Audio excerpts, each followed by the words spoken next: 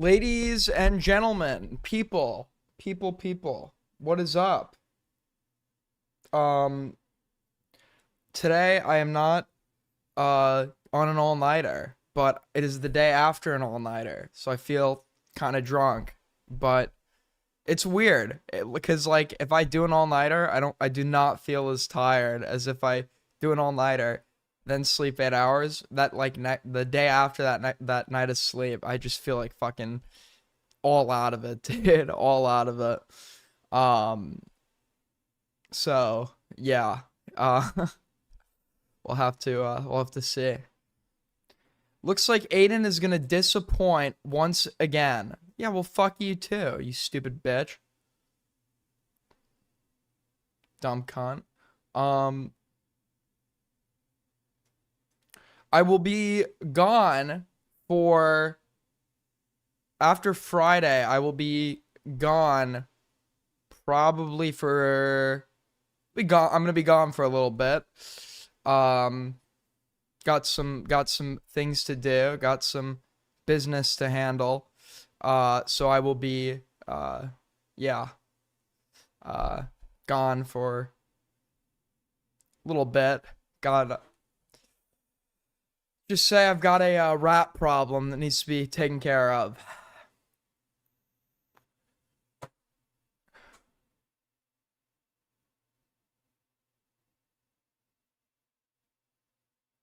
Address Soul's illness. What, retardation?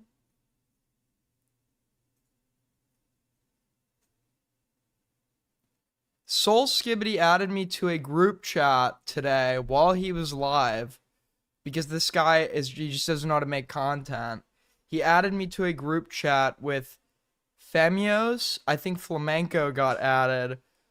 The Valerie, who was formerly known as Bunk. I think this is the first time we spoke like in a VC, I think in like a year. Um, all on his chair stream where he was addressing the chair drama. This was a pretty big deal happening behind the scenes. Soul Skibbity got bullied to hell and back yesterday over his purchase of a chair from IKEA that for like $375 American, or that would be equivalent in American dollars. That is honestly, it's just hard to conceptualize how he managed to spend that much money on this chair. Um, Now, his official story, which I think he's lying about to avoid getting made fun of, is that he actually was purchasing a blue chair, but they gave him a red chair, the chair he didn't want by mistake, but he said, fuck it, I'll just keep this chair anyways, because that's what you do after spending $375 and they give you the wrong item. You don't take it back and get what you paid for, you just like keep it, because that makes total sense. And then also, I said, okay, can you show me the receipt that shows the color? And he's like, oh, I got rid of that. I don't have it on me. I don't have it anymore. But it is not only is the chair ugly, but functionally the chair looks like. Let's just get eyes on this man. He said he bought. I think that's another lie, by the way. I think the whole black woman story is another lie.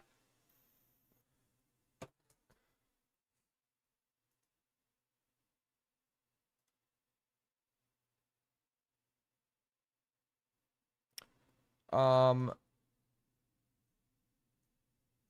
this is pretty big stuff happening unfolding now.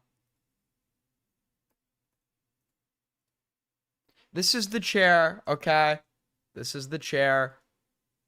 Um, Over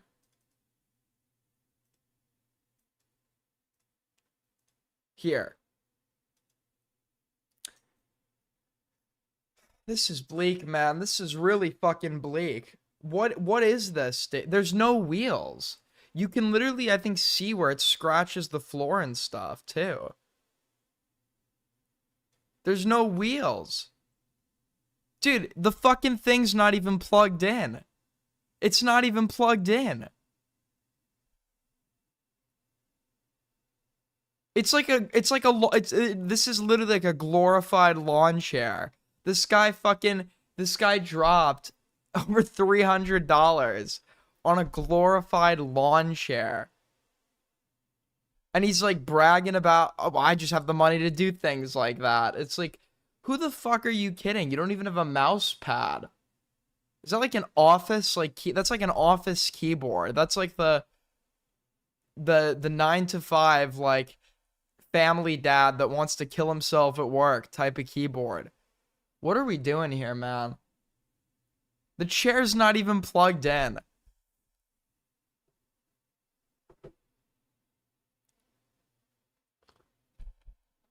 Oh yeah, you're right. You're right. I'm in no position to make fun of a broken keyboard or anything, man, but like, how much is this guy? Oh, is he one of those? He doesn't use like does his mouse even have a wheel? No, his mouse doesn't have a wheel, so he probably scrolls like Pornhub and Hentai Haven using the arrows, and he just keeps needing new material, so he just like keeps clicking the down arrow. He's like, more, more. And that's just broken now. So he's got a keyboard with no down arrow. He's got a mouse with no wheel. He's got a chair that's not even plugged in. What is it? This guy's life is a mess. And by the way, he says I'm overreacting about this.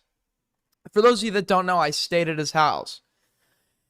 And this room that his streaming setup is in, which is also his kitchen, it's a really weird layout, it's like basically like somebody took an outdoor shed or a garage and converted it. So you know how like when you're in a garage, it's either as cold or as hot as it is outside.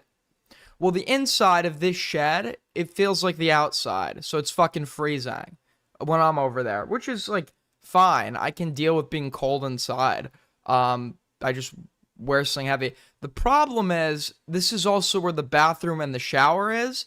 And the problem is the shower doesn't have heating at all. Like, it's not even like, oh, it just doesn't get very hot. There is no heating. And not only is there no heating, it's not just like kind of cold. It literally feels like close to ice water, unironically. So I want you to imagine bathing yourself in ice water outside on a particularly cold day. That's what it was like to take a shower in there. I could see my own breath. I could see my own breath indoors. That doesn't happen very often. And when I thought I'd fucking I felt like I was as cold as a fucking dead body, dude. I had to like go in his car and like turn on the heat. It was like actually crazy. I can handle the cold, but like that shit was like, it was bad. Like I would turn the water off to put like a military shower to put the soap on. And then when I'd have to turn the water back on, I couldn't sit on, like I'd have to like put each limb under the water one by one, where the shower was flowing. And it was like an excruciating like process.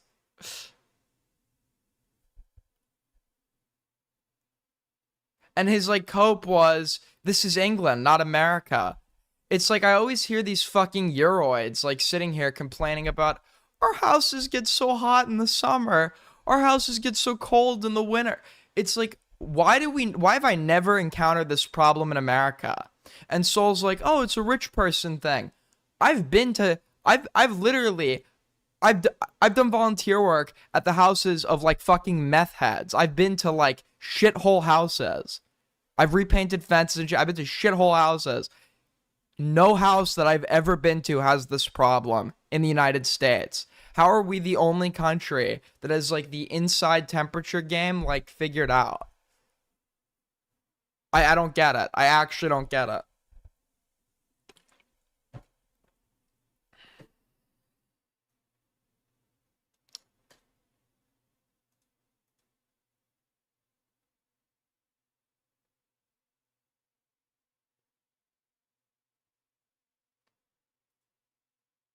It's funny too, because actually near me,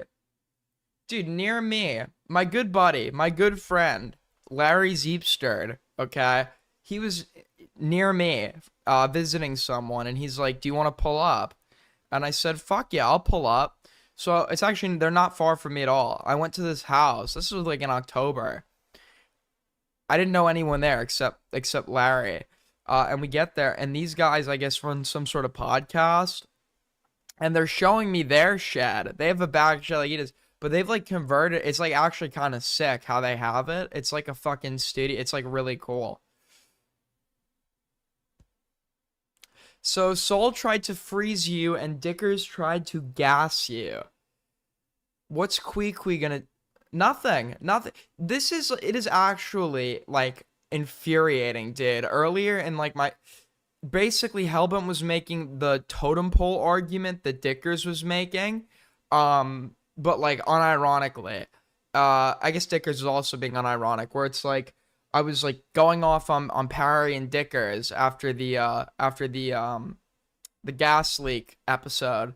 Um Yet I'm still cool with Queeman. I'm still cool with Queeman. It must be because of his like influence or his numbers or something. And it's like that doesn't make a whole lot of sense, because why would I, when Diorio was very clearly trying to rebuild a bridge with me, why would I like leak shit that didn't make him look good at the expense of any bridge being rebuilt, right? I'm blocked on everything now, when obviously Diorio has the numbers on his side in comparison to Chud. Or like it has nothing to do with numbers or influence. It's just like, based on my opinion at the time. I heard Dickers said he won't rebuild the bridge because of the ZV leak. Okay? This isn't even this or just so we're clear, this isn't even Parry has talked about this in ICVC in arguments.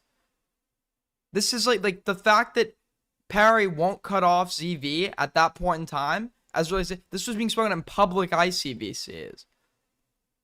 Or I guess public within IC. They consider IC fully public, so it's already like there's no new leagues.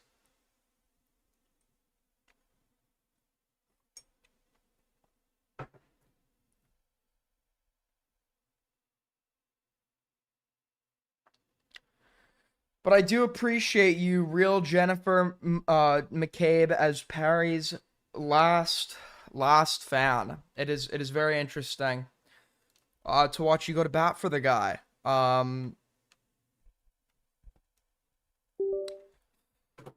Whoa, I didn't mean to. Wait, that's coincidental timing. I'm fucking plugging in my mouse. How did that come up? While I was in the Dickers lying, everybody. Yeah, this has been. I don't think. Well, okay, maybe Dick. I don't know if Dickers ever said that. I've never heard Dickers say that. I did try to be. Listen, my opinions of Dickers didn't really change in the sense of like the reason that I treated Dickers different than I treated Queeman is because Queeman hadn't just like made up a story about me being on kiwi farms at a bar to like, add on to some allegation that was already serious as it stood. So that's why I took additional gripe with Dickers, and I'd originally assumed he was lying. I think that the automatic assumption that he was lying, I think was a bit extreme maybe on my end. Maybe he legitimately does believe that happened, and for whatever reason, and has been repeating it. I'm repeating it as fact. From my perspective, it was like, this person has now just like said that you did something that you didn't do, and like you even were questioning yourself on it, and you went through your own search history to make sure that like you're not like completely forgetting something and maybe did do this. So I'm going through my own search history and stuff, and it's not there, and so it's like, okay, so you're just lying about me then. But I think that was like a bit of a harsh kind of takeaway. Nice. So the cycle of abuse repeats itself, I guess. Good job. Who's walking all over me? Nobody's walking on me. Forgiving them gaily.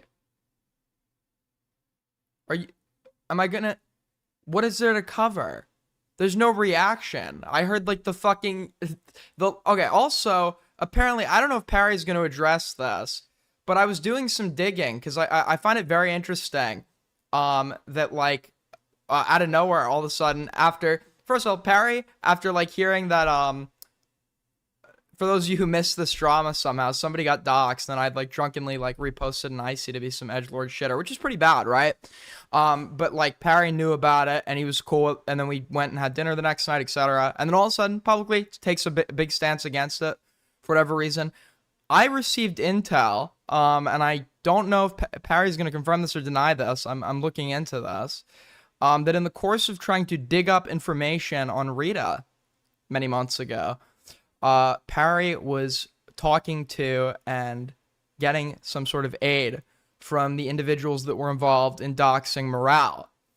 Now, I'll be looking into this, of course. I do know that Parry is now a confirmed lolicon who, did bring someone's 1-year-old child into a drama, and he is a verified liar.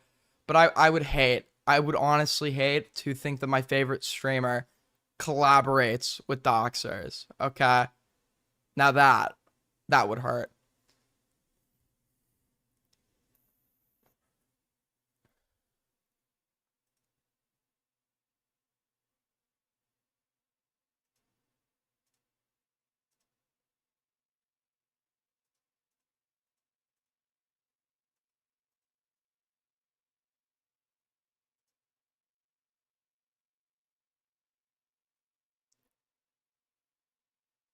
Wait, yeah. He basically, essentially, as we define lolicon, people who engage with the who for obviously the implication of sexual purposes with the under his own logic, yes, because he admitted that material he was engaging with could be considered lolicon. And his response when Brandon made this accusation against him was to actually just agree to it. I guess he never refuted that. So makes sense. He's friends with Spinal, and yeah, Spinal's like an unironic pedo. Hick Fury mods for him.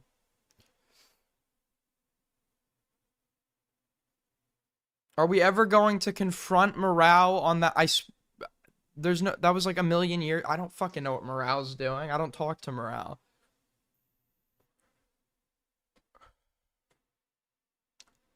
He said he pretended to be cool with you so you get free dinner. Yeah, basically my assumption about the guy was that he's like a pussy in like regards to one-on-one confrontation, and then for the sake of content, we'll just like switch up on somebody. So I think he was cool to me, and then he realized there was a better public angle in switching up on me, which he did, right? Which is fine, but it also showed me he's like a cock to public opinion.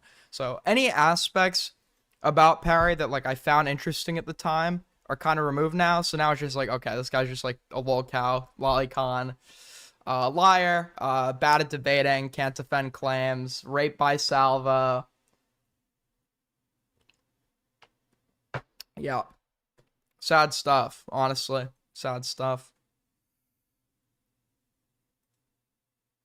But basically everything that I thought was gonna happen as a result of Brandon Buckingham's bizarre video on Parry has been, because Parry is also, in addition to all the titles I mentioned, really dumb. And what I advise that he should have done is he, at least for the time being until this blows over, I would have literally privated my entire channel, because people are going to be going through his shit and reporting it, right? That literally within a few hours after this drop, if you went and looked through his like comment section, I think I found like there was like 10 people saying they were going to report him. I found somebody that said they reported him to the police, and I found somebody that said, so you don't know what you're going to get. And like, I mean, he kind of brought it on himself. Like he knows his content is in violation of YouTube's TOS. I don't think that matters, right? You could go through my backlog and find shit that's probably in violation of TOS. With him though, I'd imagine it's much more like excessive, and it's like, if that's true, what you should be doing so you don't lose your fucking channel is probably privating that, so that all like the Brandon fans that are gonna be like spamming your shit right now don't like get your channel taken down. But he's not like competent, so he couldn't even do that. So like now he has what? He's already gotten one. He's got a warning. He's got a strike. He's got, I don't fucking know, dude. Honestly, I would be surprised, legitimately surprised, if he still has a channel this time next week.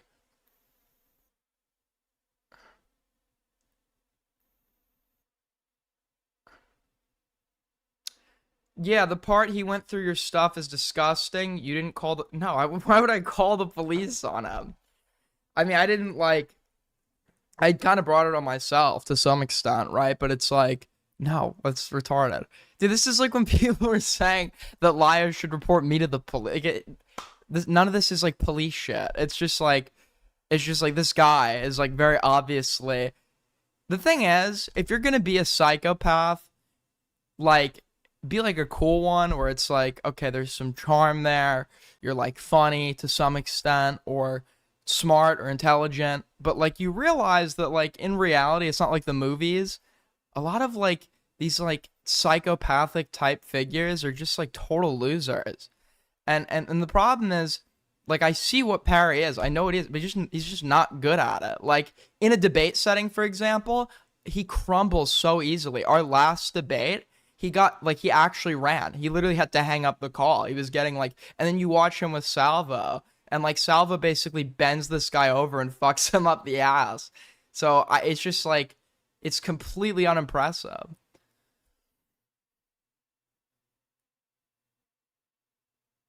Who's worse? In what regard? In what regard? Like, who would I rather be trapped on an island with? Probably Morale.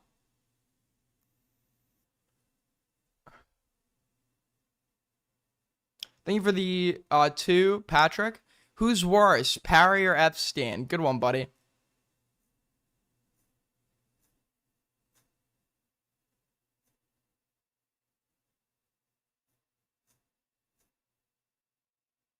Are we doing a dude, we're literally doing like mid-offs right now. See, the thing is, when you're making an like assessment of who's worse, I'm not just judging like who has done worse things. It's like out of the things that they have done, what does that say about them as people? And you could find me some people that have done. I'm not talking about Epstein, obviously, but like you could find people in this community that have done shit that's probably worse than what Parry's done. But simultaneously, the judgment about what that would say about them as people would be different. And the truth of the matter is, right? Um, yeah, Parry's like 25-year-old like loser living with a relative that is super insecure. That's why he keeps his camera right here because he's really fat.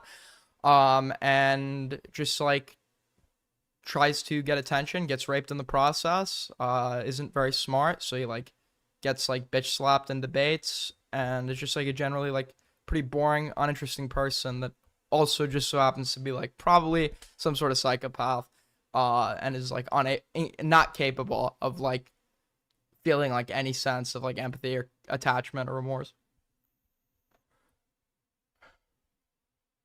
You're just jealous, dude. A dump truck ass is crazy, bro. Dump truck ass is insane. If you were stuck in a well, who are you calling? Nick, Bo Blacks, or J Stock?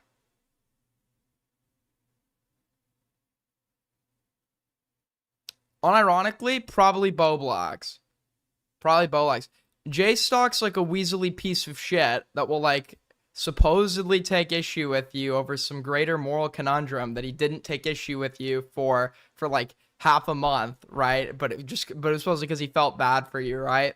When he's clearly mad you made a joke about like his fucking dude, unironically,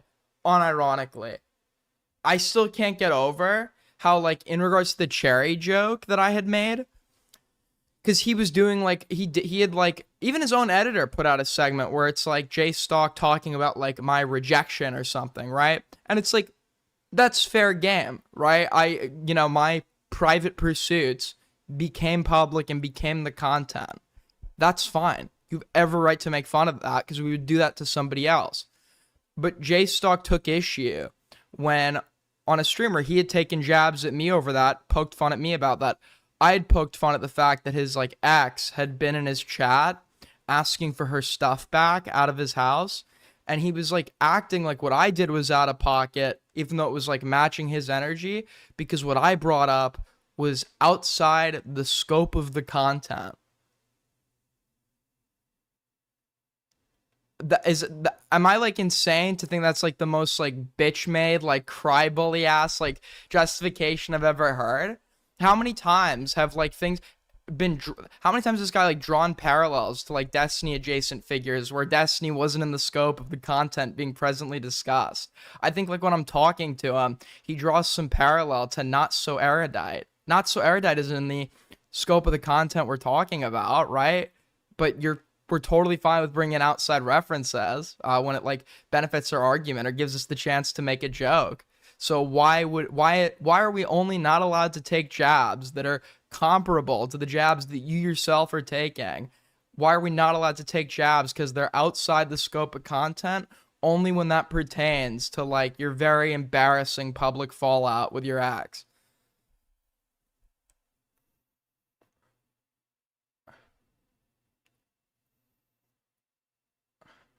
Address the ICO theory. What do you want? What is there to address? What is there to address? You know what? I don't want to address it because I just want to let it get big and see who runs with it and get an easy own. That's literally it. I'm not even, you know what? I'm literally not even gonna. What if I don't address it? Let like some other retard pick it up, try to use it as a point against me, and then this is the thing. Instead of like preemptively like going after lies made against me by like shitters, what if I literally just fucking let the lie continue, let it get big, and then some fucking dumbass argue against me, and then I just have like an easy own?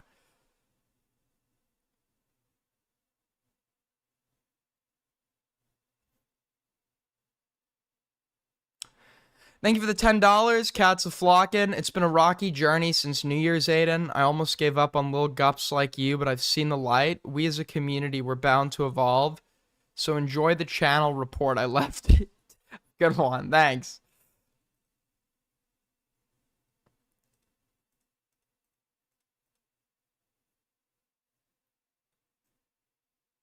Is Aiko? I mean, she could call in and ask you about it directly. I don't know. I don't know what Aiko said because this is and Kathy, who is real. Kathy's like, you have to stop doing. It's so fucking annoying, Kathy. Kathy will be like, at Dickers, look what at Gamma is saying about you. It's like it's so fucking constant and annoying. This person like uses like streamers as like action figures. Whenever Kathy gets bored, he just like he's like at blank shitter. This other shitter said something about you. Weird that all your ops turn out to be lolicons. Not all of them. Not all. I'm not Tectone. I'm not gonna do that cope.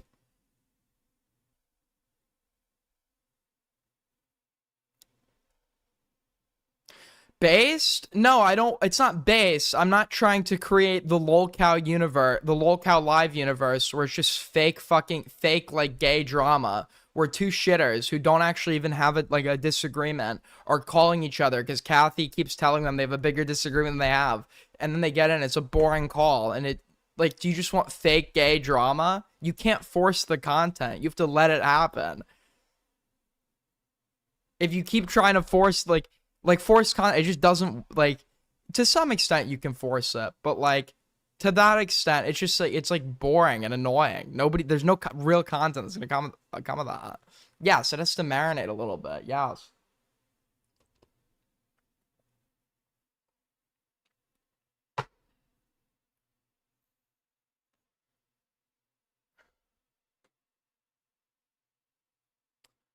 Retards fighting over nothing is the yes, but like retards who want to fight. You have actual like content when they both get like deeply invested in fighting one another. If you're just getting two people that have no interest in fighting to fight over some exaggeration of each other's opinions that was like misconstrued in a retelling to them by this person with 50 like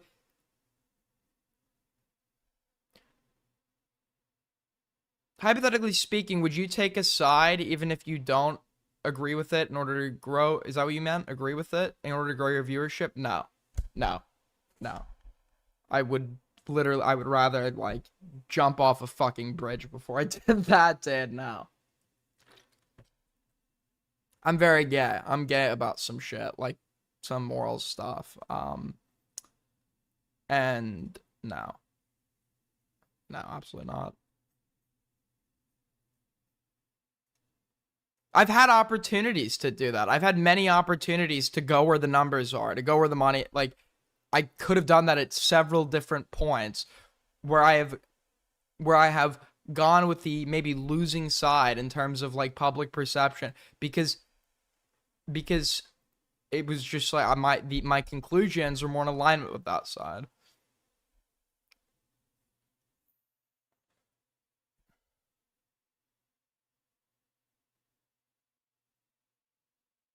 What was okay? You know what? We'll talk about this. But then if this happens, this is going forward. This is what's gonna happen because I can't keep doing it.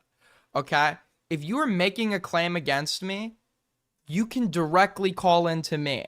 I'm not gonna have it so Kathy tells me you're making a claim about me, and then I have to go on this wild fucking goose chase. If people want to debate, if people want a disagreement, come to me with your claim. Debate me on it. Like my lines are open. My lines are open to callers. Um, I can't. It's like getting annoying to have to refute every like retarded schizo theory that everyone says about me on their own stream, if not like outright lies. But I guess I could go over this one because I think Parry lied again and just like signal boosted on his stream.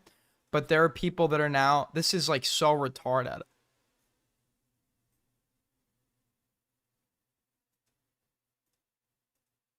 Hold on. Aiko has a theory that Aiden could have been involved in the making of this video through his connection to Turkey Tom. There are weird coincidences that suggest inside information. Brandon mentions height and weight. Okay. I don't even know what Parry's exact height and weight are. That would just be something he would eye shot. Brandon probably didn't even get that right.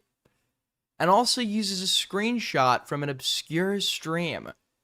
Is the stream public? Was it turned into an edited VOD? Then that's not inside information, is it? The one where you were snarking Aiden in London. In my view, at least Turkey Tom was involved. Okay, you don't even have... Unironically, people were coming with this, like, Tom was clearly involved. No, I'm not seeing what you're saying. Could you infer that he maybe had knowledge that it was coming out? For sure. Yes, for sure. But I don't... This is not someone...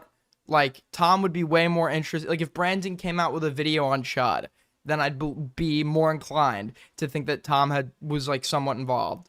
But this is, like, not... This seems to be, like, Brandon's, like, fight. Hold on.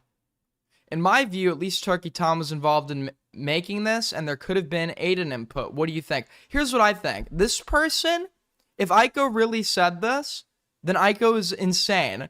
And if this person actually thought to, like, run with this claim, just off of that, I think that this person should unironically fucking die. And then, third of all, I think anyone else who ran with this claim should just, like, be tried and executed in a just society. Fourth of all, I have spoken to Brandon Buckingham once in my entire life. I saw him a second time, but I never got to speak to him because he left the building. He was, like, in some sort of rush. I think this was at, like, Gamer from Mars, maybe, like, 2 years ago. But the only time I've ever spoken to the guy, I got added to a group chat call in, like, this was when I was living in NorCal. So it must have been 2023, late 23 or early 24, I think. But essentially I get added to this, like, group chat. I join. He's like, "Are you Jewish?" or some shit. And I was just, like, sitting there, and then I people were just, like, bantering, I guess, and then I left the call. It was like some shitter call. That is the only time I think I've ever spoken to the guy. I've only spoken to him once. And you would have nothing you have ever, like, seen that would indicate, like, any further speaking. In regards to Turkey Tom, I've been cool with Tom. Me and Tom absolutely have, like, a connect. The line is open, but I haven't spoken to Turkey Tom since... I haven't spoken to Turkey Tom since October, where he called me and interviewed me for a video he was making about my former friend who had died. So he called me in October, and we did an interview on that. So that was the last time I spoke to him. I think that was the last time I spoke to him. That was the last time I spoke to him. And then in regards to Diorio, I don't have a line to him anymore. He blocked me. He blocked me. I didn't know this video was coming out. You saw my fucking reaction when Shelby was on my stream the other day, types in all caps, Aiden, and then links me the video. 4 minutes after it came out, I was in total fucking disbelief because I didn't think that Brandon Buckingham would actually make a video talking about Purple Parry Gaming. And when I see it, it's like, that's when Parry released the Buckingham video. Anymore. Yes, but Buckingham didn't make the video last week. He was sitting on it since okay, can I, you know what? How about this? Give me the evidence that you have for this claim and we can go through it. So can you just like give me the evidence you have for this claim? Please?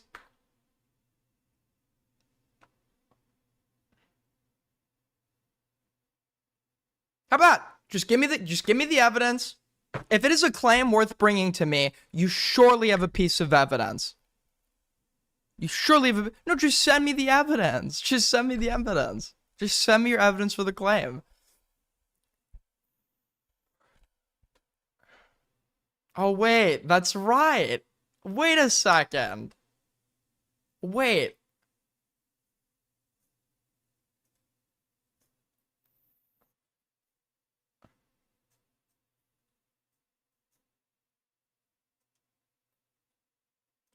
It is almost like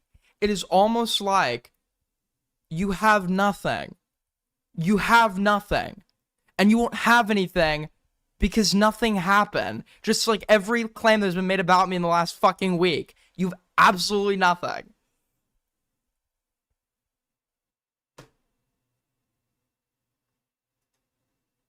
Okay. Let's do this real quick.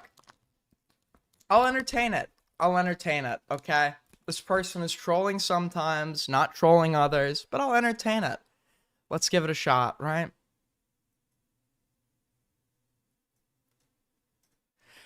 Hit me with it. What's the claim? Okay, so, why would Buckingham include a clip of Queeman, I an don't. infamous enemy of Diorio? Maybe because Queeman had made a comment about him or something? I don't fucking know. Or do you think Buckingham is following the Queeman broadcast service No, Diorio might have from said 4 months ago? okay. If your question is how could he be aware of Queeman's existence? He's roommates with Turkey Tom, who's friends with Diorio. Brandon Buckingham is lurking in commentary. We all know this. You don't think Turkey Tom is involved? I don't think he is, but I absolutely think that Brandon Buckingham knows who Queeman is by virtue of knowing Tom. Your claim was, how could Brandon know who Queeman is? I didn't say if he knows Queeman or not. How did he know about this 1 minute in stream from 3 months ago?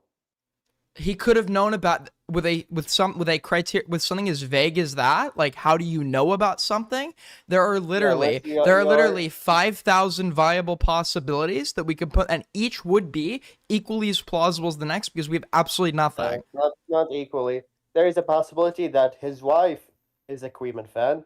But there's also a possibility that his friend, which is Turkey Tom, is a friend with Diorio, who gave him this video, which is more likely.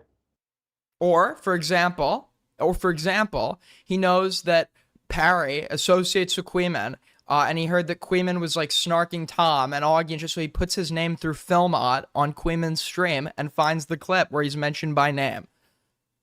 Do you really think Buckingham? How do you think? So versed in drama and looking up? Yes. How do you think? Wait, it takes me. So.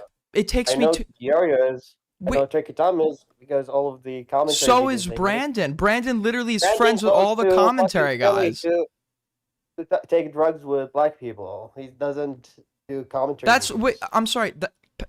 I'm sorry, Kathy. You do understand that whatever people's content is about is not necessarily what they're doing off camera, right? You do know that Brandon is like friends with Augie. He's friends with Dumpy. He's friends with Tom. Like Brandon follows and watches commentary. Yeah, but for someone who's friend with all these commentary people, why did he release this video that no one in commentary would say is a good idea? For the same fucking reason that he said that shit about Tom's, or that he released, or that he doxed the girl that was accusing Tom. Well, the Because doxing is because because also although coordinated. because although he's aware of that doesn't mean that he follows their standards. There are tons of people who are aware of and follow commentary that don't actively adhere to its standards, and Brandon seems like an impulsive ape that just acts on emotion. So Parry probably got under his skin to some extent, which is why he then went and made this video, because he Yeah, fucking spurred. wait a second. I'm not saying that Diorio and Turkey Tom told Brandon, "Hey, go and make Okay, video I of don't know this guy." what you No, are saying. That's the problem. I'm saying Buckingham saw the tweets because what's his name, Wendigoon and his wife, or Monahar's wife, or whatever, were all responding to him, and he was acting. He asked Turkey Tom because he's the commentary friend. Hey, do you know this guy? Who is he? And Turkey Tom said, "I'm not sure. Let me ask. Like I'm gonna ask around." And he You are asked writing a Diorio. fan fiction right now.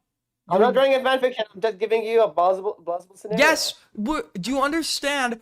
I don't give a fuck about working on what's possible. This is all you work on now. You come up with a theory that is possible, like the theory that I'm Have you heard coordinating with circumstantial Brandon evidence? Buckingham. Wait, do you agree that it's possible that I was actually behind this video and I was behind the dropping of the Tom allegations to I like didn't get to that point obfuscate my yet. own drama, and it's I didn't possible get that to I'm that. like this No, 5D I don't chess think. player? All that is I don't. possible, but it's obviously there's zero Because you evidence don't for have any of it. contact with Tom's exes. These claims are His completely unfalsifiable. If you're saying that, like, you couldn't, here's the thing: if I go and accuse somebody of this like private conspiracy, there's nothing they could reasonably do to disprove that in this scenario, right? It's unfalsifiable. We can just baselessly assert every single time something happens that there's a behind the scenes conspiracy involving someone we don't like. And I don't really care to be that guy that's putting on a fucking tinfoil hat and doing that during every drama. That's not tinfoil hat. You literally do the same with Parry. You claim Okay, that he's give me an scheming example. against you. Okay, when you say that I was scheming against you and trying to pull the string and everything behind your back, when I was literally doing it in Icy and Nuki, you didn't give that possibility. You went to the other possibility that I'm scheming behind you. That you're scheming behind me. Yeah, when I was doing it all in Were front you of you. not going into? I'm sorry. Which chat was it that you went I into? was in Nuki, mainly in Nuki and Icy. Okay, hold on. So the chat. Let's look up Nuki by my name and the name Rita. Okay, this was Let's look up. occurring when I wasn't typing in Nuki, when you started going and telling people. That's, According to okay, Aiden, so you that's took down bullshit. Diorio Rodeo after a third of a lawsuit. I don't know why you would give. I don't know why you would, given how good you are at OBSEC you are, and you don't even live in the U.S. But apparently, Diorio's empty threats worked on you. Um, hold on.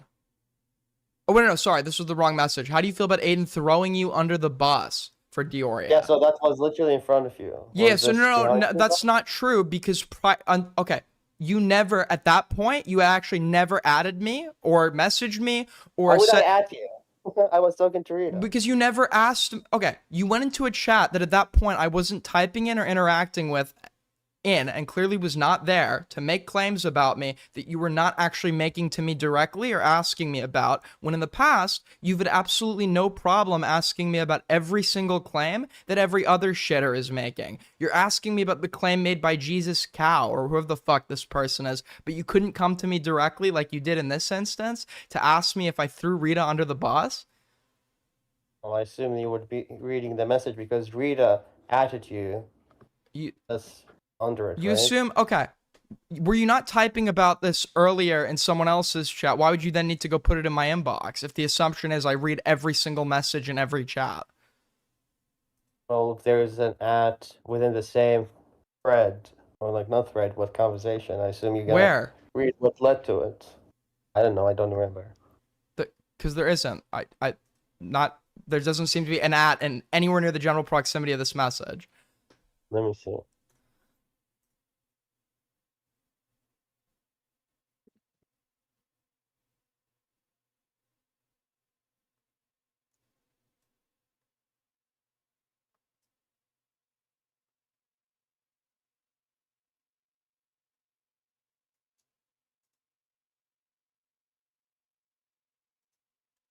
I don't even know where the message is. I can't. Okay. So going forward, like I'm like Anyway, that's not the issue.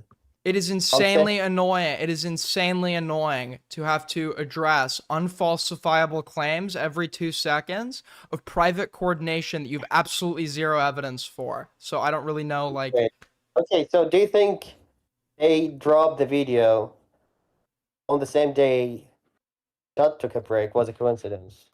Them dropping the video on the same day Chud took a break, vacation, was a completely coincidence.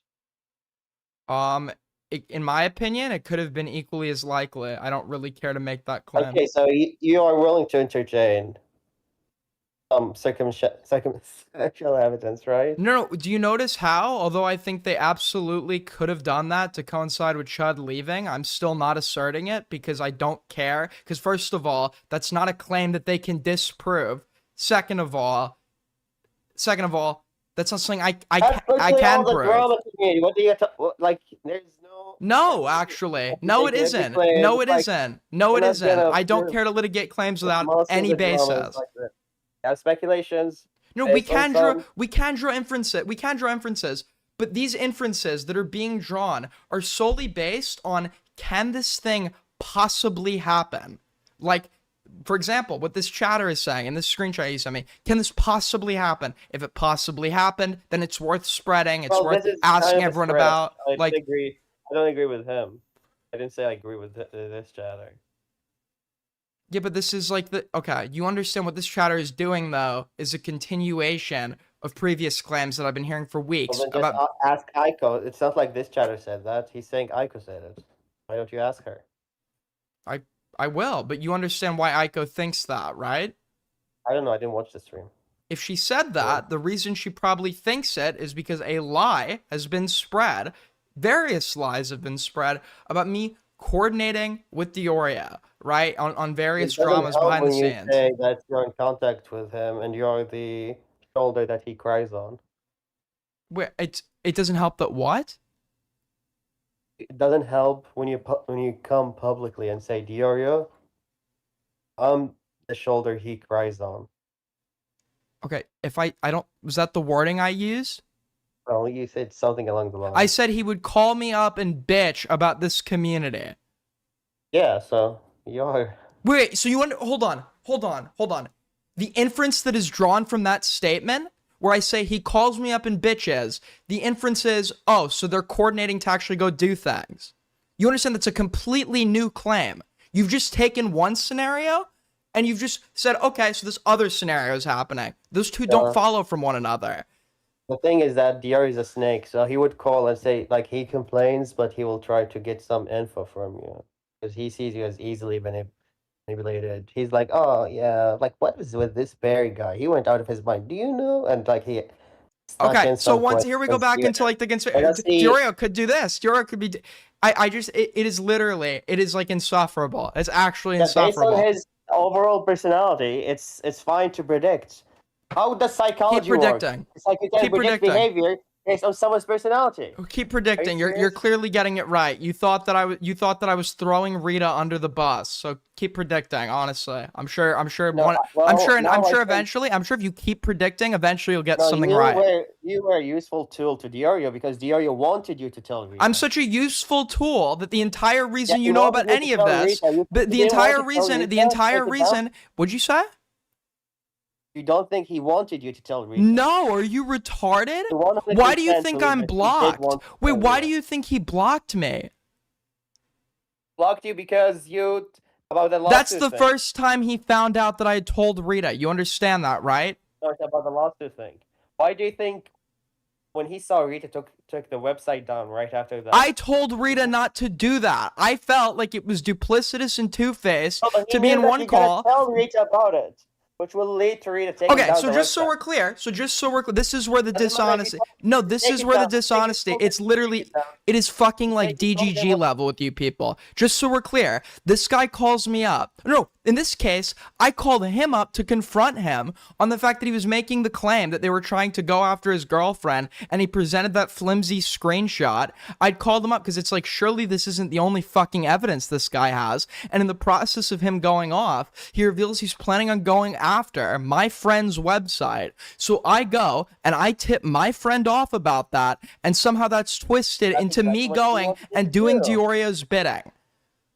Yes, Yeah, then literally so then you're just, I'm sorry. In all seriousness, you are too fucking retarded to deal with that. I'm sorry. no, I literally because Diorio obviously doesn't want. You're to actually confront. mind raped by this He fat doesn't ass. want You're an mind raped by evidence. this fat ass.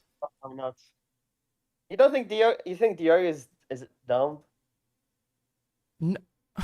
How did he make it? What are you even saying right now? I think Diorio is not dumb. He knows what he's doing. When he told you that, oh, I might take illegal action. That's because He wait, obviously wants you to relay this no, information he, without oh, himself no, doing it because he no, doesn't want to read no. screenshot an email he sends. Wait, Kathy, wants to chat with him and say, oh, this bitch wants. Kathy, do you know Diorio gets mad? Okay. Do you know Diorio gets mad? And do you know that when Diorio gets mad, he bitches to people in private? Like when he's sending Chud that Reddit message made by some shitter. And Chud says that he's crying about it.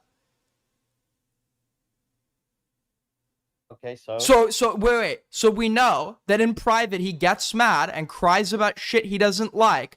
So in the process of that call, right, him impulsively bitching about some website without any actual grand plan is absolutely plausible based on his prior behavior. Oh, It's just now you're talking about plausibility. Do you have evidence? yeah. No, wait, hold on. I don't. But do you know what's beautiful? What I just said is equally as likely as what you just said. The difference is you're fucking asserting one as fact when it is equally as much basis. No, I'm just. It's plausible. What's plausible? It's plausible. What I just said is plausible as well, you fucking retard. Yeah, no, what you said is possible, not plausible. Okay. Thank you, Kathy. Okay, but oh, Aiko, he's up. Ask her. Oh yeah, you asking me? What? Why are you asking me about Aiko's theory? Why don't you call her? You're the instead? one that has been sending this to me all day. Because no, because yeah, I took a screenshot and sent it to you. I said, You, hey, and just so I didn't even ask you to call in. You told me you were calling in. yeah, because you said, "Where's your evidence? Give it to me." I said, "I don't You want." didn't give me any evidence. I gave you circumstantial evidence. And I just gave you circumstantial evidence that would make another No, scenario because- equally as likely. How did Dior contact me? He literally blocked me. Yeah, but the video was made long before that. Come on. Okay, so the implication there is that I was coordinating with Diorio to give him info about I didn't Perry say to that. give to I said Brandon your friend Buckingham. is dishonest. So then what is that? Okay. Like, okay, there, Kathy, there are other Kathy, ways can I can ask say that you? they're Can not I coordinating ask you with something? Dior. Can I ask you something? So if we know that he blocked me and we know that no communications after the communications I show in the were past week, occurring, yeah. so within the time frame of the communications I show, at what point were we talking about Brandon? He probably has been cooking this video for over 2 months. Okay, I showed all of our communications that go back to August. Did you show the phone calls? How do I show you a phone call unless I'm recording every recorded. call? Didn't you tell J-Stock that you record every single call? Okay, just so we're clear, when J-Stock said that, I said I didn't say that, to which J-Stock responded with, no, your excuse was the reason you weren't you couldn't have, you were driving when you said this. And I said to J-Stock, that'd be a bit fucking hard, considering I don't have a license or a learner's permit, or a car. Do you think J-Stock probably misremembered and You told him that Okay, you so were he's right. misremembering that. Right. So it's almost like his memory might not be fucking trustworthy, and it's almost like I didn't tell him I record every call because I don't record every call. That's why I have a no recording rule in my VCs at one point in time, because I don't like when people don't tell me shit because they think they're being recorded. So no, I don't fucking record people. I don't record every call. I would never tell anyone that. And if for whatever reason I was secretly doing that, which I don't, I would never trust this. That would be super sensitive info that I would never trust J-Stock with, because the two of us have never been close. I didn't tell him I was recording every call because I don't fucking do that. I don't know. Sometimes you say things while you're drunk and you forgot, just like you forgot that you I'm were drunk. I wasn't. At the time this conversation was alleged to have occurred, I was in the United States. I don't have alcohol. Well, you have at your grandma's house. Yeah, because I took a bottle of wine back with me from England.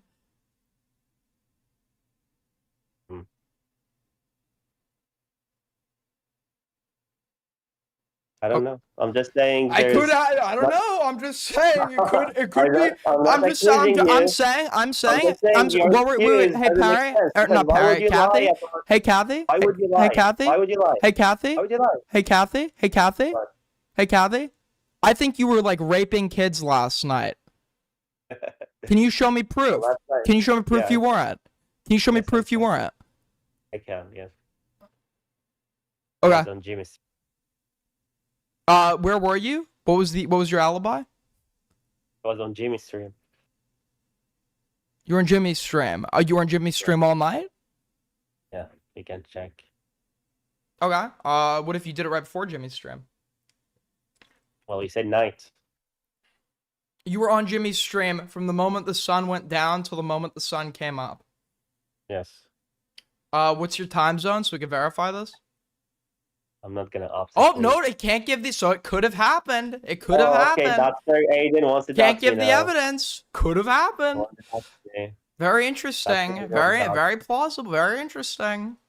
And why are you vague posting about Perry doxing? Are you making the shit up just to get at him? Can you ask Parry if he ever spoke to an individual by the name of Trees? Trees of Logic? Yeah. Why? I was just curious. Not the. Just because he spoke with them doesn't mean he engaged in doxing. Wait, in what context? No, I'm not saying. Wait, I'm sorry, Kathy. When did I ever claim he engaged in doxing? You just did earlier. You said, "Oh, he might spoke with someone who doxed morale." Wait. Okay. I'm sorry. So I'm sorry, Kathy. What I just asked you for was where I said Parry was engaging with doxing. That was my question. What you just gave me was not what I had asked for. That's a new claim. But you made it sound that. I made it sound. No. What I said was he was. Can you play the clip? What I said was he was collaborating to dig up info on somebody. Allegedly, he was collaborating to dig up info on somebody with somebody who had already doxed someone else. That was my only claim.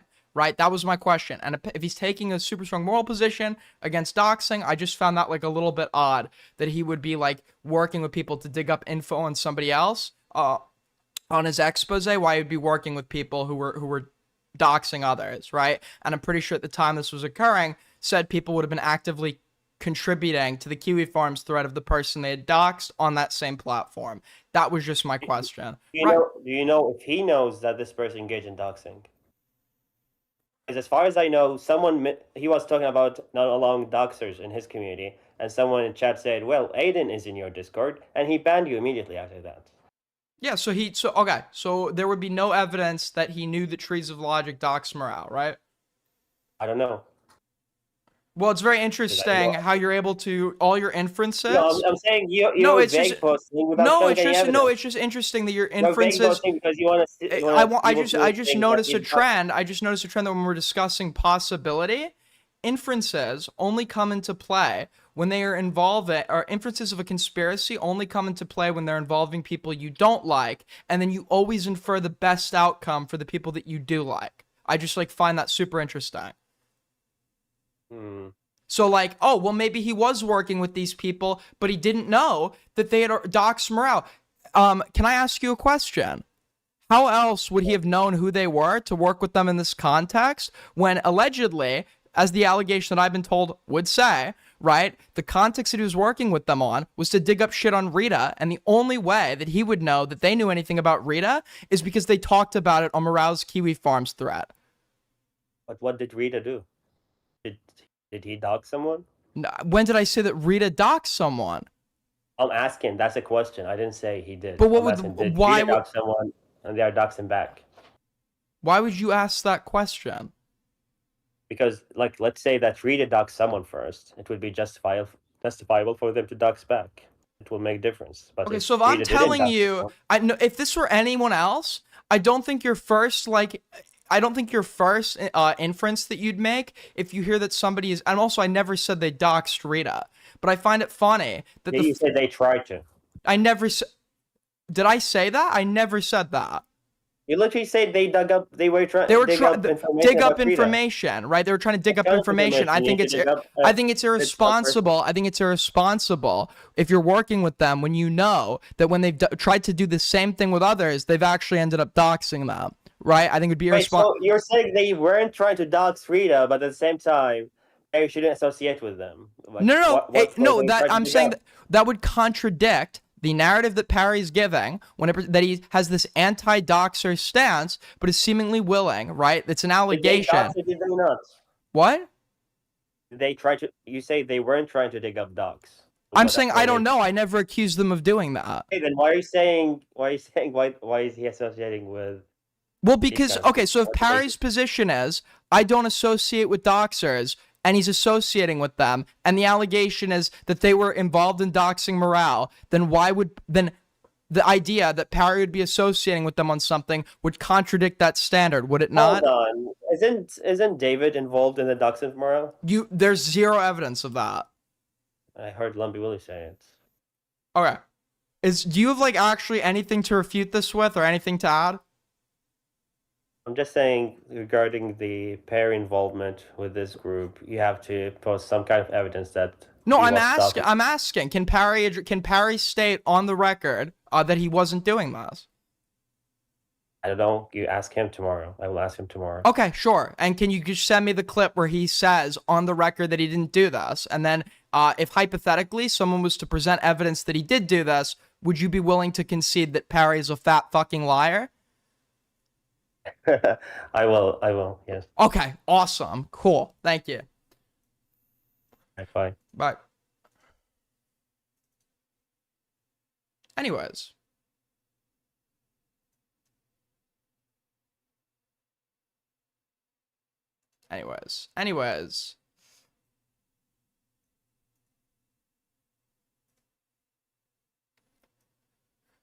It's also tiresome. By the way, I don't believe.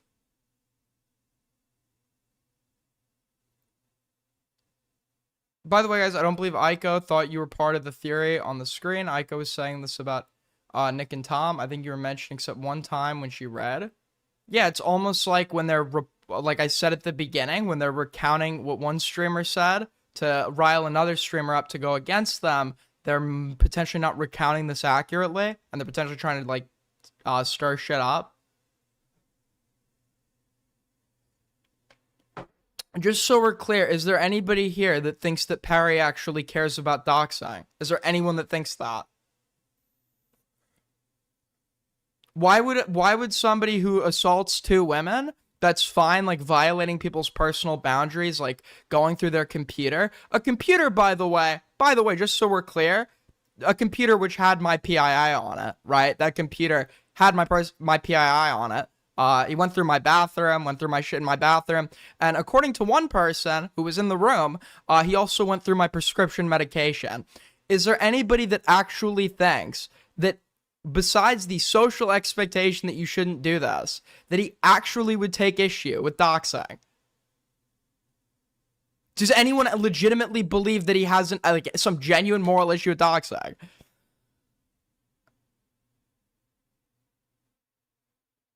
Thank you, Himpleton, for the raid.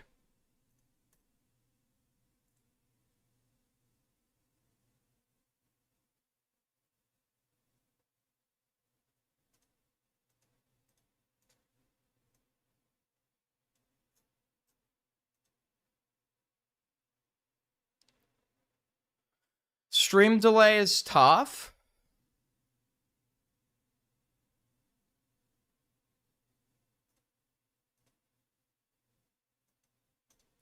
I've invited Parry on several times. The last time I spoke to Parry, in a debate, he left. He actively left, which Kathy, although Kathy might defend him on it now, Kathy said I won after Parry hung up and ran like a scared little bitch, which is the real reason.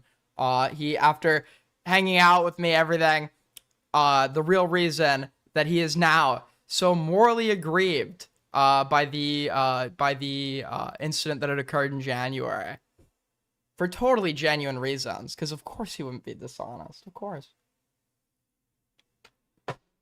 This fat fuck is scared of me.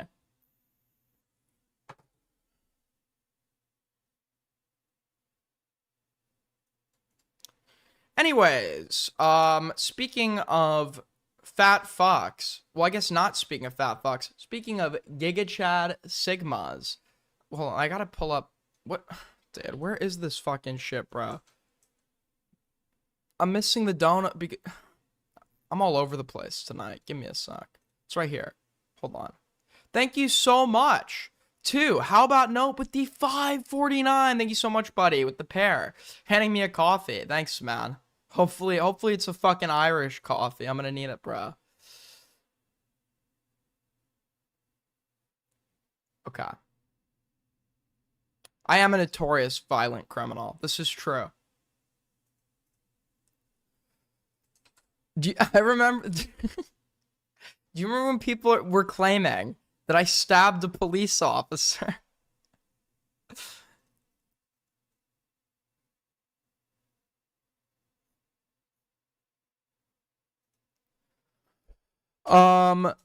Okay. Where is this?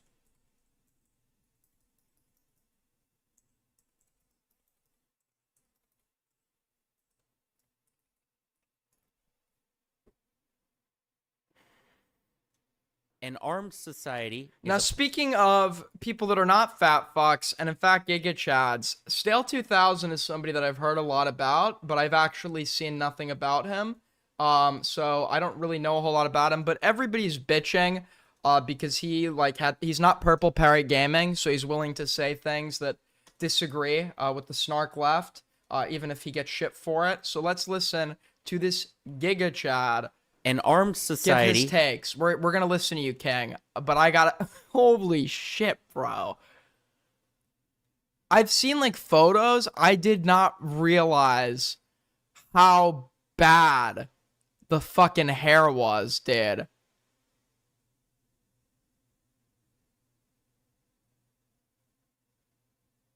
What can...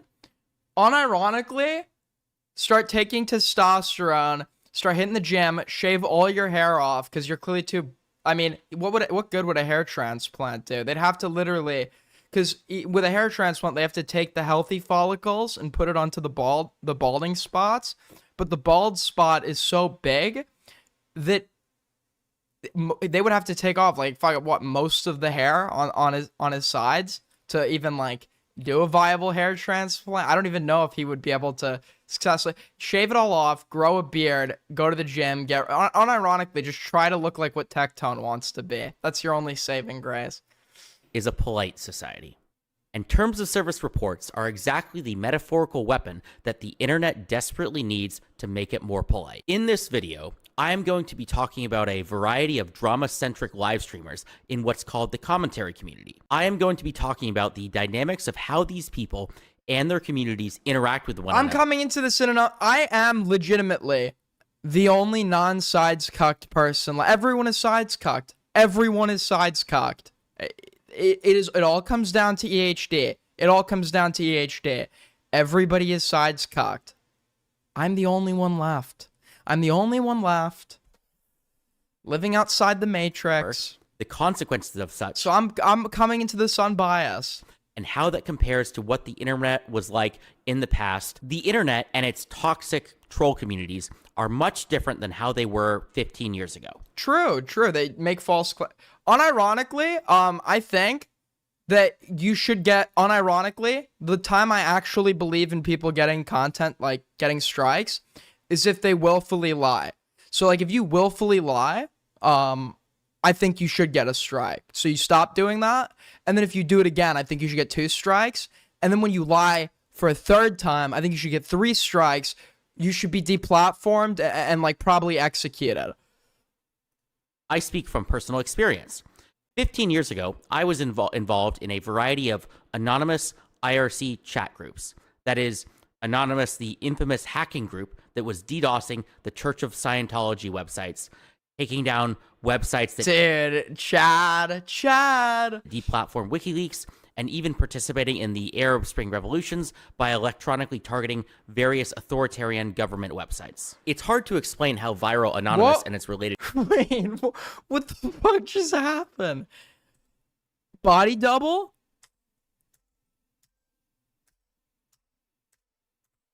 He just became like a different person. Subgroups like LulzSec were. Internet communities back then were still mostly just full of nerds. The only thing regular people were on was Facebook. Even that was mostly young people. So the advent of a decentralized internet community that was achieving real results, or harm, in the world was unheard of till then. When these online hacking groups did, mattered. It was not jokes. Why not wear a toupee? Okay, like why not just like wear a toupee at this point? Why not? Like it's hard not to stare at like that strand in the front. Like it's just like so gross. Or literally at this, it would even look better just like cut off this shit in the front and just like have a Mao Zedong hairline. That would look better than just like these like weird strands in the front. It was not fake. It was not saying mean words. Like he looks like he's been battling cancer. It was targeting your enemies and causing real material harm. I was in some of these groups as a stupid 21-year-old, and although I never got caught doing anything that got me in serious trouble... Listen, we all make mistakes in our 20s, okay? We all make mistakes in our 20s. We've all done stupid things in our early 20s. I'm going to be saying that. Listen, I can't use this cope anymore when I turn 22. When I turn 22. Apparently at 21, you could still be doing this cope. Well, I was talking to people who did. I remember interacting with, ended up in prison for digital crimes. The funniest thing that I personally did is, I guess I...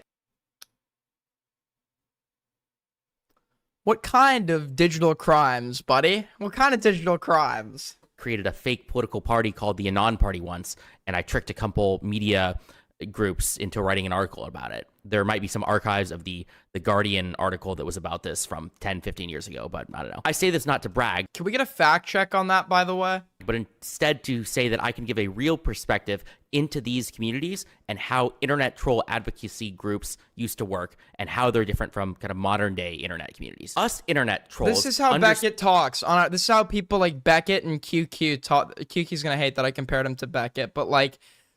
all the unks, they always need to relate everything back to what the internet was like 20 years ago. Like, it's like, dude, this reminds me of the days on 4chan, or it's like, bro, you're a dinosaur. What are we doing here? What are we if I wanted to go to a fucking museum, I'd go buy a ticket. All right, calm down. Understood that the stuff that we did mattered. It had real world consequences. We understood that we were in danger. Nay, we were the danger.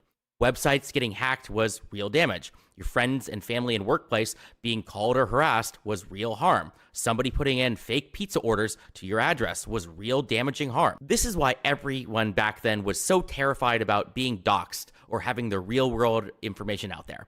Both us trolls knew, as did regular people, that you didn't want people on the internet to know who you were. Even the name of this hacking group itself, Anonymous, demonstrates this ethos. Definitionally, you're the same as everyone else. It's not about you. There are no leaders, and if you get doxxed, well, you log off, retire that entire identity, and maybe join again under a new anonymous identity. This led to an interesting dynamic, and that is, even though these hacking... If he's gonna say what I think he is, he's gonna be so based. If he's gonna say what I think he's gonna say. If he's gonna say what I think he's gonna say. At some point, you engage with the internet in such a manner where you forfeit your right to privacy. Can we start making those arguments? No, the world isn't ready for it. Give it another 4 years, another 4 years, another 4 years, and then we can all realize that getting called a doxer is like getting called gay in like the 1950s. Okay? That's what it's going to be like. That's really what it's going to be like. groups and IRC channels were full of dangerous people who really were out to get you, it produced a kind of politeness or cordialness among the people in these groups that were smart. If you were smart, you didn't pick fights with other people because that other person could be anybody. They could come after you. They could be a master hacker for real. They could harm you, dox you, send harassment towards your family, DDoS you, the works. Now, some people did still pick fights. These were anonymous hacking IRC channels after all, but the people who picked fights didn't tend to last very long. Someone would put their hand on the stove, get burnt, because they unnecessarily pissed off the wrong person, and then they would disappear from the community forever. There was a feedback loop, and it stopped the most. I'm just curious as to what point he's trying to make here. I'm legitimately curious. I'm hearing him out. I am. I don't know anything about this guy, but I do just have this natural, I don't know what it is. I've always had this natural affinity for the types that just keep talking even though everyone hates them for some reason. I don't know, man. Or just like, not really that, like the freaks, man, the outcasts, okay? And this guy strikes me as both, and I'm willing to hear him out. I think that's what originally drew me towards Parry. You have to remember, I was friends with Parry before he started streaming. I remember the day that Parry joined the Spicy VC, the Spice Pit, and went on this like Ritalin-fueled like rant against morale over his like misdeeds in the VTuber community. Toxic of the most toxic from infinitely attacking everyone in the community forever. So when the rest of the community observes some toxic idiot pissing off the wrong... You're a shit judge of character. No, I like the wrong types of character. It's not necessarily that I don't know what's there. It's just that I don't know. I'm drawn. People from high school literally tell you this. Like I would give up. Like I would go. Like okay, I've told this story before. I had a friend that was just like detested by fucking everyone. He was like he was not mildly autistic, probably more than mildly autistic, but he would just no filter, bro. No filter. He had like there were people like that would make complaints about him to like the fucking school and shit. He like called two girls like a bunch of like ugly lesbians and shit, and he sat alone. Nobody liked this kid. Me and him, we were good friends. Good friends. I've just been drawn to those types. What can I say? Wrong person, and then getting completely pwned in return. What we did is we laughed at them. We called them the R-slur. We called them stupid because they were. Unironically,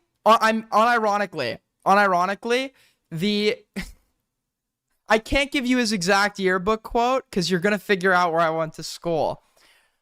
But I'd said this before. For whatever fucking reason, the lesbian comment had been given to the school as if it were like a sexual harassment claim. What he was doing was probably bullying, but like if you're a senior in high school, there's no bullying anymore. Bullying's not a thing. Your senior year, I'm sorry, you just gotta fucking get over it.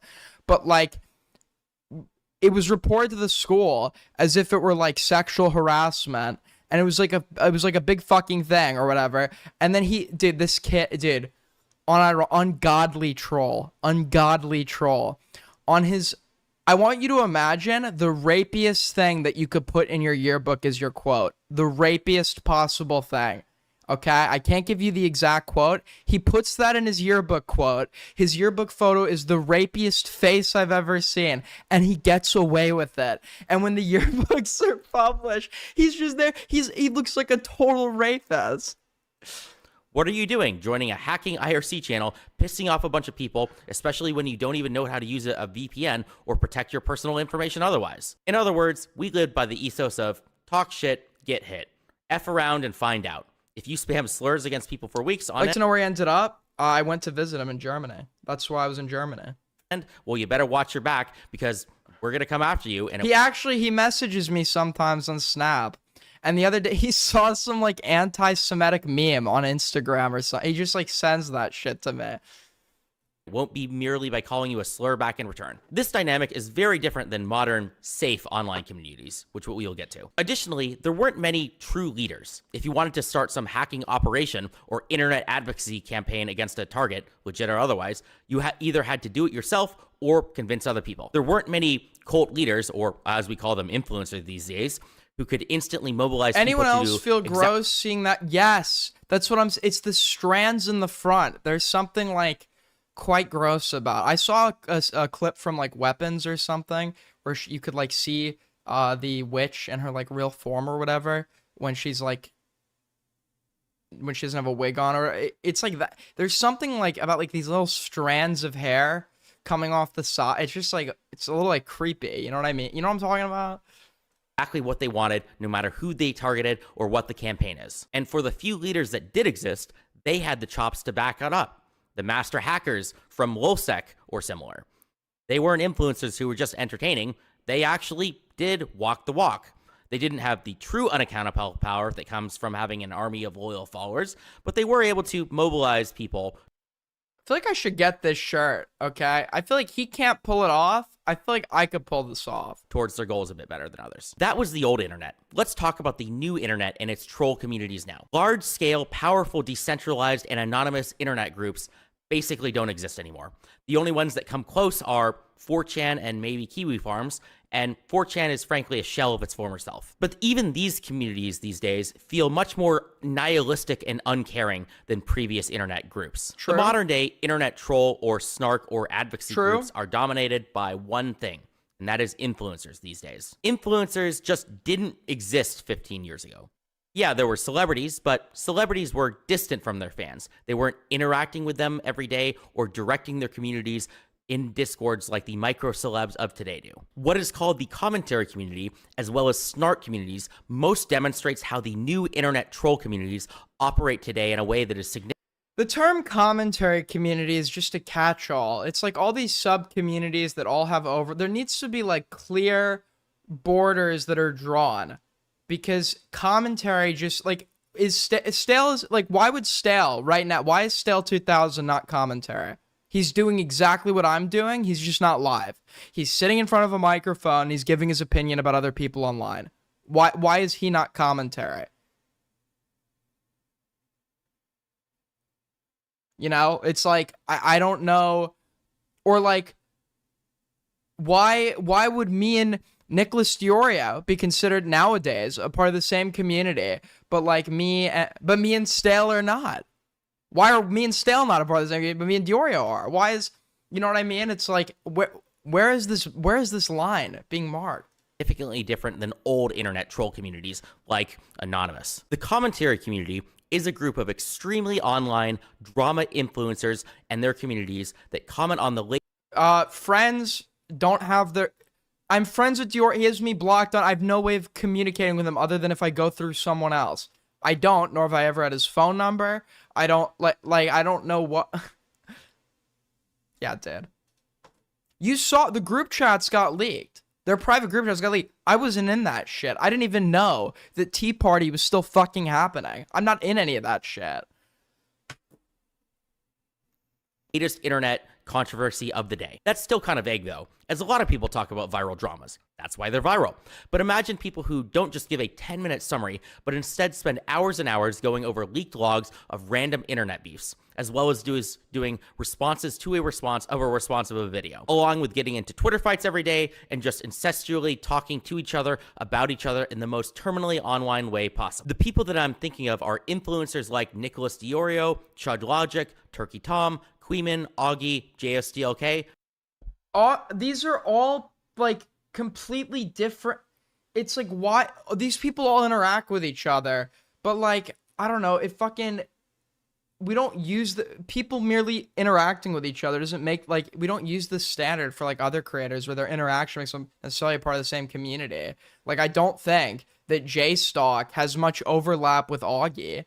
I don't think that Diorio has much overlap with fucking J-Stock. I don't think that, you know, J-Stock kind of has this community of like, I don't even know what they'd be. You have just like unironically like there's people who don't like Destiny like myself, and then there's people who don't like Destiny who are raped.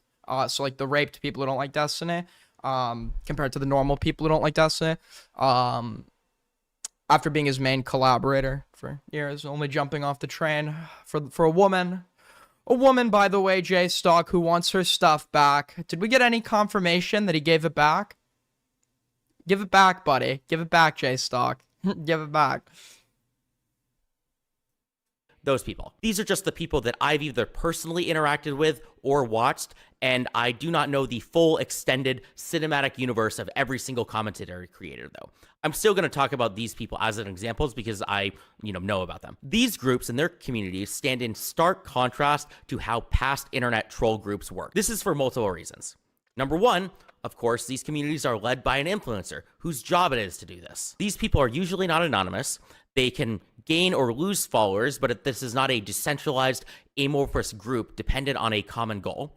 The communities exist around a single person or live stream or in their kind of Discord.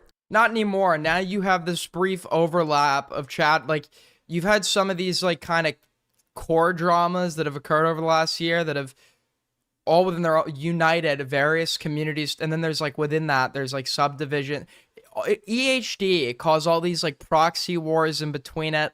And now you have these like groups of chatters that all like for example, somebody like Kathy, who originally comes from the Ethan Klein snark community, that's entered and joined forces with the people who don't like Destiny, who've joined forces with you have these different groups that all were that have all united under it's just a I don't know what I'm trying to say here.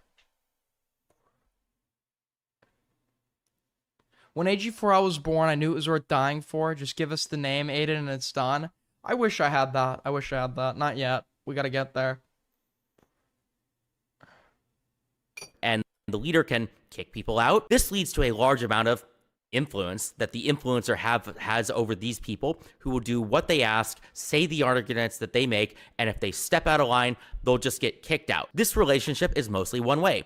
Real significant consequences or feedback comes less from the fans and more from other creators. And two, that's not even true. It's not even true.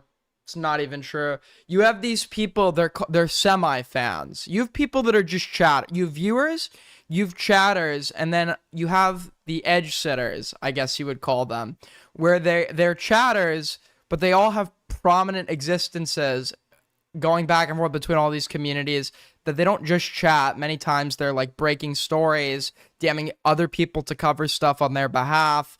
They're the ones that are litigating claims. You have these and those people I have found apply way more direct pressure than the actual people making content there. It's content, not the edgers. Yes, the edgers. Reality. People join these communities because it's entertaining.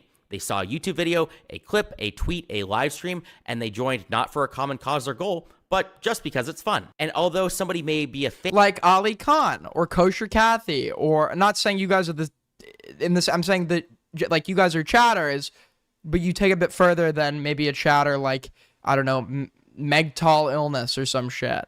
You have these people, they're like semi-influencers. And of certain creators, the people on screen are barely real to the viewers. And this is regardless of the seriousness of the content or drama that the creators are involved in. Sure, sometimes the content or drama is simply two influencers talking shit about one another on Twitter. But other dramas or content will be about if a content creator sexually assaulted somebody or not. And even for a serious topic like that, this sexual assault really is just entertainment for most people. It rarely occurs to viewers that these are real people taking real action and levying serious allegations against others that have material consequences. Yeah, if you're litigating those claims publicly, you have to be of the understanding that the only interest that anyone else has in giving attention to this is content. If you're turning to the internet to make claims about sexual assault, typically you have to understand that most people who are going to be engaging, their only interest in the fact that you got sexually assaulted is their interest in the drama aspect. This is a specific medium that is mostly engaged in or with for the sake of content, and you shouldn't be expecting anything more than that when you're litigating your beef through said medium. It's all content. That's how most people are going to view it. If you don't want it to be content, go work it out in therapy and not online. I'll go over a terminally online example that recently just happened to prove this. Recently, there was a scandal where Turkey Tom got accused of sexual assault by multiple women. A bunch of people jumped onto this controversy and had videos out within days, if not hours. And later on, Turkey Tom came out with a response video that was well received by the public. And now people are saying that the assault allegations were false and then people jumped the gun on concluding things. I haven't spent Some are saying there are people that are literally in denial, that are actually like fuming, that are secretly, you know the types, they come out, they'll never admit it. You know there are types that are like actually secretly fuming about Tom's response. They're trying, like, you'll see them occasionally, they'll think, oh, maybe I could get Tom on this. Maybe we could really get it with this app. They kind of show themselves for a second, and then they crawl back into their cave. Okay, there are people that just, like, really did not want Tom to win that at all. Hours reading the details of this situation, so I have no idea if the accusations were true or if he was redeemed. But what I can say is that the situation is serious. It is a big deal if somebody sexually assaulted multiple people, or if there were multiple false allegations of sexual assault against somebody. Both are serious. It's not just content. Either situation could ruin lives, and I think it's important to get that stuff right. But most viewers don't think of it that way. It's just entertainment for people. Another interesting dynamic about these influencer and snark communities is toxicity on levels that surpass even the most obviously toxic ones like 4chan. Sure, these communities are too woke to call you the F-slur, but if you interact with them, there's about a 50-50 chance that they will immediately call you a pedophile. Here is a tweet from Chud Logic that demonstrates this. Okay, Chud will absolutely call you the F-slur. I'm sorry, Chud, in an anti-Semitic attack, said very publicly to me, a devout, religiously Jewish man, Chud said to me, the reason your nose is so big is because the air is free. And you think this guy doesn't call people the F-slur? Are you serious? Are we talking about the same person here? I don't think we are. I don't think we are. I disagreed with him on a recent TOS strike that happened to him on his channel, where I said that if he didn't want to get a strike, maybe he shouldn't be so aggressive with either his content or his stream title. And he immediately ignored the substance of the point and just... Dude, you know we could... Hold on. Wait. I have a great idea. Can you imagine, though? Can you imagine? Hold on. Dude. All I'm telling you is, immediately, just so much more aura. There's just so much more aura. If this guy just had a good head of hair, he would actually be taken 1,000 times more seriously. Like, it's actually, like, people don't understand how important hair is, especially for men. Well, for women, too. If you're a bald woman, it can't be easy. But hair is, like, people don't realize this. Your hair can be the deciding factor for if people even consider what you're saying.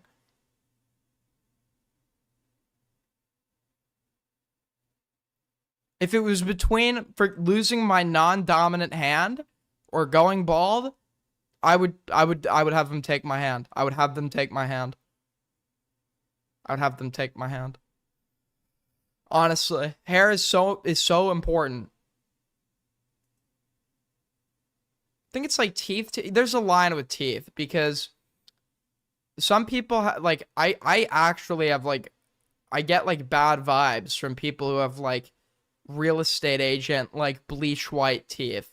Like for some reason that also just like I feel like now in the 80s that used to be like the fad, the spray tan, the absolutely like teeth that are so white your eyes hurt looking at it, and now I feel like we've kind of gone back on that a little bit. Like, so, like for example, when Boogie like first got his teeth replaced, Boogie 29, it was like a little bit uncanny, wasn't it?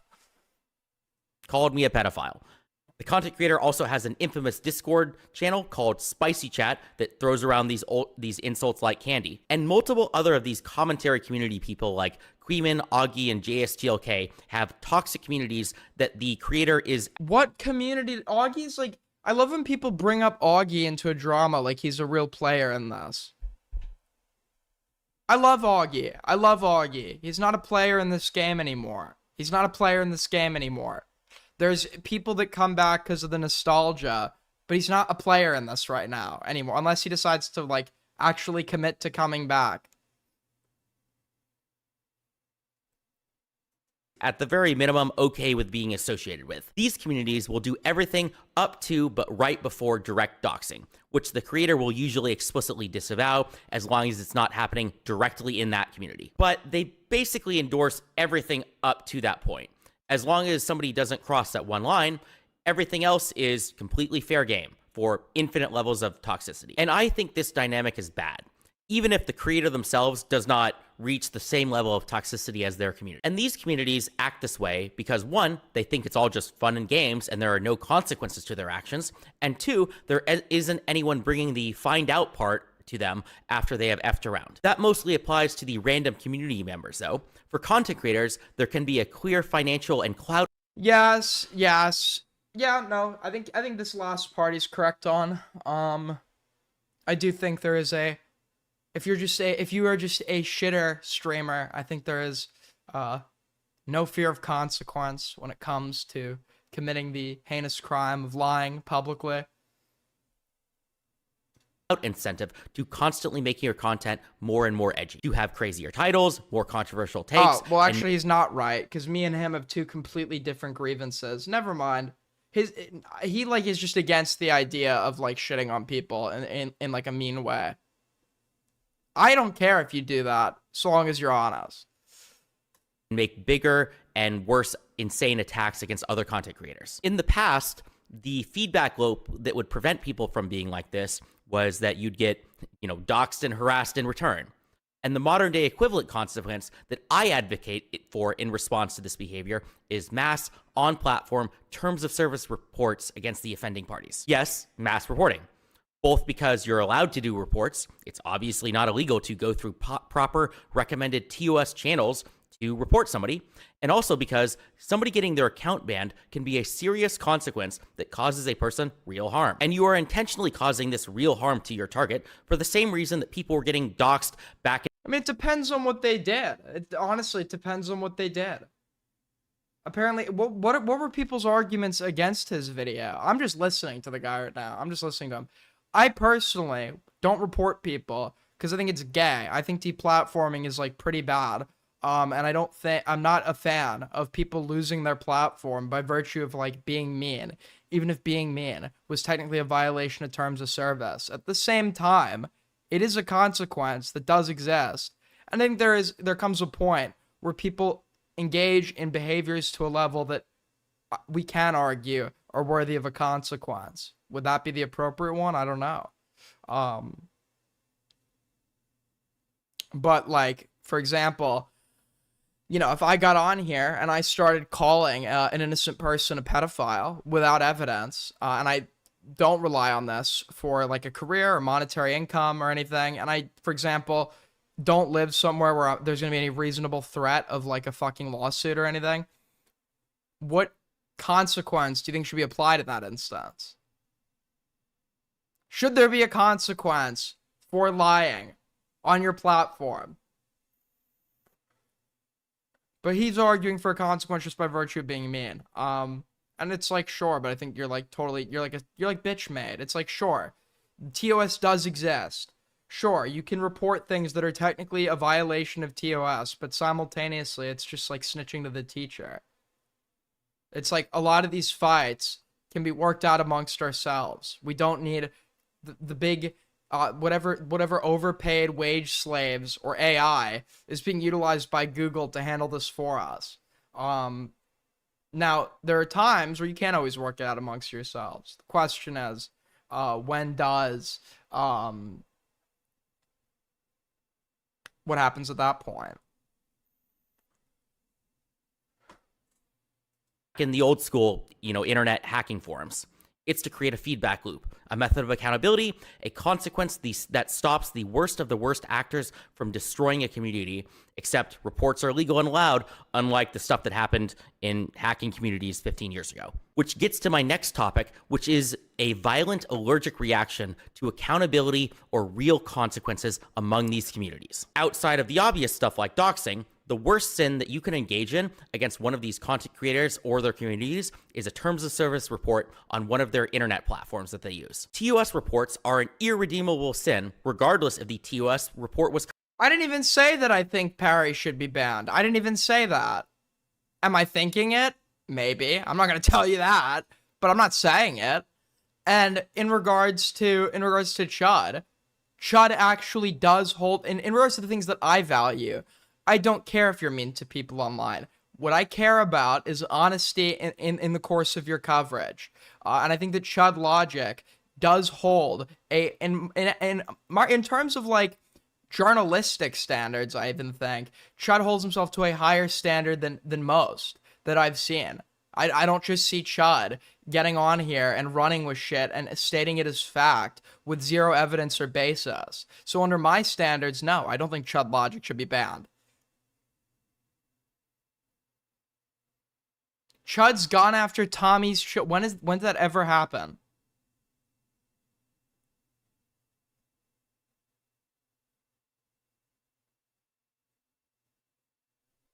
Correct or not.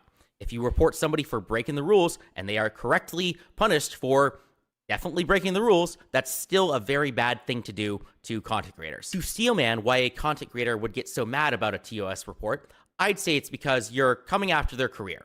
A platform ban does. I don't think content creators who make content, I don't think you should even be allowed to put your kids on the internet. I don't think you should even be allowed to, because your kids can't consent to your lifestyle and the consequences of it.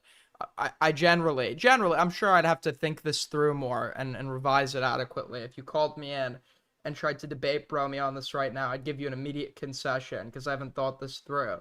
But simultaneously, I think it's good as a general standard that we should keep people's kids out of the content. Even if it is a joke, I'd say bringing attention to them in the context of the wrongs of the parent in any content space should absolutely be a hard line that we draw. You should not cross that.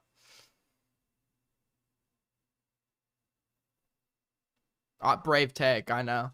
Serious monetary harm to somebody. Maybe the first ban doesn't technically ruin somebody's career, but it makes them more vulnerable to other careers. And I think parents are so retarded. There are some parents that literally put every single waking moment of their child's life onto the internet, onto Facebook and shit. And it's like, why? This is all risk? This is zero benefit. Why would you do this? Why would you do this? Why do you allow this to happen? This place is crawling with the most degenerate, pedophilic, fucking disgusting scum of the earth retards you many times wouldn't encounter in the real world because they know now that the internet is their playground that they could go to and offer kids candy on. And it's like, why would you ever, for absolutely zero good reason, decide to even risk that with your kid?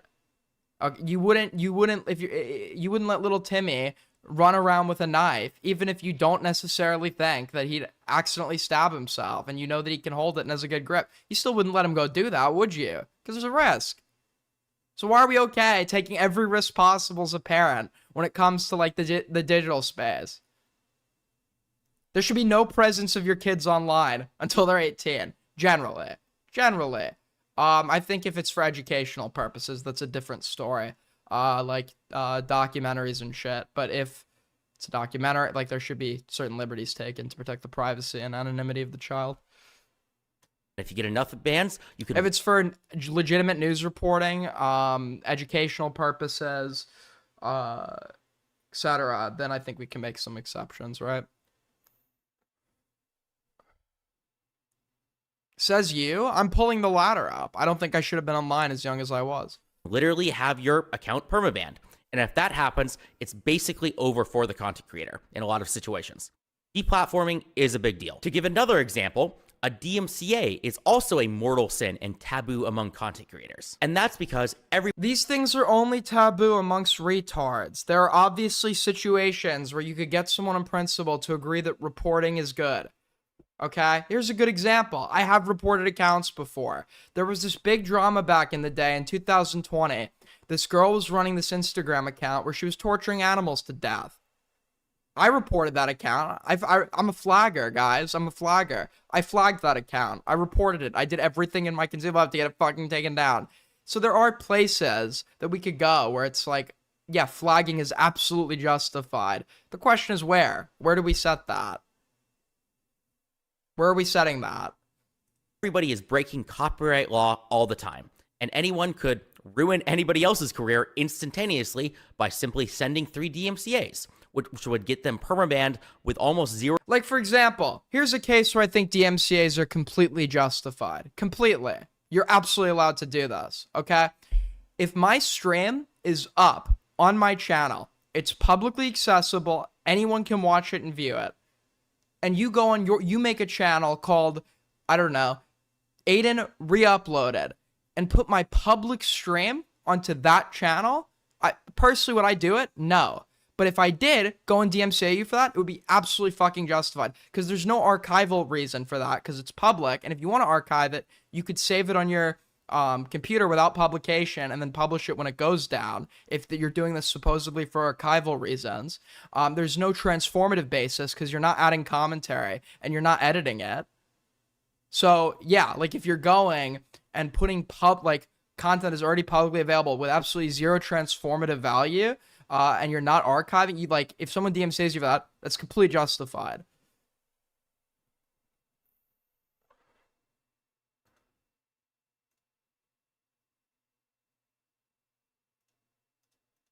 I'm not talking about React content, retard. I'm talking about literally if I just download the video and then repost it on my channel.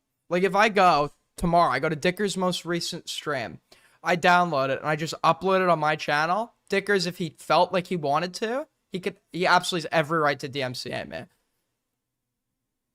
Because that's just fucking laziness. Alright, let me look at Ali Khan. Listen, I asked for clippers, and then I complain about the clip. They're like, but you said you wanted clippers. Meanwhile, the clip is like me, they found a 1-second frame of me licking my upper lip and have edited transgender BBC porn over the screen, and they're like, breaking commentary kike, Aiden Underground caught gooning it to BBC porn. It's like, but you said you wanted clippers. I'm like, yeah, dude, we want clips to push myself out there. Nobody's gonna watch that. It's not pushing me out there, is it?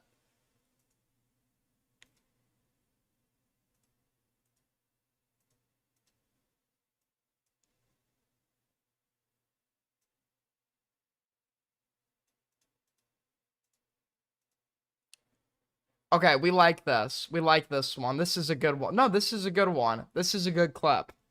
Okay? Room temp shrimp, I spoke too soon. Whoever you are, I don't even know what they'd be. You have just unironically there's people who don't like Destiny like myself, and then somebody clipped me watching my clip, and there's people who don't like Destiny who are raped. So the raped people who don't like Destiny, compared to the normal people who don't like Destiny. After being his main collaborator for years, only jumping off the train for a woman. A woman, by the way, J-Stock, who wants her stuff back. Did we get any confirmation that he gave it back? Give it back, buddy. Give it back, J-Stock. Give it back. You know, J-Stock. Interesting stuff.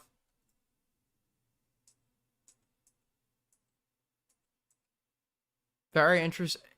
Listen, I'm just saying, it's her property. She has a right to have it back. I think this is in the scope of content. I think we have legitimate concerns about whether this woman's property has been given back to her.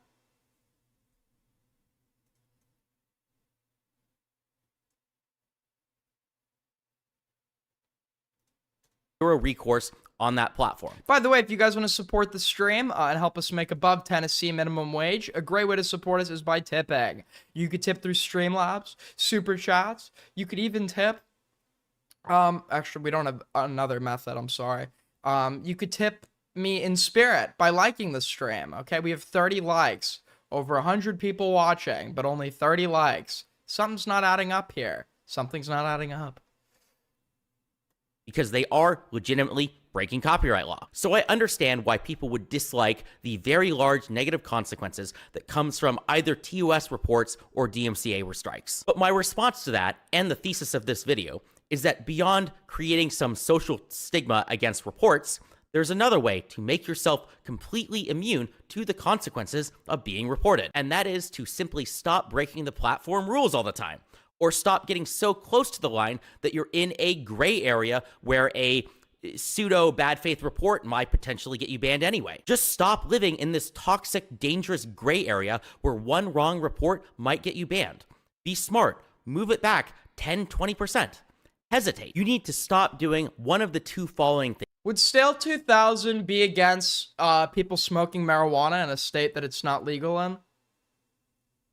Probably not, because we can agree that although in rules, it's not allowed, right? Smoking marijuana can be very fun, and you're not doing anything necessarily morally wrong, depending on where you're buying the weed from. You're not doing anything necessarily morally wrong by smoking it. Is it against the law?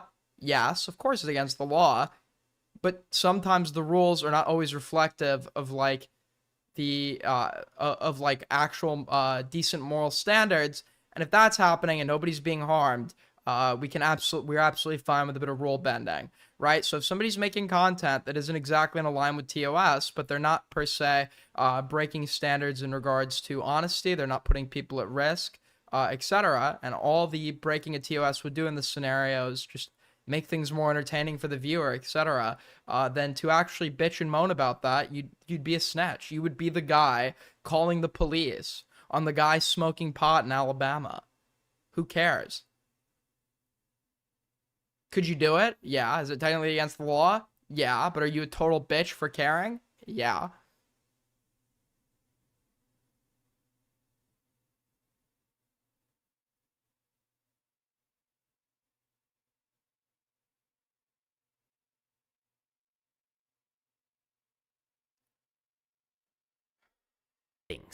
Either stop being so toxic and associating with yourself with this toxicity and these communities so much. You don't need to justify not donating to me. Donate to me if you want to. That's the thing. So there's no expectation for that. If you need to pay your rent, pay your fucking rent. There's no... You don't need to feel bad. Or two, stop being stupid about it. You can be toxic or you can be stupid. You can't be both stupid and toxic at the same time. You should think about it. You should put in the work to defend your claims so that you can stand by them. More specifically, this entails a few things. First, you need to stop playing these games where you pretend like you aren't associated with toxic crazies that make you vulnerable and easy targets for reports. To call out some people, you know, Chud Logic has Spicy Chat, he has an ultra toxic editor named DK or something, and he is very hyperbolic and apparently... God, out of all my enemies, man, you always have that enemy that you just respect, okay? You don't like him. You hate him, in fact. But it's just like that guy over there that I hate, I really respect that guy. I really respect that guy. And that's DK. That's what DK is for me, okay? I despise DK. Me and DK are mortal enemies. But God, do I respect him. He's a master at his craft. He's a master at his craft. He's a great editor. He's a very good propagandist. Very good at titling. Very good at marketing.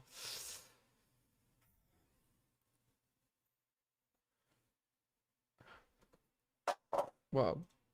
Quick to throw around pedo accusations. And then people like Queeman and JSDLK have some pretty toxic fans and communities as well that they're okay with as long as they don't cross some magic line of just this doxing stuff. Yeah, you know what? True. I think there are actually things that you can do that we're all okay with that are like just as bad as doxing. Also, that's not even true. Doxing isn't even the line, man. Doxing isn't even the line. It's discouraged. But it's like, does anyone really give a fuck anymore? It's like,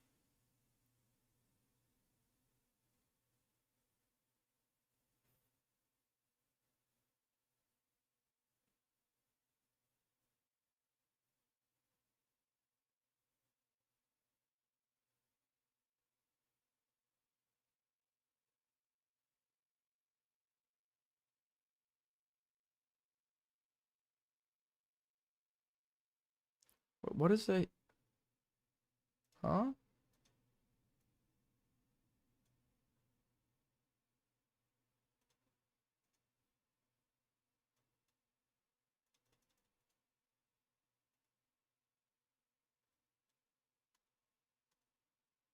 The fuck? Dude.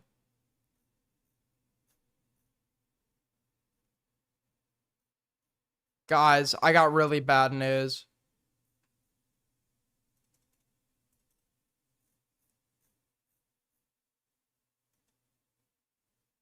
All right. Okay. I didn't want to be the one to have to tell you guys this. I didn't want to have to be the one to tell you guys this. But I guess I have to. A known chatter in this community by the name of Shelby502 was arrested by the police in Memphis for possession of CP. I will be looking into this. I will be very thoroughly invest. I think what I just did there, unironically, what I just did there, that example, to answer your earlier question, that can be worse than some instances of doxing, right? If I go and spread some unverified rumor, for example, that like Ali Khan is like sending people CP, and I do it in a way that's meant to get you to believe it, I think that's like, in some cases, that's like worse than like sending an already doxed person's face in a private Discord chat, right? I think we should look at like willfully lying. We should look at willfully lying with the intent to get other people to believe it, as in some instances just as bad as doxing. Thank you for the 7. How about Nope for Belinda AG4L? Thank you so much. Much appreciated. And even, I guess, JO Steel K had another insano editor called Ryle Kittenhouse who was doing some crazy stuff. I forget what. Am I for real? Absolutely. 150%. I think, for example, the Tom accusers, I guess they did dox? Well, if they dox, take that out of the picture. The girl that came after Tom, right? I think what she did would be worse than like posting someone's face in a Discord chat, right? I think that would be worse. That's not doxing, but I think that the harms of that, the potential given harms, would be way more consequential and likely than the latter option. There are absolutely things you can do here that are worse than doxing. Doxing is a spectrum, by the way, just so we're clear. It's a spectrum. And yeah, there are obviously things that people do on here that would, just outside, I'm not talking about obviously like pedophilia and shit, that absolutely are way more like potentially consequential and risky than certain instances of doxing. Is, but I feel like you could have found a different editor. And my point isn't any one of those things.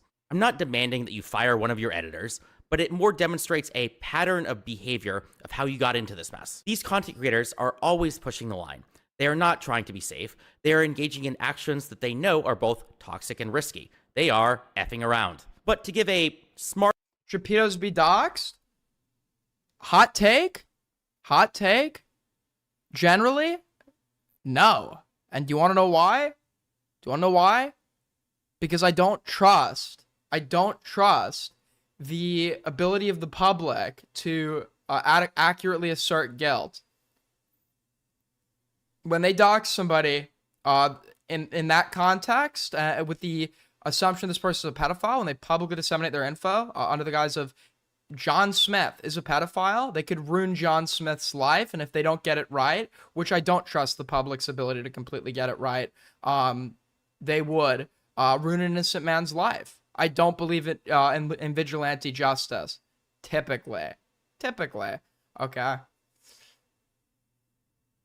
If you have somebody that we can like adequately make an argument for and substantiate that they're like going around hurting kids, and they get off on like a technicality in a mistrial, and all the jury says they would have convicted and everything, but they get out, or some well, I guess you'd already know their docs at that point, wouldn't you? If you can accurately prove to me that this is the only way to actually mitigate future harm, then I'd say it's justified, right? The problem is, in most instances you're talking about, where it's a mob taking it into their own hands, the risk in comparison to the potential mitigation of the future harm, the risk is like disproportionate.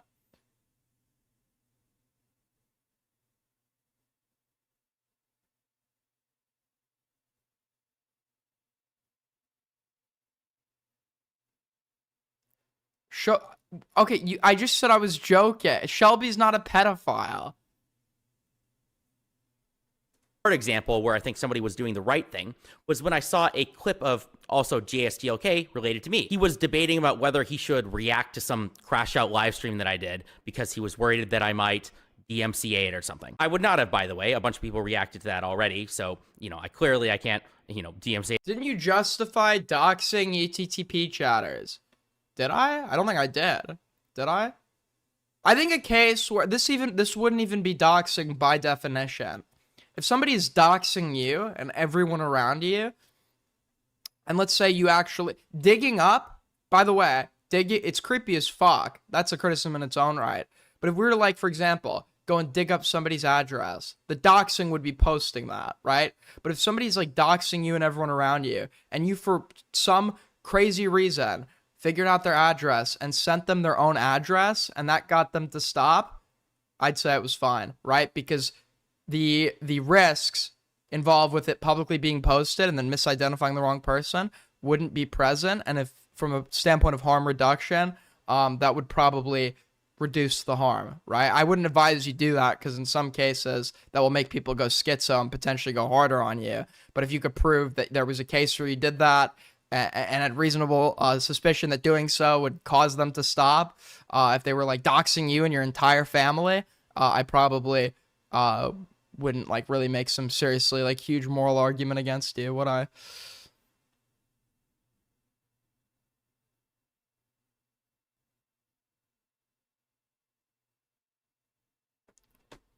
That off the internet. And although I've had my disagreements with DSTLK, he's nowhere near the point where I'd really try to go after him or deplatform him in any way. But I bring this up as an example of that's blackmail. Okay, problem. That'd be good blackmail. Somebody hesitating. And I respect that. Not because he's being nice to me. He doesn't have to be nice. He's nowhere close. Yeah, context does matter. I've had this me and Quayman have gone over this in the past because I think we've even had a discussion about this. I was for a while under the belief that like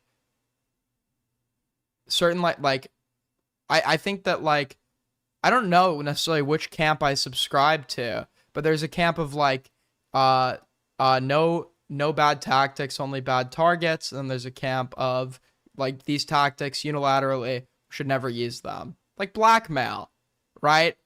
But I could conceivably lay out a case like the one I just did, and it's like if your morality is like derived from like utilitarianism and harm reduction, why would that be wrong to go and do that?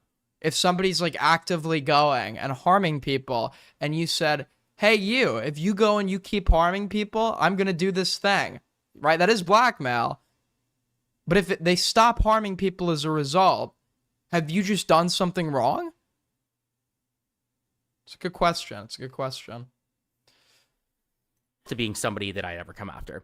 But I respect the hesitation because it shows real fear and it affects his actions. I know the bumbling Reddit mod who looks funny persona that I play throws off most people. It makes me seem not threatening, but I'm literally telling you that I was in, infamous hacking group, IRC channels. I can promise you that I am not non-threatening. And it entertains me when somebody else notices that. The point being, though, when somebody really thinks about what they're doing, worries about how other people will respond, and evaluates the consequence of that response, is a smart person, and that's a smart thing to do. Having some amount of fear is smart. It shows that DSTLK is one of the smarter content creators around who does worry about consequences, even if I still think that he does surround himself with too toxic of a community. To get back to my argument about TOS reports, though, I think that if you play it safe, if you still do your critical content, but in a way where you know that you're clearly not breaking the rules, where you know you're backing up everything that you're saying. Yeah, and but you're then kind under of- this logic, so what he's advocating for is, if we're going after somebody, we shouldn't be allowed to make fun of their appearance. If we're going after somebody, we shouldn't be. And if, like, that's your stance, fair enough, but you just sound like a bitch. You could make criticism against people without violating TOS on here, sure. But some of the entertainment value is derived from the dramatized aspects, and those dramatized aspects would involve ad hominem. And the question is, right, if you're doing this to a nobody, right, then maybe we could say that that level of ad hominem, you're just being a dick. But when this comes to, like, other people who decide to, like, be aggressive online in the course of litigating their opinions, I think you should absolutely be allowed to respond with, like, equally as much, if some guy is like, you know, making fun of your appearance, you'd be allowed to go back and make fun of his, etc. And I don't, like, even though, sure, that would technically be a violation of TOS, I think, like, if you actually believe that's a case or it should be enforced, I think you're just, like, a fucking nerd bitch, right? Like,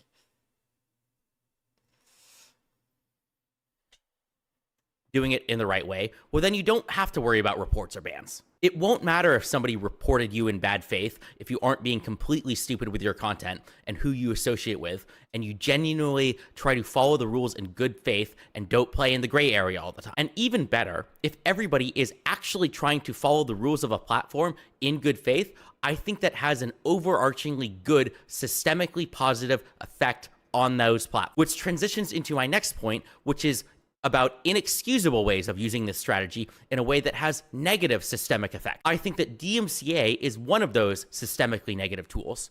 Making reports of TOS violations encourages people to be less toxic, whereas DMCA creators, on the other hand, simply discourages people from reacting. But it also leads to its inconsistent enforcement as well, because if there are certain things that are technically against TOS that YouTube won't take any action on unless it gets reported.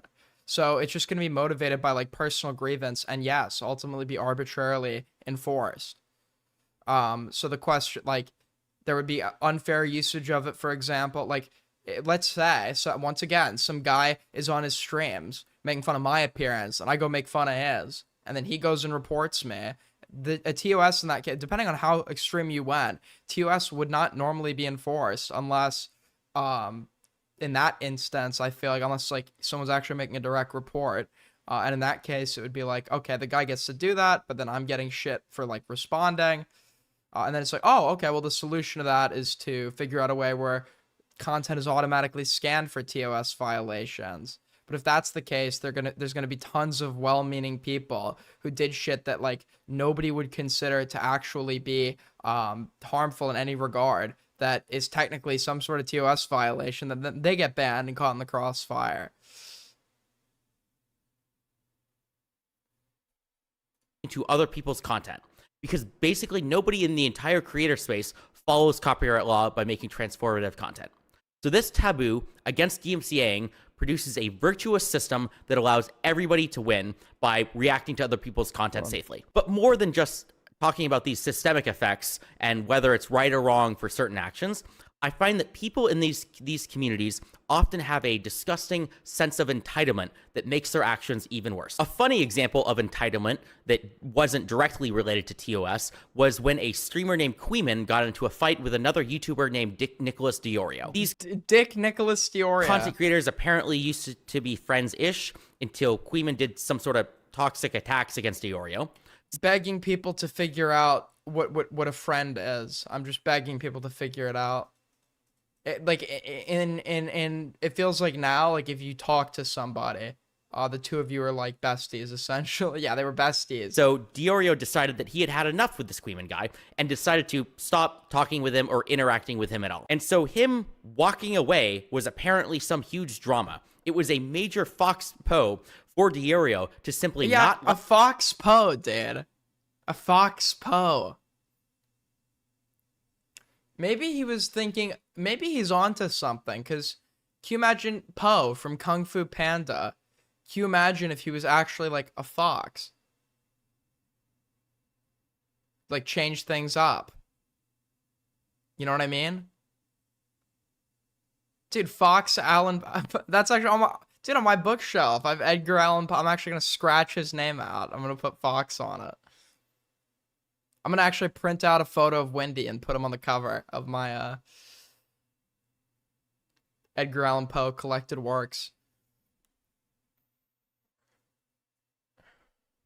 Like a person and no Did Queeman go live today? Did Queeman go live today? In fact, have we seen proof of life lately?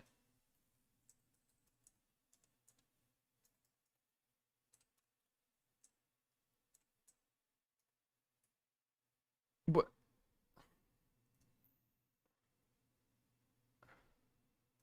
Is that why I've been doing so well recently? Because he wasn't live. I'd hope not. I'd hope not. I'd like to think it was just genuine viewership here or something. He's not been live since the 20th, bro. He hasn't been here since the 20th. longer want to interact with them. This guy Queeman was so allergic to consequences to his actions, so entitled to his constant attacks against everybody else, that was the... Do you know about Diora getting bullied? No, I didn't get to go to that because they decided that year was the year that I could not, like, okay, it's one thing to say I wouldn't be able to drink. That's fair. That's completely fair because people will actually, like, after the Katie Bugs shit, for some reason, people think it's a big deal if you let an 18-year-old, I wasn't 18, I was 20 at that point. People think it actually matters if you let a 20-year-old consume alcohol, and you're probably like, no. Yes, technically that would be against the law, but that's not a moral point at all. I don't, like, for example, I'm turning 21. If I have tons of friends that are over the age of 18, but under the age of 21, if I was to drink with them, I would never take any serious moral argument made against me seriously. I probably wouldn't, because I'm a rule abider, a law follower, but I understand it, like, because you don't want to get involved in any sort of controversy, and they're all YouTubers. But I was completely barred. I said I wouldn't drink. They still said, nope, you just can't even be there. So I packed it up and I left early. I was there for like 2 days. I did absolutely nothing. I packed it up. I left early. It was a very uneventful time. And I went back, but apparently the night that happened, that was all occurring at that party that I wasn't there for.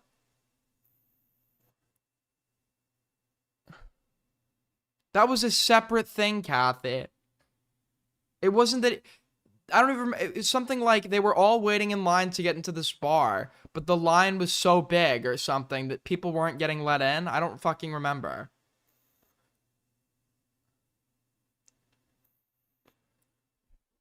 Leak more stuff about. See, that would work on me if I was. That would work on me if I was like brain damaged. No, I'm not leaking everything about Diorio. I don't intend to. The only reason I leaked the other stuff is because it directly contradicts public sentiment about a actively and publicly litigated drama. I'm not the guy where if you stop being friends with me or we get into some sort of falling out, I don't want to be the guy that sits here and now thinks that I should leak everything, because I think that's legitimately shitty. I think that's a legitimately shitty thing to do. Unless it's relevant. If it is relevant to public drama and there's like a deceptive narrative being pushed that this private info absolutely refutes, then I don't really necessarily have a gripe leaking it. But like, if it's not pertaining to anything relevant, like, I'm not just like leaking shit for the hell of it, right? But in regards to the story, in regards to that other story, I wouldn't even have anything to leak because I wasn't there. I wasn't even there. I literally left the day before some shit. But in regards to that whole event, apparently somebody dug up some old video where someone else is. Hold on, let me find this. Apparently people don't like J-Reg. I don't watch his content, but I met him at Tom's B&B. And me, him, and this other guy were just like chilling in the corner for half the night. And then I ended up getting to go to his B&B to watch the presidential debate. This was like 2 years ago, right?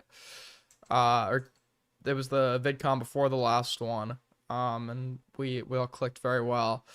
But hold on, where is it? Gotta open my Discord, which just won't open for some reason. Because fuck you, Aiden. My computer likes to say to me. You suck, bro. I'm being snarked by my computer. Hold on. Close Discord and Task Manager. And then let me try to open it again. This guy called Brody or whatever his name. I think that was his name. I met him. He was really cool when I met him. But apparently somebody, because people are actually obsessed with Diorio, like legitimately obsessed. Somebody found on like some old unlisted stream, apparently him saying something about Diorio. And I guess we'll check that out because we have fuck all else to be able to talk about.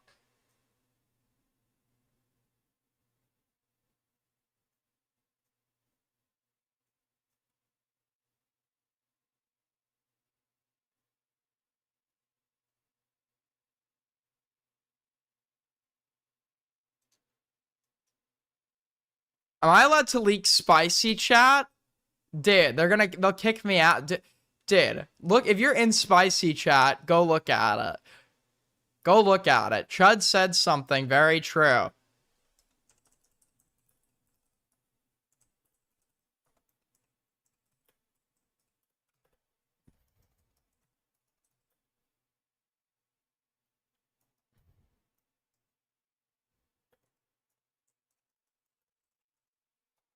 Very true. Very true. Anyways, let me pull this up. I'm picking like a vulture at Chud's inbox. Wait, why is Ike? Okay. Ike. Hey. Hi. Hi. I was told that you were told something. I just woke up and went live. Yeah, I don't know if listen, I don't know if it's true or not. Apparently you might be thinking or theorizing that I was coordinating somehow on this new Brandon video about Perry. Oh, no. I was saying that if I know Nick, I'm sure did, like, they know way too many obscure memes. So if anything, if I were Nick, I'd be asking you for, like, questions about Perry, not saying that you were like collaborating on this thing. I think Nick would ask that as well, which is why I don't honestly, I don't think Nick, listen, people are going to say I'm sweeping for Nick. I haven't seen good evidence, nor do I necessarily think that he was involved in this. He has me, once again, completely bridge burn. I'm blocked on everything. But I don't necessarily think he was involved in this because he probably would have, if he was, he probably would have come to me and asked me. He would have been comfortable doing that. Yeah, that's fair. So yeah, I don't know. That's about it. Fair enough. That's what I was thinking. So. All right, thanks. Take care. Yeah. Peace. All right. Bye. Wow, it's almost like I love the commentary game of telephone where it's like, Aiden, Aiko is saying that you fucking raped and doxed Perry's entire family to Brandon Buckingham. Or some shit. It's like, dude, it's just like this game of telephone. Just like the message, when it's going from chatter to chatter to chatter, it just gets so convoluted.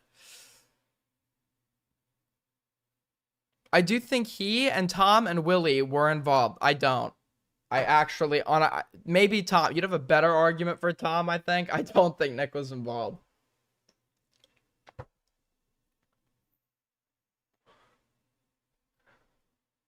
Because I just didn't see. I feel like Brandon had like a great opportunity to insert. So this would have been a great excuse to go litigate the Chud drama on a giant channel. Brandon could have gone into a tangent saying like, yeah, this seems to be a common theme amongst this community. This sort of like aggressive, like aggressive, unhinged, psychotic, and then gone into some whole rant about how it stems from Chud logic. Like, I would have expected some sort of Chud conclusion if Nick was involved, because knowing Nick, that is all he's focused on right now. Is like Chud and spicy and getting back at that. That's probably what he's locked into right now. I honestly do not think Nick was involved in that video. I don't care to be the guy that's just litigating every rumor I hear because I don't like somebody. I'm not gonna do that. It's the queen. It's the queen. I think that was like maybe like more suspicious, but I just don't.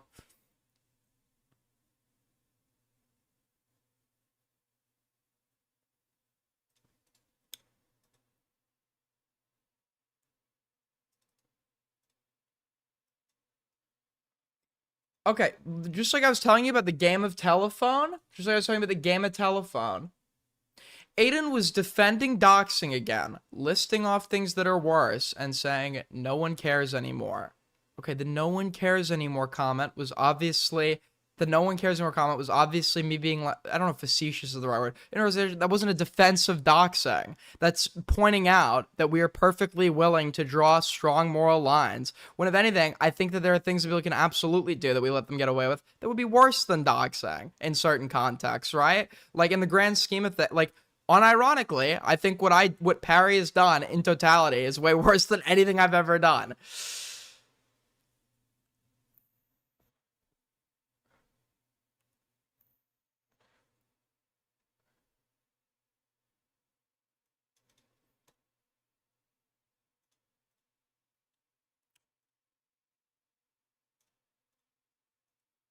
Anyways, I was being fallacious. Where was the fallacy? Just because I'm saying that there are worse things does not mean that I think the other thing is good. That's not true. That's just not true. I don't think that like doxing is a good thing. I think it's a dick move. I think it can be worse than a dick move depending on the type of doxing. For example, I think that Salvo Pancakes leaking Nicholas Diorio's phone number is technically doxing. I don't think, all things considered, I'm gonna say I just don't think that like that would be as big of a deal to me. When we consider that Diorio's full name would already been out there, etc. Salvo doing that, although I think it's an unhinged dick move, to me, I just don't see that as like the biggest deal in the world. I just don't. I honestly don't. It's like it's this big scary word, and yes, that's a bad thing to do, but I don't fucking see it as like, you know, on like one of the undefendable, like it. When people list the people they don't like online as pedophiles, doxers, etc., I think doxing is just like a bad thing, like lying is, etc. In a context like that, if it's a case of I am like an anonymous political account giving my takes on politics, and you are the first you go and search and you reveal to the world that this account is actually run by this guy, you've now just put my whole life at risk. I think that would be a case of doxing where it's like, okay, that's pretty bad, right?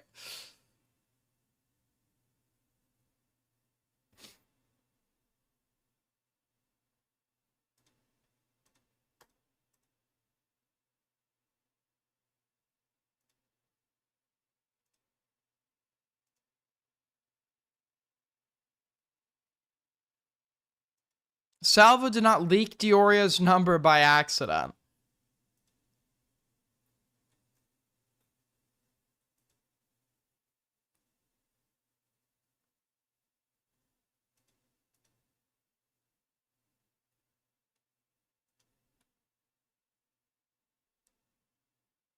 Didn't Hell okay, yeah, but Hellbent did that by accident.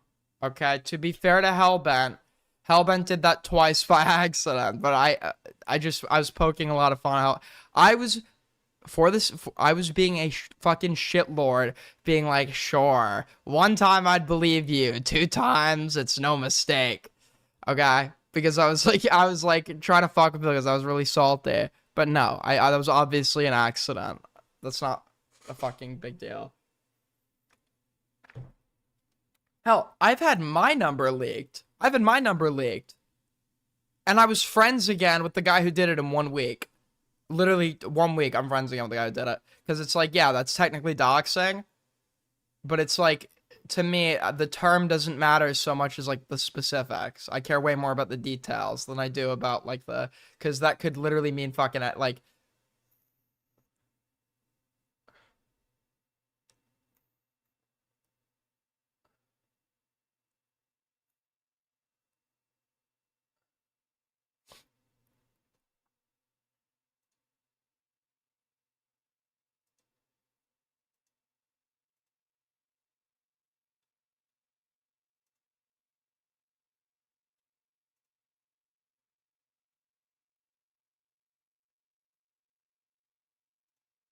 Hold on.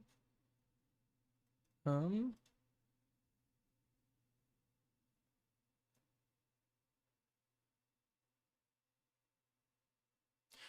I don't see why Aiden would appeal to a lack of evidence for contesting Perry's claim of Brandon Buckingham's drug use. It seems like he's donning a legal cape for a research gap and a contrarian devil's advocate steelman. Would Aiden have any perceivable gain from defending sobriety claims supported only by one's hospital drug test? It doesn't come off like a position that Aiden wants to support with any evidence either. Brandon attended 2 raves in 1 month, a week apart in August 2025, with one being the gathering of the Juggalos, and seeing the content from his other Juggalo gathering videos. Drug use is an extremely clear assumption, especially taking into account eyewitness accounts from the home. If you were being serious, I think you were just absolutely fucking mind raped. You're totally mind raped. This is exactly what I'm talking about. There are like normal people who hate, and then there is you. There is you. We're not the same. No, you can absolutely go to raids and dabble in drugs without being a fucking drug addict.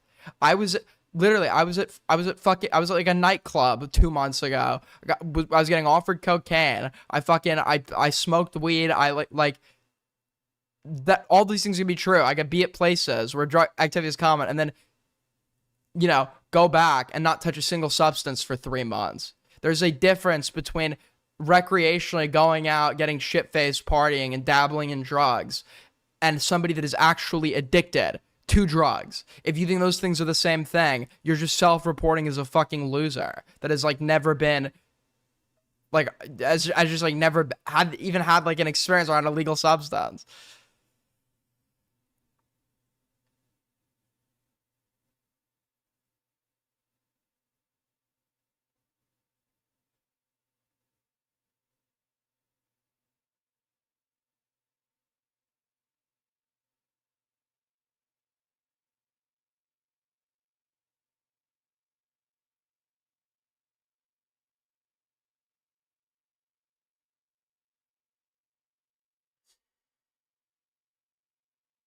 The first step is admitting you have a problem.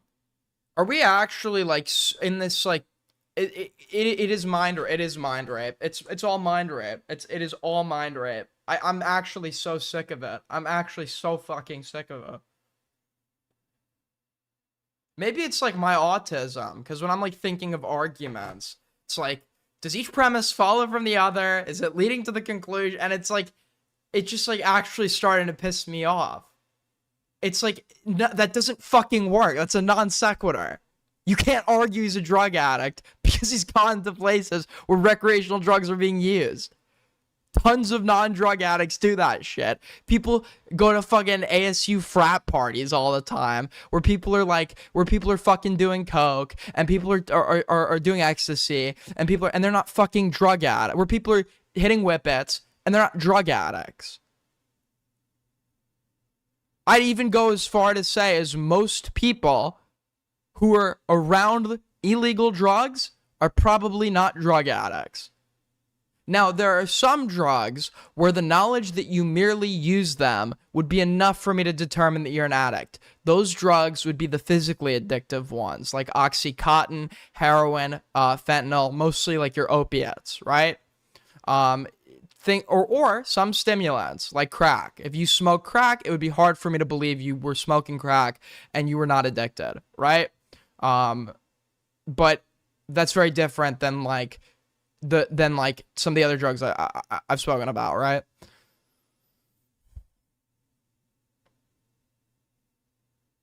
The locations shouldn't be the point of wait. Okay. So the new argument is because he had organ failure as a drug addict. Just so we're clear, organ failure can happen for reasons that are, you guys understand that organ failure is not like an exclusively the result of drugs, right? Like people can get organ failure for non-drug related reasons. This is the argument. Premise 1, Brandon has used drugs.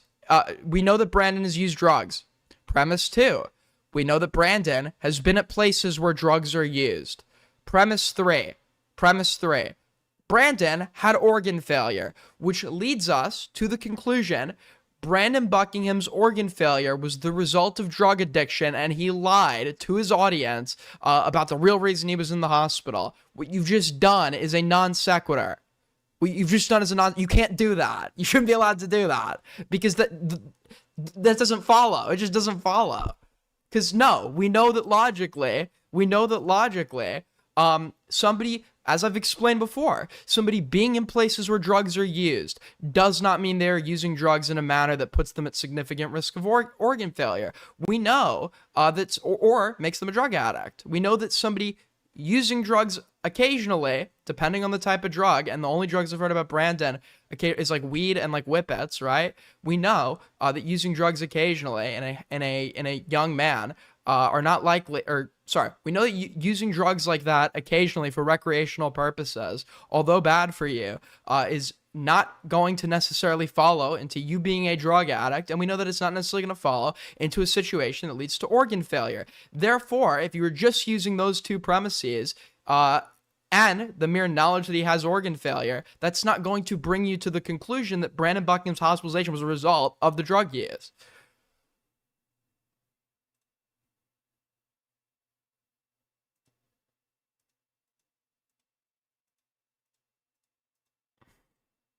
He's able-bodied in his late 20s. Yes, people who are able-bodied in their late 20s can have organ failure.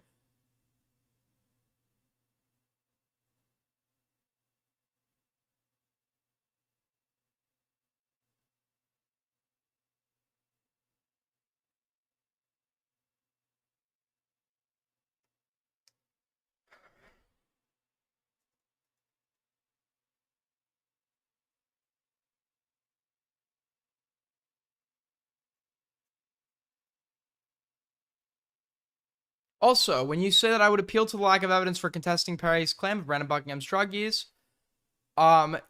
so most people are not actually using drugs in a manner that would put them at likely risk of organ failure. Therefore, if you are making a claim if you're making a claim that is not going to be probable, right?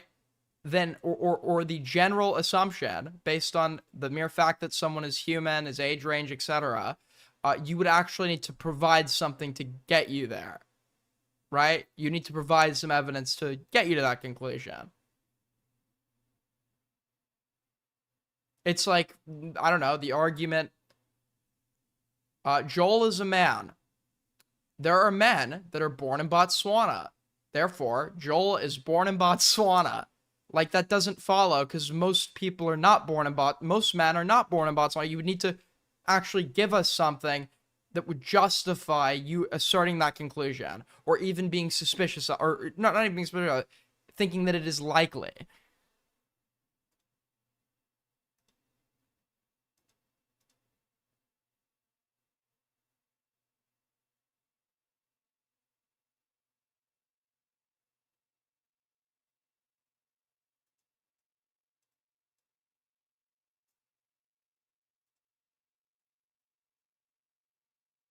Am I addicted to Adderall? No, that is literally a cope made up by Parry because he lost the debate.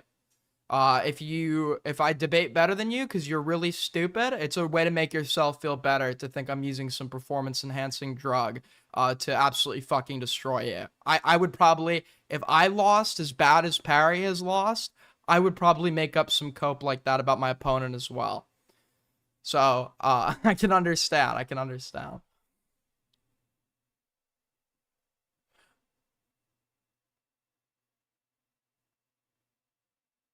I'm pointing to that it seems to make one's head tilt.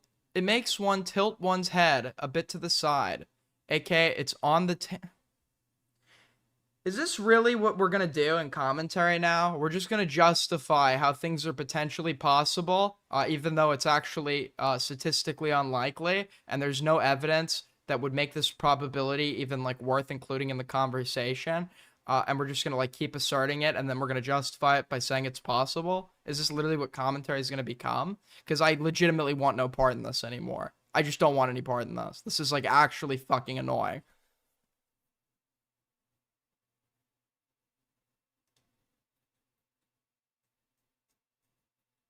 it's on the table commentary can go stay at their table. Like I'm done with this, right? I'm done with fallacious reasoning. I'm done with your I suspect there's some collusion going on here. It's like conspiracy commentary. And this is, by the way, this is what the DGGers do to fucking, it's so funny too. When you watch like the tactics of groups that have been detested by this one, like, and realize that some of it is reminiscent, right? The fucking like gay ass collusion speculation that they did to Queeman and J Stock about their collusion with the Kiwi farmers. Right? Willie did this to Queeman. Willie's logic was like, oh, some of these Kiwi farmers obviously watch Queeman's streams. So it must be the case, like, that this person came from Queeman's community, or Queeman was involved, etc. It's like, is it possible? Sure, but it is absolutely not probable enough based off of anything you've presented us where you should feel comfortable getting on a public platform and asserting that as fact.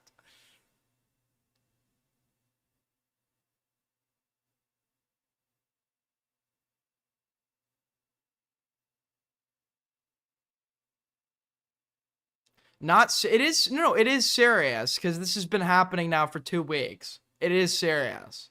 It is very serious. Mostly serious because a lot of the time it's been at my expense. So obviously I care. Claims, for example, like Parry asserted on his stream that I was the one that gave Rita's name to Nicholas Diorio. Where he got this from, I don't know. I actually don't know. Aiden, you're forgetting one very important thing. I like the person saying, it's so true. This is actually think that I'm glad some people fucking get it. I'm glad I'm not crazy here. But if you see it, when you see it, you cannot stop unseeing it. We have a serious problem unfolding, and I'm actually starting to I'm actually losing my shit, bruh. No, I don't mean you, Belinda, specifically. That's not what I'm talking about. I'm saying it's a trend. It's a trend that many are involved in and many chatters are falling victim to. At this point, I might go live tomorrow. We might need to do a stream teaching people how to evaluate arguments. I might need to do a stream when you should evaluate an argument, when you should accept an argument, when probability would be enough for justifiable public speculation, etc.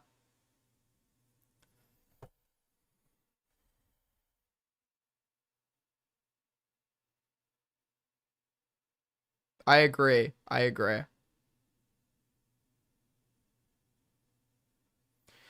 You snark Parry, Queeman, J-Stock, etc., but never Diorio. Okay, just so we're clear, I don't snark Queeman. The last two, I do snark. The reason I don't snark Queeman or Diorio is because neither of those two parties are actively lying about me. So, if you actively lie about me, I will talk about you more, or not talk about other people, talk about you in comparison to people who are not actively lying about me. Diorio is not actively lying about me. Queeman is not actively lying about me.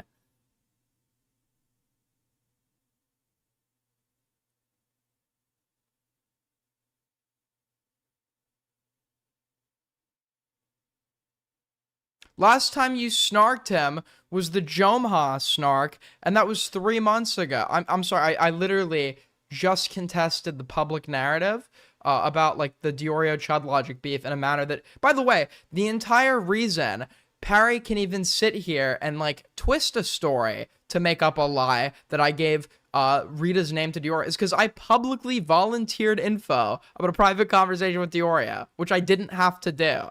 Okay? I had a convo with Diorio, which I could have kept secret. I went to Rita, I tipped Rita off, and then told the public about it when this drama was unfolding. Which people then twisted, which people then completely fucking twisted without any evidence.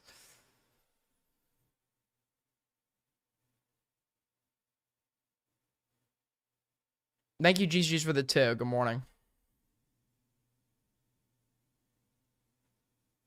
What has Tommy C been saying about me? What has Tommy C been saying about me? I'm curious. I am curious. I haven't been keeping up with Tommy.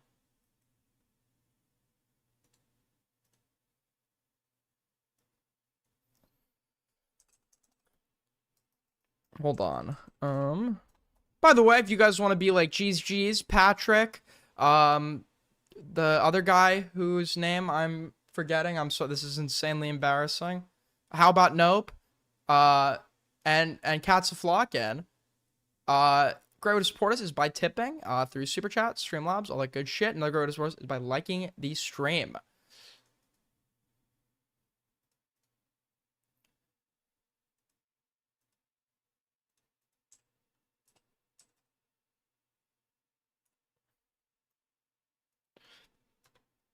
Hold on. Tommy C's SFTP.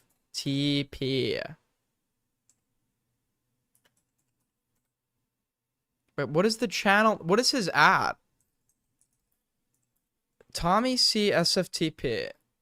He somehow made the Buckingham video about me. Okay, if Why? So now I know he didn't make it about me. Got it. Thank you for letting me know that he didn't make it about me.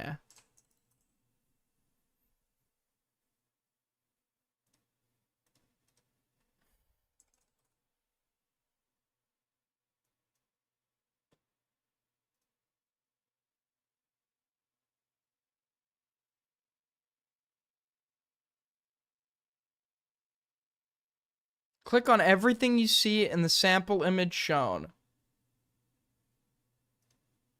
There we go. I hate captures are just getting increasingly more like stupid.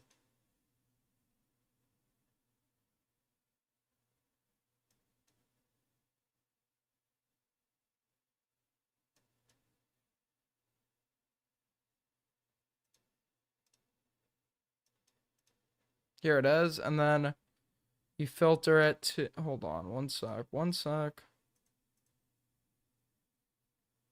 New, dude, Tommy's channel's been around since no, it hasn't, hold on. No.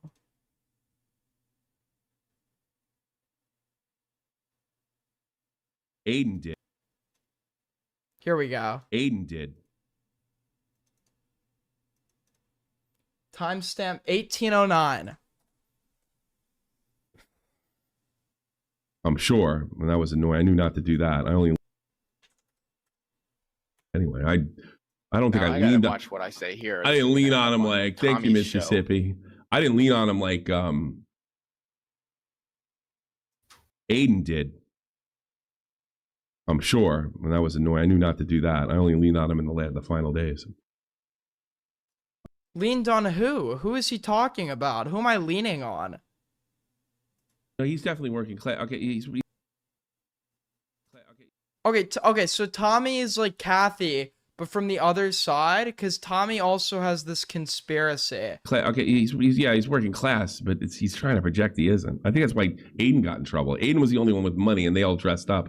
That's what. Dude, that was the real. Unironically, what are we buying this theory? The real reason that everything in London happened the way it did is because they're mad that I got fucking bands and I got cheese and these rats got nothing on the plate. Backburner. And he was the one that didn't dress up. He used to be an American slob. Tonight, this is a single segment. Why is Tommy being unironically classist? What's going on here? Tommy's being like unironically very classist. He's gone so anti-communism. He's now class shaming.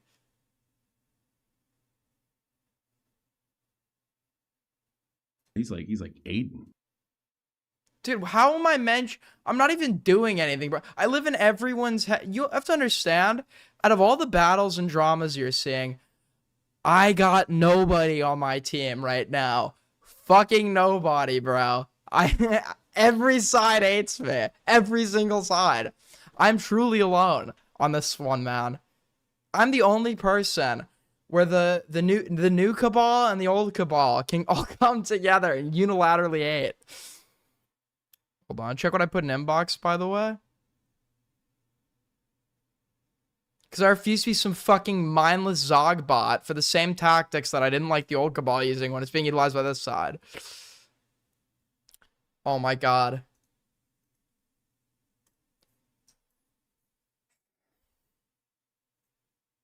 I'm gonna sound obsessed, but you know where my mind immediately went because of this image? Who do you think I immediately thought of when I saw this? Who do you think I immediately thought of when I saw this? Who do you think I immediately thought of? Why would you think I thought of Parry? What's wrong with you? Why would I be thinking of Parry looking at this? What would make your mind go there? You said it, not me. What the fuck? What? Dude, that's crazy. I don't know why you would ever think that. I don't know why you'd ever think that. The new Cabal has gotten to the point where every accusation is a confession. It is literally like they're staring in a mirror at the older version of them. Okay? Meanwhile, compared to all of these freaks, I'm the youngest. I'm the best looking. I'm not sides cocked. I'm an independent free thinker. I'm willing to go to the places a lot of people aren't. Like explaining why family in some dramas are actually being used as human shields, and we actually have to go at them to get to the to get. Okay, I'm taking it too far. I'm taking it too far. Too far. Too far.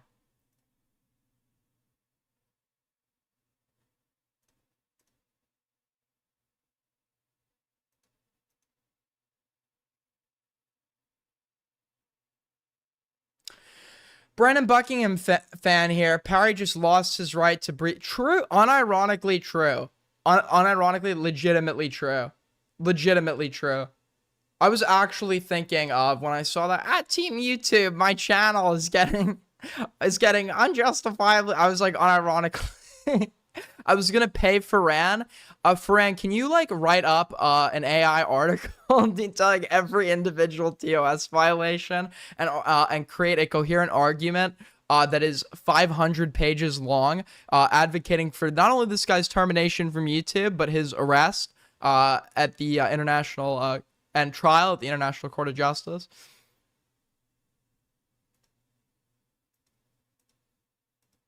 Aiden is the only one. Now, are we kidding here? I'm sorry. Dan Saltman literally went onto Chud Logic's stream today and brought it up. Are we retarded? Are we retarded?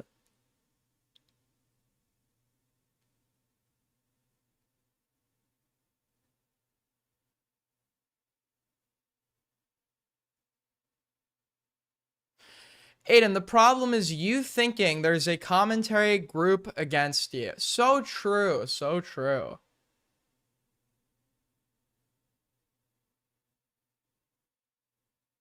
So true. Once again, literally every side will litigate the one thing they have that they don't even have. Because under Dan, we could run through the entire argument, which I'd win on, by the way, if encountered in a debate. But I like to wait for other people to come in and call me and debate about it, because then people do the gay. Why are you bringing this up again? So I'll let them do it. Debate I'd win on, by the way. But like that's what they'll bring up, and the only people that ever like relitigated are dishonest, because like J-Stock, for example, because they have an issue with me because of some unrelated thing, and then they have to justify it.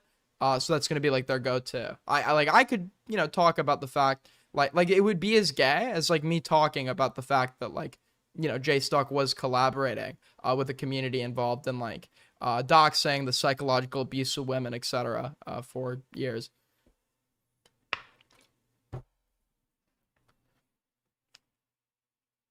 And then for example, J-Stock wants to debate me on something. And then all of a sudden I say, sorry, I don't talk to doxing collaborators. I don't talk to people that collaborate with doxers.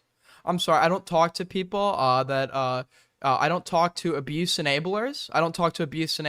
I very have clearly seen evidence that you stood by and actively defended Destiny while he engaged in active psychological abuse of his victims, and actively lied and obfuscated to a community of young, vulnerable, influential people, to turn them into a weaponized, rabid, vicious mob to attack the women he hurt, and you aided him in doing so? I ran like a coward.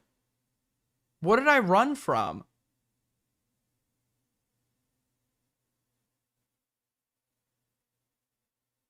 What did I run from? Who am I running from? I had to pull wasn't he originally not even trying to talk to me?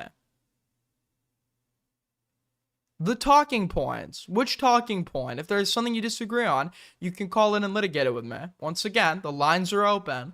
I will talk to you. Because I will talk to anyone who has a grievance with me. Chud said that you were doing better and your spell is over. Well, yeah, it's almost like, and I mean this all seriousness, it's almost like there's a difference between a pattern of behavior and somebody doing something stupid when they're fucking drunk. It is like, it's almost like, yeah, that's obviously not gonna be like some repetitive pattern. Yeah, like no shit. That's why I was so confident asserting to Chad when he was talking to me. It's like, yeah, this obviously wouldn't be an issue again. No shit. I did something really fucking dumb when I was like trying to be some fucking drunk edgelord to like impress my like chat of losers. Like, of course, like, no shit.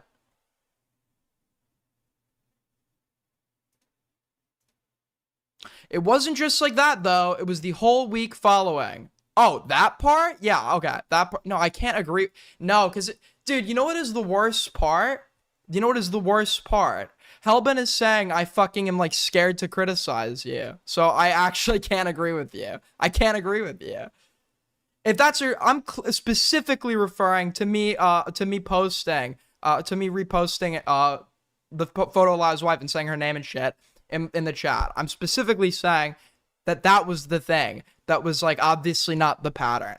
The shit that went on for the week after was due to this like fucking hyper defensiveness. I was, honestly enough, I was in a situation that I hadn't really been in before. I was not ever at any point in my years of doing this like actually having to litigate serious controversy of my own, even if it was earned, right? I got like super defensive. I made some really bad or the most like, I guess, not, I don't want to say bad, it's not bad faith, but the least charitable ascriptions of the intentions of the people litigating criticism against me. And as a result, like, I legitimately believe that some people were like, you know, just like waiting, they were just waiting for the right or opportune moment to try to like bury me and shit. And like, that was like the game plan. And I, you know, I was like super fucking defensive because I'm also stubborn as fuck. I'm also incredibly stubborn. I always have been. And obviously that's not a good thing. It takes a while to move me on something. But it does have. Augie will. I think he did say this. Did Augie not say this? Like, Augie knows. Augie knows.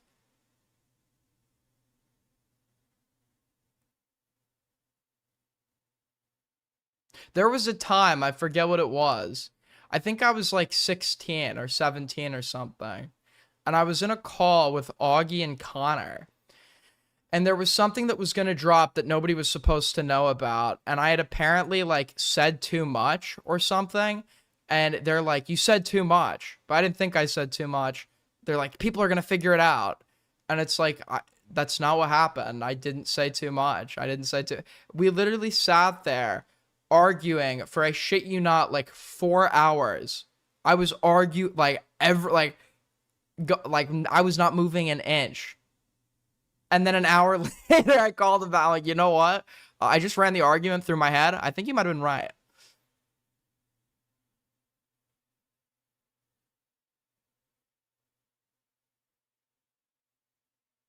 Queeman's gone. Queeman is gone. He's not watching still. He does drive-bys. He does drive-by chats. He'll tune in for a second, leave a message, and then run. But yeah, where is this guy? Is time to chat, but not time to stream.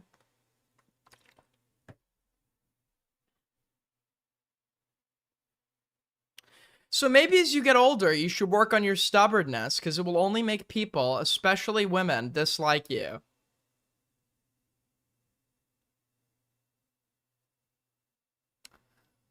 Me and women don't get along very well, typically. I must say. I must say. I must say. Listen, it's no offense, but like, why are you guys such bitches? You know what I mean? It's like, no, I'm kidding. No, I think like women for me have just like always been like a little annoying to talk to because I tend to notice this trend where women are a lot less direct with their communication. It's like, I've said this before. It's my fault. It's my fault. It's literally because my personality type doesn't work well with that. But it's like, you know what I mean? Where like, a woman will be mad at you, but she will not tell you why she's mad. You know what I mean? She just like won't tell you why she's mad. She'll expect you to figure it out, or she'll insist she's fine. I'll say, what's wrong? And she'll be like, I'm fine. It's nothing. It's nothing. I'm not even, when she's like clearly mad.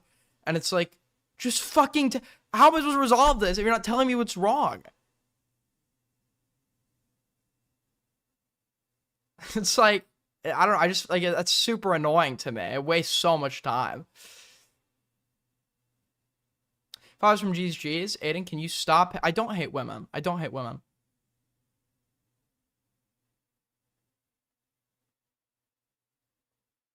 I don't hate women. Most of that is avoided by finding someone that is actually mature. Well, I only like people my own age or younger, so that's probably not happening until I get older.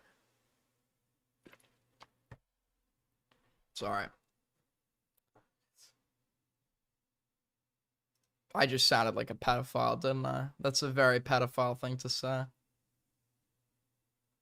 Read your long message. I will. Can you share Parry's tweet asking YouTube to remove the strike? I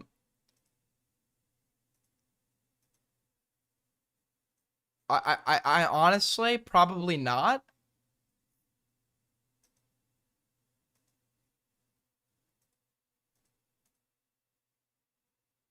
Get Tommy off the screen.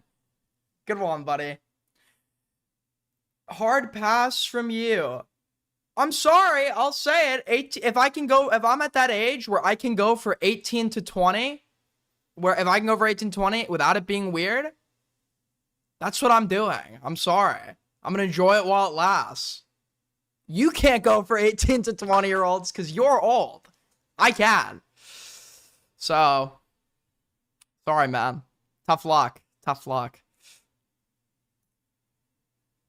Now it's weird? Of course it's weird. Of course it's weird. But you're going to cope and seethe about it because you're not allowed to do that, and I am.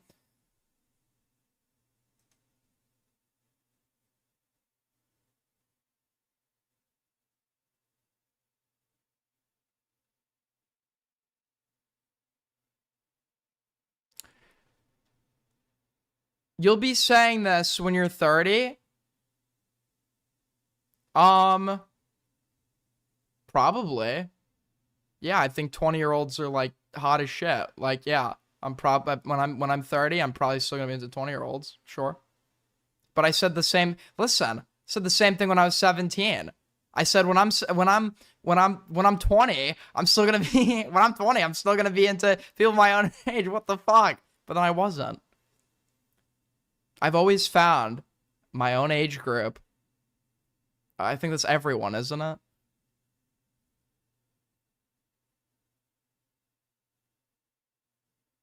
Aiden, you're about to be 21 with 18. That's a little yikes. Because you said that, I'm exclusively going for 18 now. Just because you said that. And I'm stubborn. What's the issue? 3-year age gap? 3-year age gap? With 2 adults? Cope and see it? 3-year age gap between 2 adults. Can anyone explain what's wrong with that? Can anyone explain what's wrong? Can anyone explain what's wrong? Can we skip this? What is wrong with anything I've just said?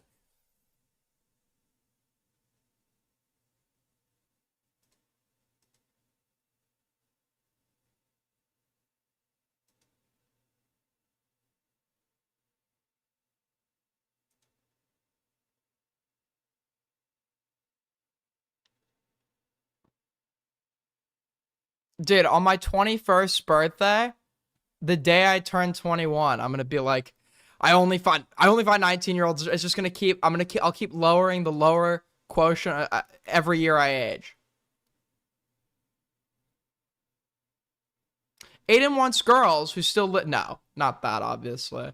If they're no, not like that. No, that's weird as fuck. And also, because I'm going to be able to drink. Probably not either.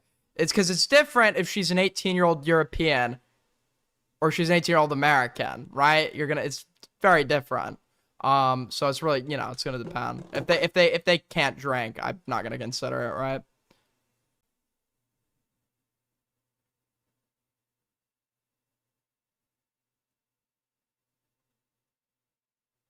Or I don't want to be able to say that. No, actually.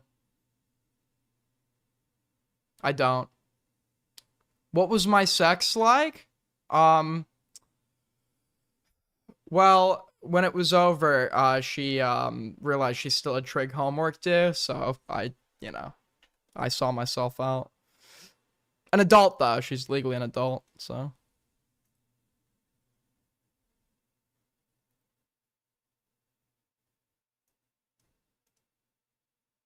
Hold on. What is it? They're so annoying. I'm actually not friends with any recent high school graduates, so I don't know what I'm saying.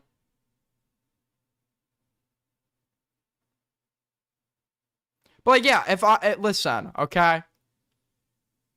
I don't think I'm a pedophile for admitting that there are some college freshmen that are kind of hot, okay?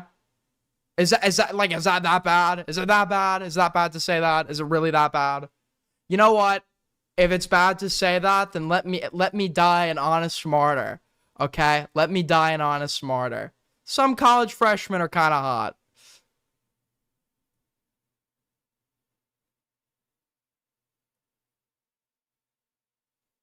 Like, I'm in college. Not a pedophile, just a hebophile. No, it would actually be an ephebophile. Hebophile is when you're into mid-pubescent. A phebophile is when you're into, I'm pretty sure it's like early adults. Post-puberty. But I don't think I'm that. I just think I'm 20, so that's probably why. That's actually normal for the age range of my age. Like, that's actually like a normal line of attraction.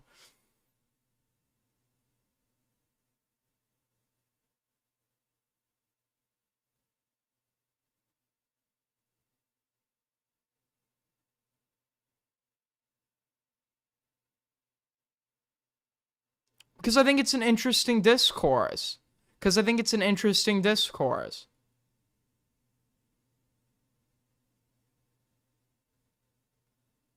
Wait, no. No. This is not like a senior in a high school that goes after freshmen. That's not true at all. With a senior in a high school, you are a post-pubescent adult that is entering you're going to be in college, or you're just going to be entering the adult world. People move out and get jobs at 18. You're basically an adult at that point. Going after somebody who is in the middle of or hasn't even hit puberty yet. And all the immaturity that comes with that. That is fucking creepy as shit. That's creepy as fuck. And the older I've gotten, my takes on that have become more extreme. Like, before I said, okay, like, senior and freshman is, like, creepy as fuck, but is it, like, are we really gonna call these guys, like, pedophiles or whatever? And it's, like, in hindsight, now that I'm thinking about it, like, yeah, if you were a senior that was, like, consciously going with a freshman, that's fucked. When you're in college, everybody is post-puberty. And the kind of, like, I noticed this when I was, like, in high school, being friends with somebody who was younger than me or older than me actually, like, mattered a lot.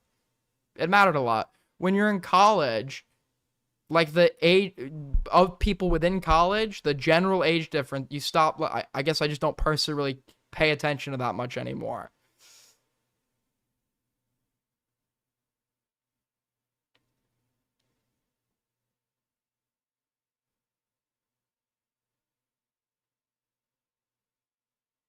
If you think, like, I've actually come to think of it. I think 21 and 18 can be creepy if you're like dating someone who's 21 and 18 that just got a fucking high school. You know what? No, this is the take. This is the take. This is the take. This is the take.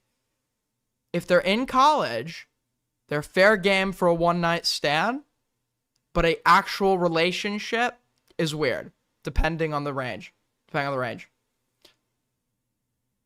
Is that the take? I think that might be the take. We're just drafting the rules for engagement. Okay? Is that the take?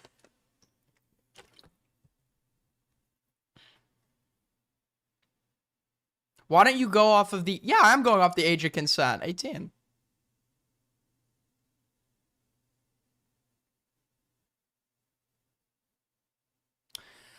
Aiden, I'm about to be 28, and a guy who's my dad's age or older just asked me out at Safeway. I will see him as creepy, and that's how women think, Aiden.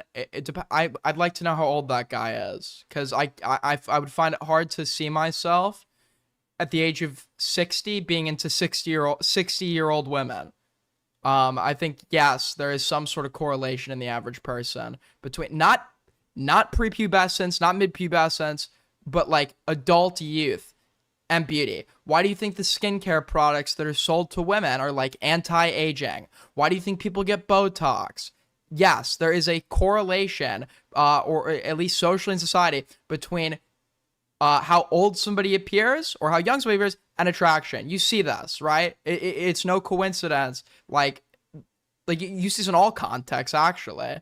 Or fucking gay, or in the gay communities they do this, in straight communities they do this. The like young adults, I'm talking about adults post the age of 18, there is some sort of correlation between the association between beauty and the younger you look. It's, I don't know why, it just is.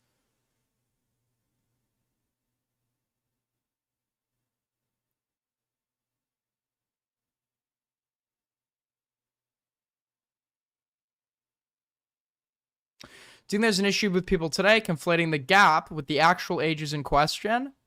Yes. The same gap in years is going to be very different depending on what the lower age is.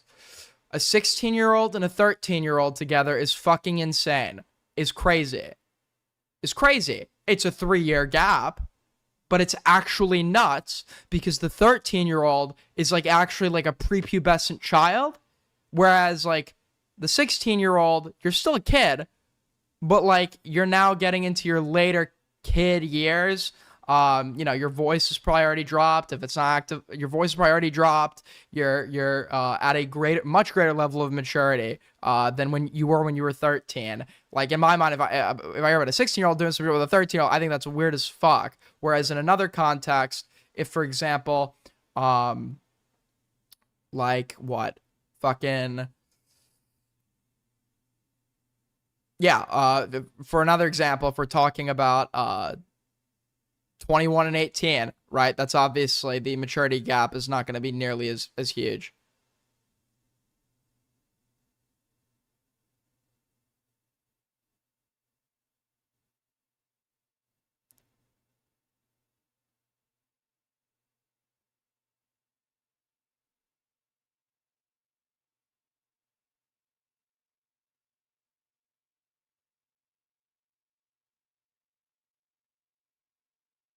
I feel as well, like, yeah, I'll say it, like, typically if they're an adult that is not like disabled, you can send shit, like, yeah, generally, yes, they're fair game. The question is, sometimes in relationships, does that age gap become weird? If there is like an old man that wants to like fuck some chick in her 20s, I don't think that's that weird. I honestly don't think that's going to be that weird. If both parties are consenting and shit, even if she's only doing it because she's like a gold digger or some shit, like, I don't necessarily think that's that weird. It's actually probably normal for him to be wanting to do that.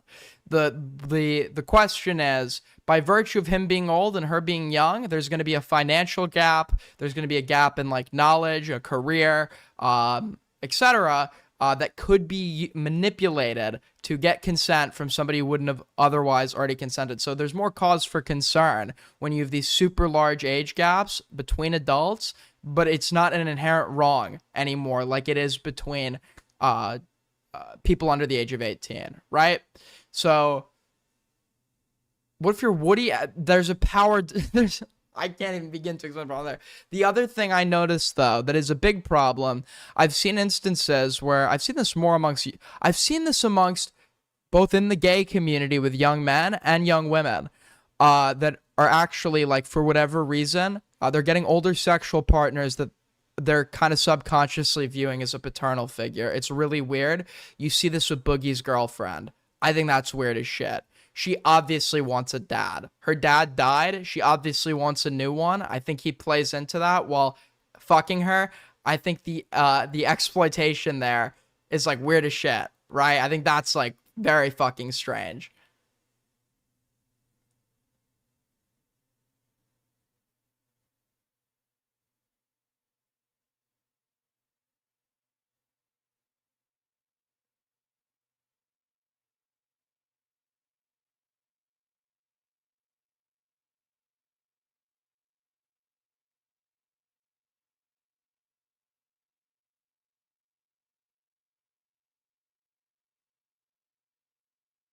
But like, yeah, unironically, I hate to say it, it's really unfortunate, but I feel like the people that get mad at men who like hot chicks in their 20s are typically hags, probably old women, hags, unfortunately, that hate what they have to compete with.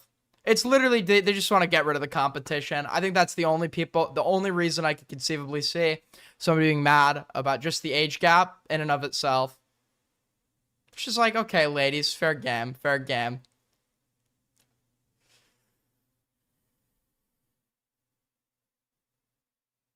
No introduction, no second segment. We're just going to go through this from start to finish, and I'm going to give you my side of the story. Now, I watched Chud Logic's little crybaby response, the 2-hour version. Or what else is guy saying? Look, conversations like these are optics nightmares, but they need to be had. I'm okay with going there. I'm okay with going there. Will there be some people that think that I'm a pedophile because I'm attracted to people that are 18 to 20? Probably. There probably will be, right? But the people that would think that it's pedophilic to be 20 years old and attracted to 18 to 20 are probably going to be people that I wouldn't really take like very seriously. I think the conversation is much more interesting than having these people present. And I pray for you. I honestly pray for you. If you think that is pedophilic in any way. And I commend DK Edit. Hold on.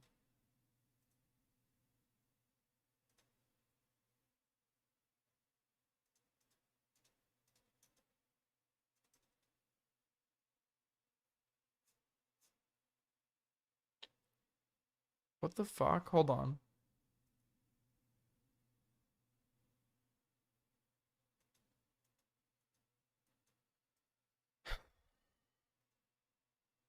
One sec. I'm just looking for when Tommy C's spoken about me as of late. Bye.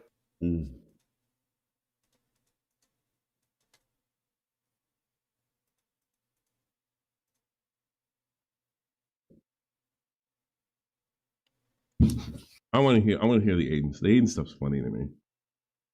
Chud's got some stupid bot in there. He's gone after all the commentary guys and they don't like me anymore. So I said what? There's Doug. Doug. it's kind of weird to say that all the commentary guys don't like you anymore because of Queeman, which this could be multiple people as well. But I wrote back asking, hey, why are you saying that I don't like you anymore, considering you've been ghosting me since September? It's so obvious that this is what I was saying. It's He did, but okay, this is actually... Do you now understand why I had to leak what I leaked? I don't like when people lie. I don't like when people fucking lie. I don't like when people lie. Just stop lying. Just stop lying, okay? I don't know why you need to lie that you didn't like Chud. You didn't like him. You were saying it in private. You were literally saying it in private. You thought this guy was a fucking snake. Since June, bro. Since June. It just would be so easy if everyone just stopped lying. Please. Please stop. Dude, I feel like Dark Viper. I actually feel like Dark Viper. Just stop lying. It's like verbatim, but if you want to look at it here, it's the commentary guys don't like me anymore. So I wrote, you just ghosted me.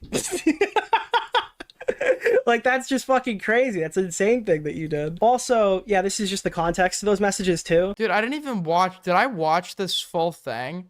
Did I watch this full thing? Like, it's just like insane to me with like the knowledge of like, what was the knowledge of, I guess, the truth here. I said that you haven't answered me since September because I know why Tom doesn't like you. He's got 2 reasons not to like you. New Year's stream and 3 weeks ago. Tommy with the frame drops. True. By the way, if you guys want to support the stream as always, grow to support us by tipping. Another grow to support us by liking. Another grow to support us is by subbing if you're new here, but I doubt you are because it's so fucking late.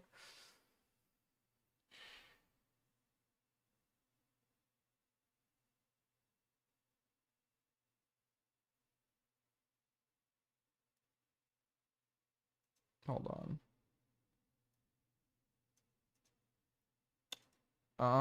One sec.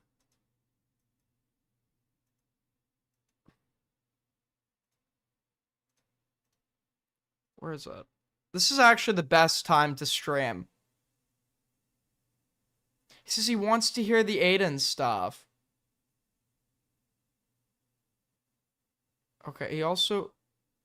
Why is Tommy bringing me up every few days? Dude, I feel like I'm a crazy person. We haven't checked in with Tommy in so long, and he's still bringing me up.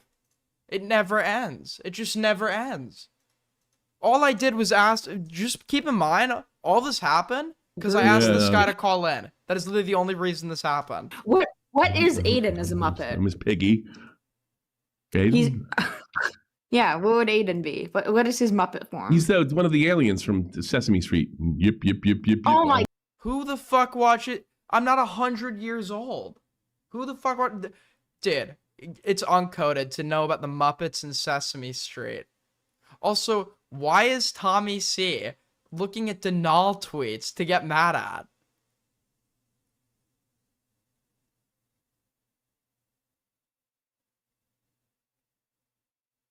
What is dude? It's actually like boomers, you know, like fucking angry at AI.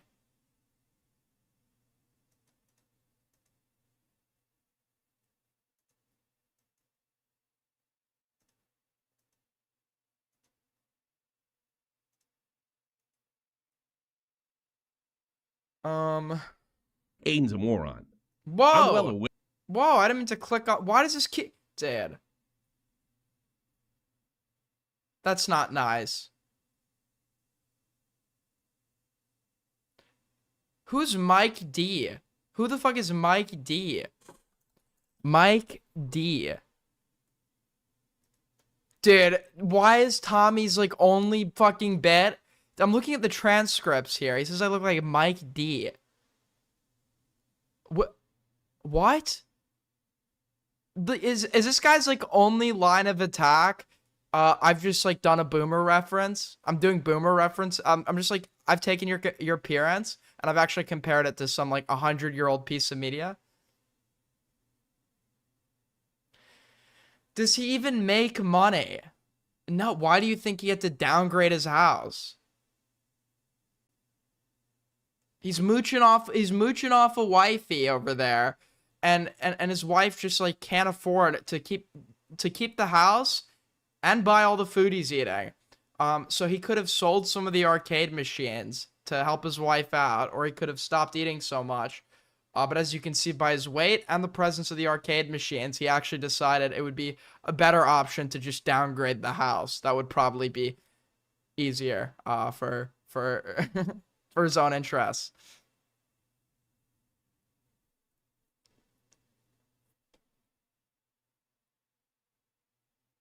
He literally has like a Keemstar tramp stamp. It's insane.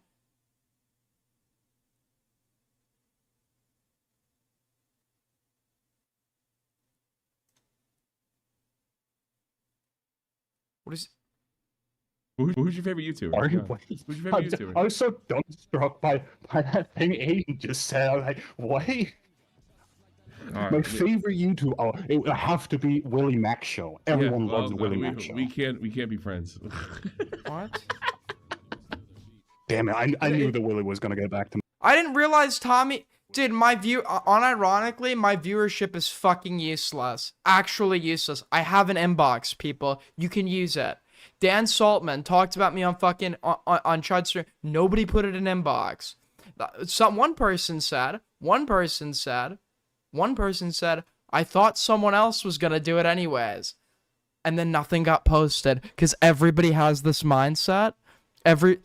Everybody has this mindset, man. Someone else will tell you about it, Aiden. And then I just have to figure out about it by chance. Yeah, Green probably knew about it, but Green didn't put it in there because fucking Green doesn't do anything. The guys, like, the things that Green actually does diminish each month. He doesn't stream anymore. He doesn't play games and stream it to the VC anymore.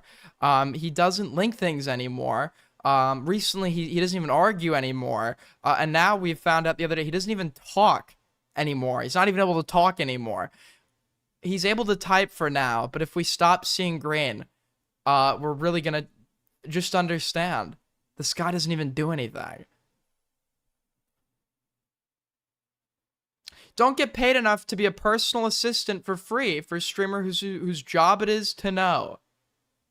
My job. My job. My job? I made $6 an hour on this. I make $6 an hour on this. So yeah, this is kind of a co-op. Or this is kind of a mutual effort.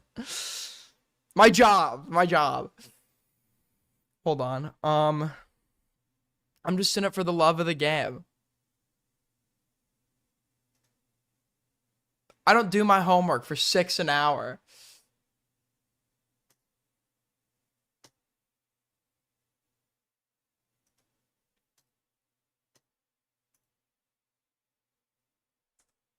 We can't be friends. Going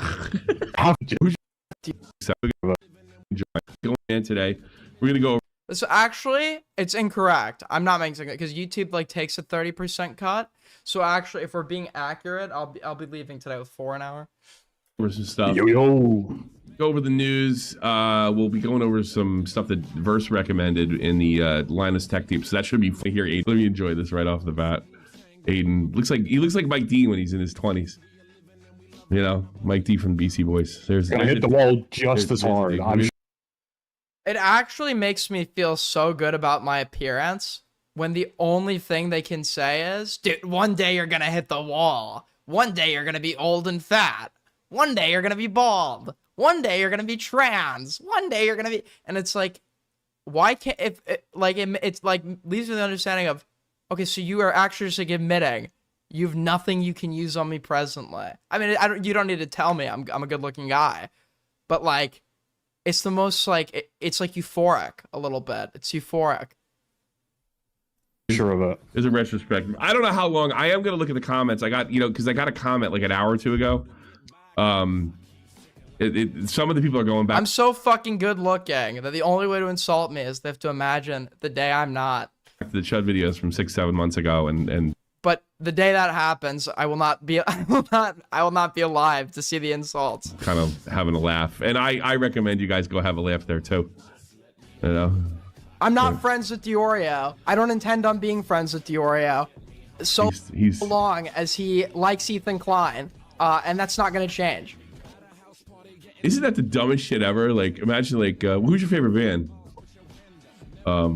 Lynn. Who's your favorite YouTuber? Who's your favorite YouTuber? I was so dumbstruck by that thing Aiden just said. I was like, what? Well, yeah, because his like of Ethan Klein is not merely a preference. If it was the case that Diorio liked Ethan Klein and that like manifested itself in like occasional arguments, and then I barely ever heard about it again, it doesn't come out in his content, etc., I wouldn't have issue with it. The problem is Diorio liking Ethan Klein, or Diorio sweeping for Ethan, etc.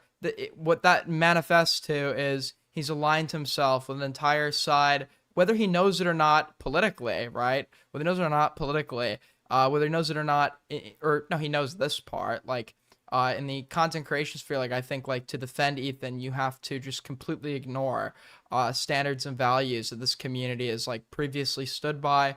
And also to, like Ethan Klein in Diorio's case, means opening the floodgates to some of the most fucking insufferable chatters I've ever seen, just like drunken wine moms. So it's not just that he likes Ethan Klein, it's that him liking Ethan Klein is annoying for me.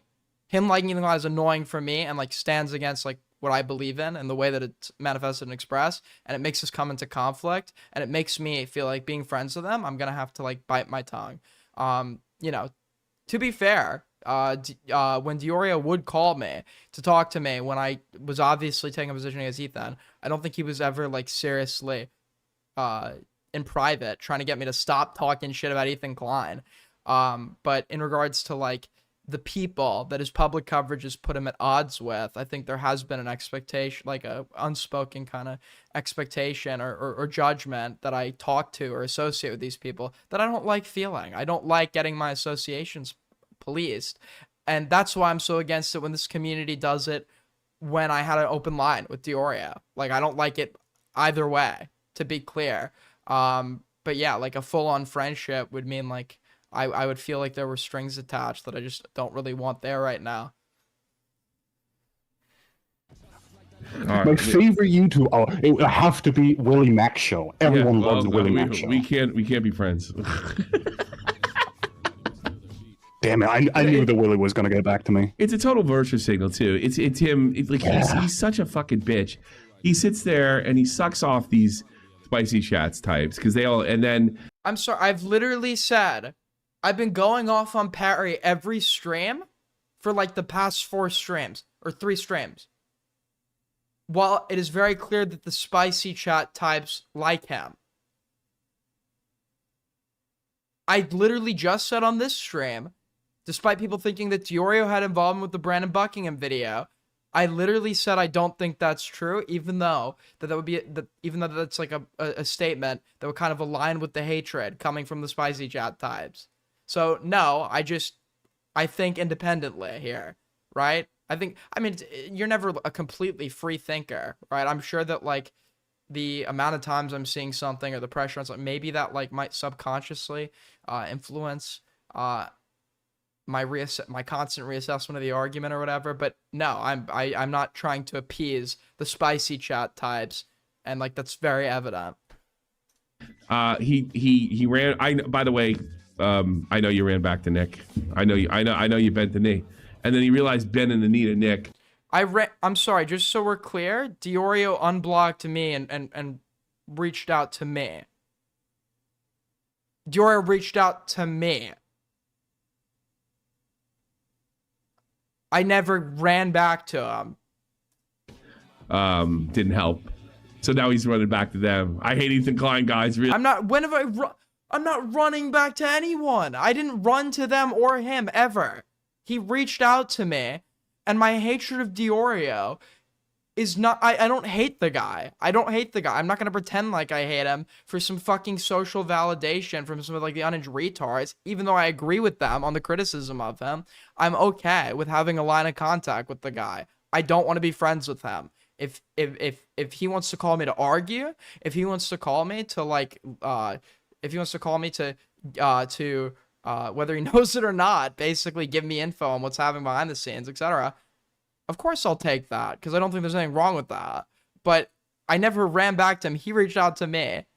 And my positions, after he reached out to me, remained identical. I was still publicly saying that I was not friends with him. That I was still publicly aligned with the anti-Ethan Klein side the entire time. Really? I mean, it's almost like nothing will help. Yeah, nothing's going to help, Aiden. You should have just, I don't know, stayed loyal to people who are good to you, like me. Should have.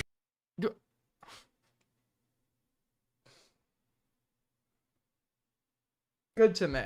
Good to me. Good to me. This is also their new narrative. This is also their new narrative that like everyone was so good to me. Everyone was so good to me, and I just turned on the people that were good to me for a bunch of people who are beating me or whatever. It's like that's not true at all. Nobody was good to me. You literally admitted that you had a problem with me for months that you never actually were willing to talk to me about, and you apparently didn't like me. You thought I was a snake the whole time, but apparently never vocalized that to me in all my time talking to you. And then you took completely irrelevant, what you believed, by the way, because he got this wrong, but he took what he believed were things about my personal life that he learned when we were cool, and like tried to leak that publicly and ended up getting it wrong, so nothing actually leaked. I don't think that's what, like, people who were good to you, I don't think that's what that means. Tried to set me up and feed me. Basically, you know what Aiden did to me? If people that have been around here, we were like Final Flash or maybe even Nesquik, Aiden pulled an Andy Worski on me. Andy Worski tried to like throw me to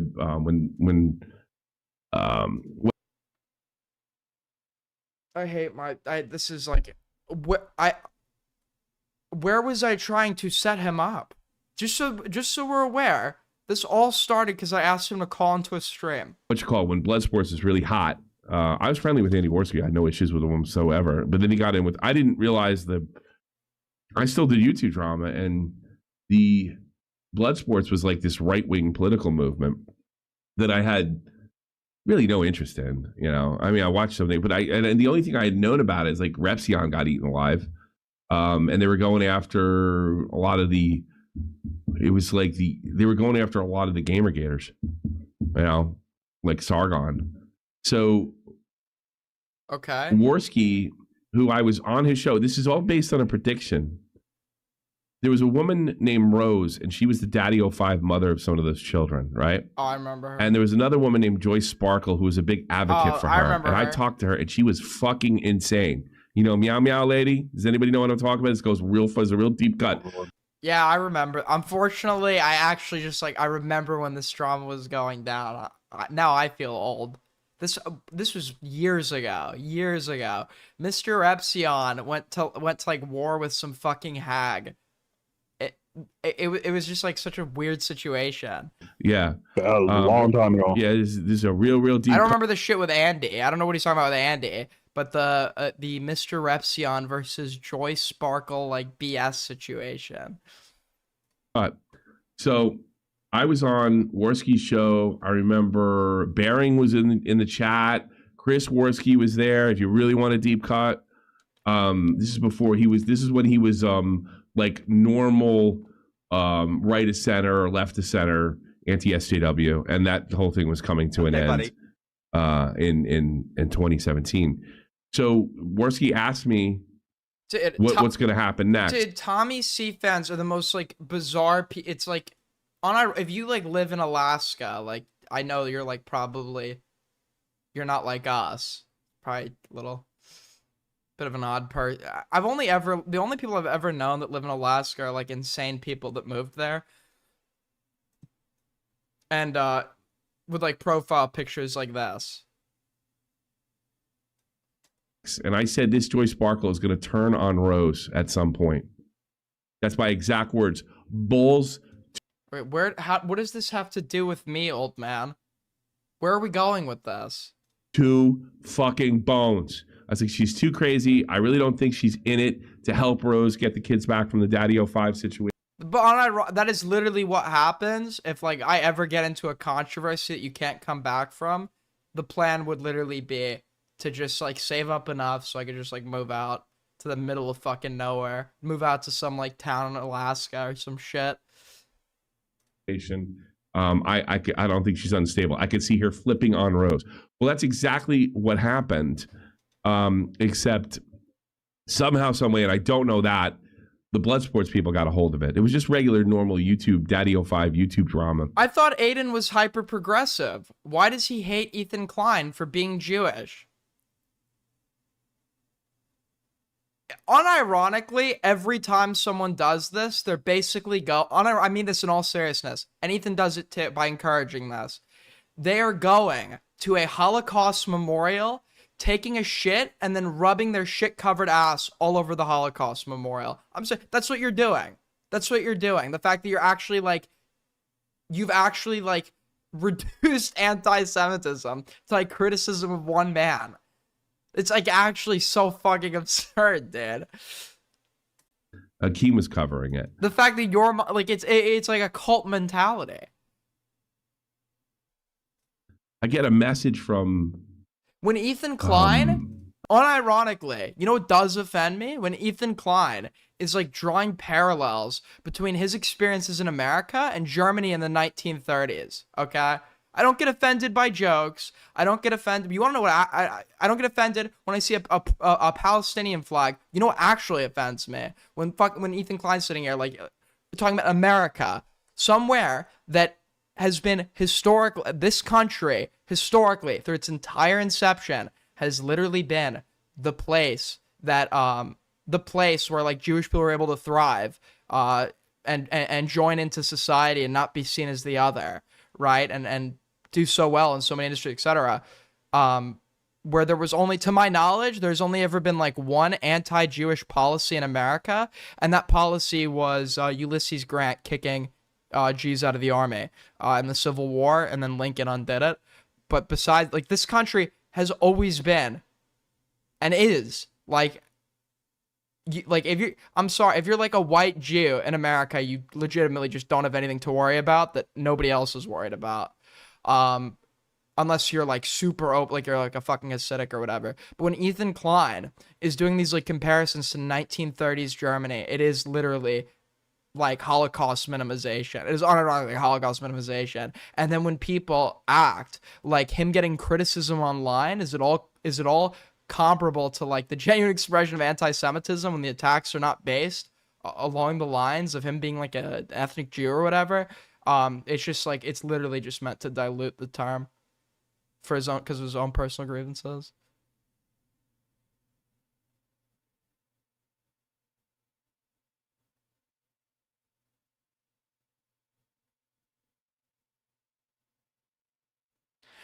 Yo, whoa, dude, I was in the other room. What did you say you did at the Holocaust Memorial on your Europe trip? Okay, listen, I can explain. Or that felt kind of like a Curb Your Enthusiasm bit. It's like he's explaining to some guy what this act of anti-Semitism felt like, right after telling the dude that went to the bathroom that he went to the Holocaust Memorial. Worski, I hadn't talked to him in 15 months at that point, and he goes, hey, we need to get on the show. It wasn't like I'm asking you. It was like, yeah, you need to come on now. I asked Tommy, like, by the way. This is kind of a weird way to phrase it, because I don't know what's going on. I only know that Repsion get eaten alive. Like, I heard Tonky yelling at him. And I said, well, it's like 3 a.m, so that's not happening. And I said, yeah, but JF says you're wrong. Oh, JF. Yeah, oh, who's JF? Who's JF? Right? Like, what are you talking about? I don't know. Like, I think it's, yeah, JF. He was just like a confused dementia adult. He's like, what are you talking? Who are they? Where am I? Where am I? He wakes up in the night sometimes, and that happens. He gets very confused. It's sad. It really is sad. He goes, this is so far back. People barely knew who JF was. He goes, about Rose, and about Rose. And I'm like, who's Rose? That's a pretty common name. And then they mentioned Joy Sparkle. And I'm like, I ain't going on. I have no idea. And I kind of remembered watching Repsion got bullied over there. And I'm like, I'll go fucking fuck, you know? So this guy tried to do the same stunt with me, but he tried to do it passive aggressively. He tried to feed me to his jerk off friends. So I was, he was more retarded about it. Yeah, he's more retarded. What did I do? I said in the nicest way possible, because I know how fucking paranoid and easily offended you are. And it's like, he had a conspiracy. It was like the call-in from death. Okay, it was like it was like he wanted to get me in that call, and they wanted to ambush me. It's like in The Irishman, when like Robert De Niro doesn't want to sit in the back. He's like, I'll sit in the front. Or sorry. He doesn't want to sit in the front because he knows they'll whack him. So he's like, I'll sit in the back. You take that seat. That's literally like, Tommy thought I was trying to whack him. He thought it was a setup. And not, yeah, he was even more retarded about it than Worski, if you can believe that. Yeah. And by the way, there was no bad blood with me and Worski. Same way there was no bad blood between me and Aiden.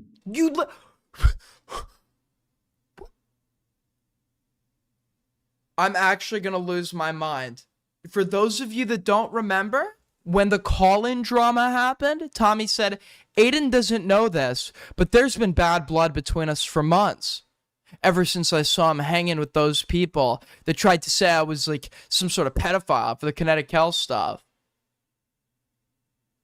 So which Tommy was being on it? You're like verbatim said there was bad blood between us before this, and now you're saying verbatim there was no bad blood between us before this.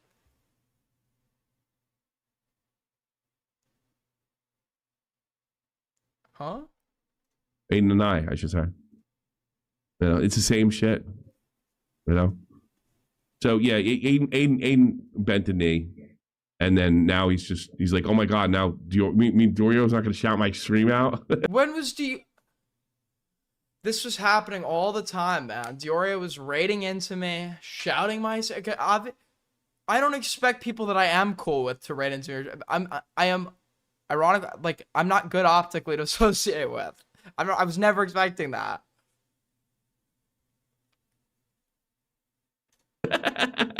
After I said I was smarter than you, so he's running back to them when they take him in. Big pick. You know what he is? I've heard this. They usually say this for girls, but Aiden's a pick me. Pick me. Yeah. Pick me, J-Stock. He listens to like this. Pick me. Yeah, dude. Me and J-Stock right now, we're best of friends, dude.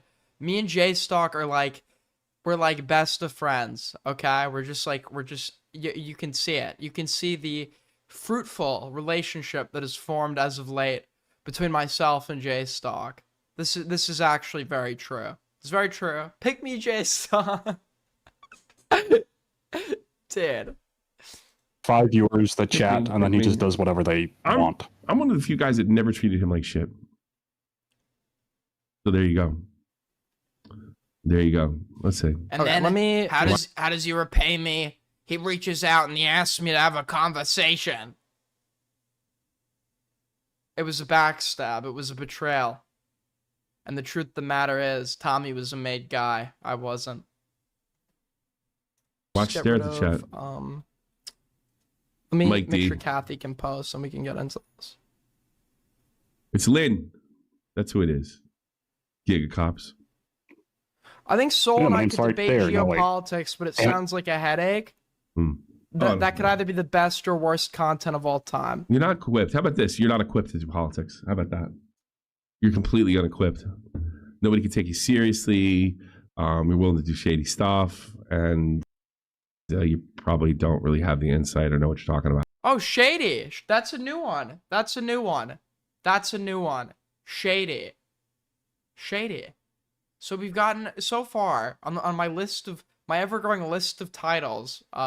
From Tommy and the broader, we have Shifty, we have Shady, we have Mr. 4.0, we have ACC Lolcow, we have... Dude.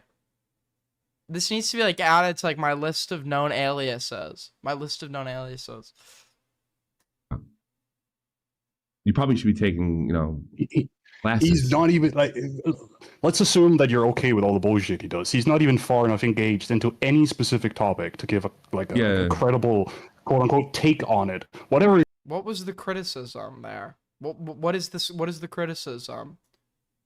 Which tag? Notice how they will never name a tag. They'll never name a tag they have issue with. It might be American, local, Israel, whatever. He just doesn't. He spends all his time doing this shit. It's so obvious that he's only in it to be seen as smart rather than actually knowing anything. That's irrelevant. That's it. He's only in it because I want to be seen as someone who's like highly intelligent. That's funny because Tommy has described me. Even when he didn't like me, Tommy was like, Aiden's smart. He's highly intelligent, but he's crazy. He's Tommy's first narrative was that I was a lunatic. Now his narrative is that I'm not smart, but I'm trying to seem like I'm smart, which would directly contradict what he previously said. Intelligent. So like there's no complete lack of humility, and there's another reason not to. There's really another reason not to say it. When I saw this behavior when he was a child, which he no longer is.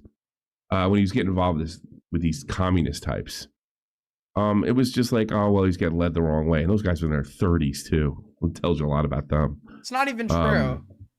They also didn't grow up like him. No, I do think there's something that's a different story. There does seem to be a correlation with how far left you are and how emotionally old you are. You know, I'm sorry, Grizzly Bear. That's so fair. much. Yeah, I'm sorry, I've seen it too many What times. is happening? Dude, this is You listen to these Keno. guys; they're in their 50s. Oh boy, you want me to say something? Noam Chomsky? Like, what do you need to he's say? not that. I don't think he's a bad example. I think he's bad. I'll give you. Everybody knows him. I'll give you an example. He's only a few years older than me. I'm not saying he's a child. Precisely. There's something very youth-like about him. Is Jaffe from God of War and in the LCU? You know. Who? Look, Dude. I'm sorry. I'm sorry. Dude, where is Ali Khan? I need Ali Khan here. I need Ali Khan here. I need Ali Khan here. I need Ali Khan. Somebody get dude. Where is Ali Khan, bruh? Summon him. Summon him. I'm summoning him. Chop chop.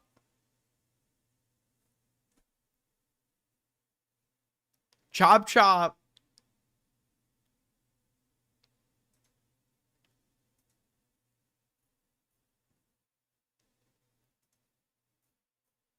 Dude,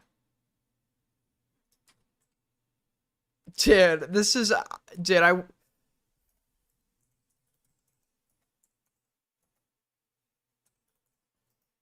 hold on, one sec.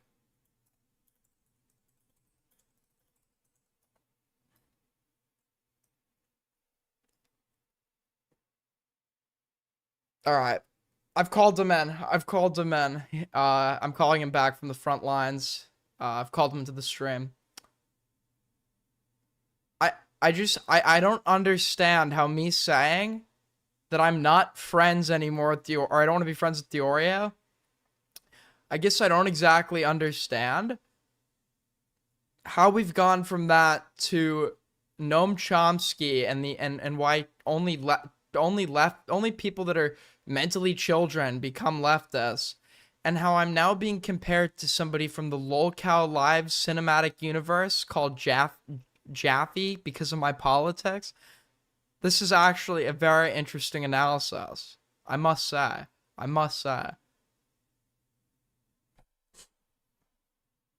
like maybe it's just for the show, but I My problem with Aiden, hold on, let me.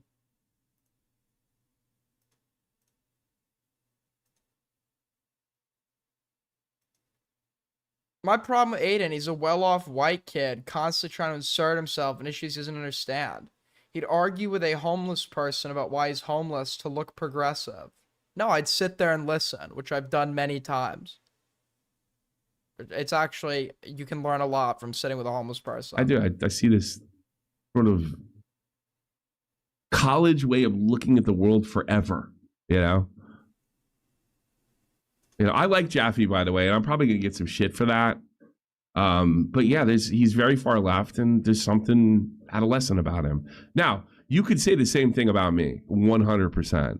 I like to think that I'm putting it on a little bit because it's kind of an adolescence game. But I think with these guys, it's 24/7. What?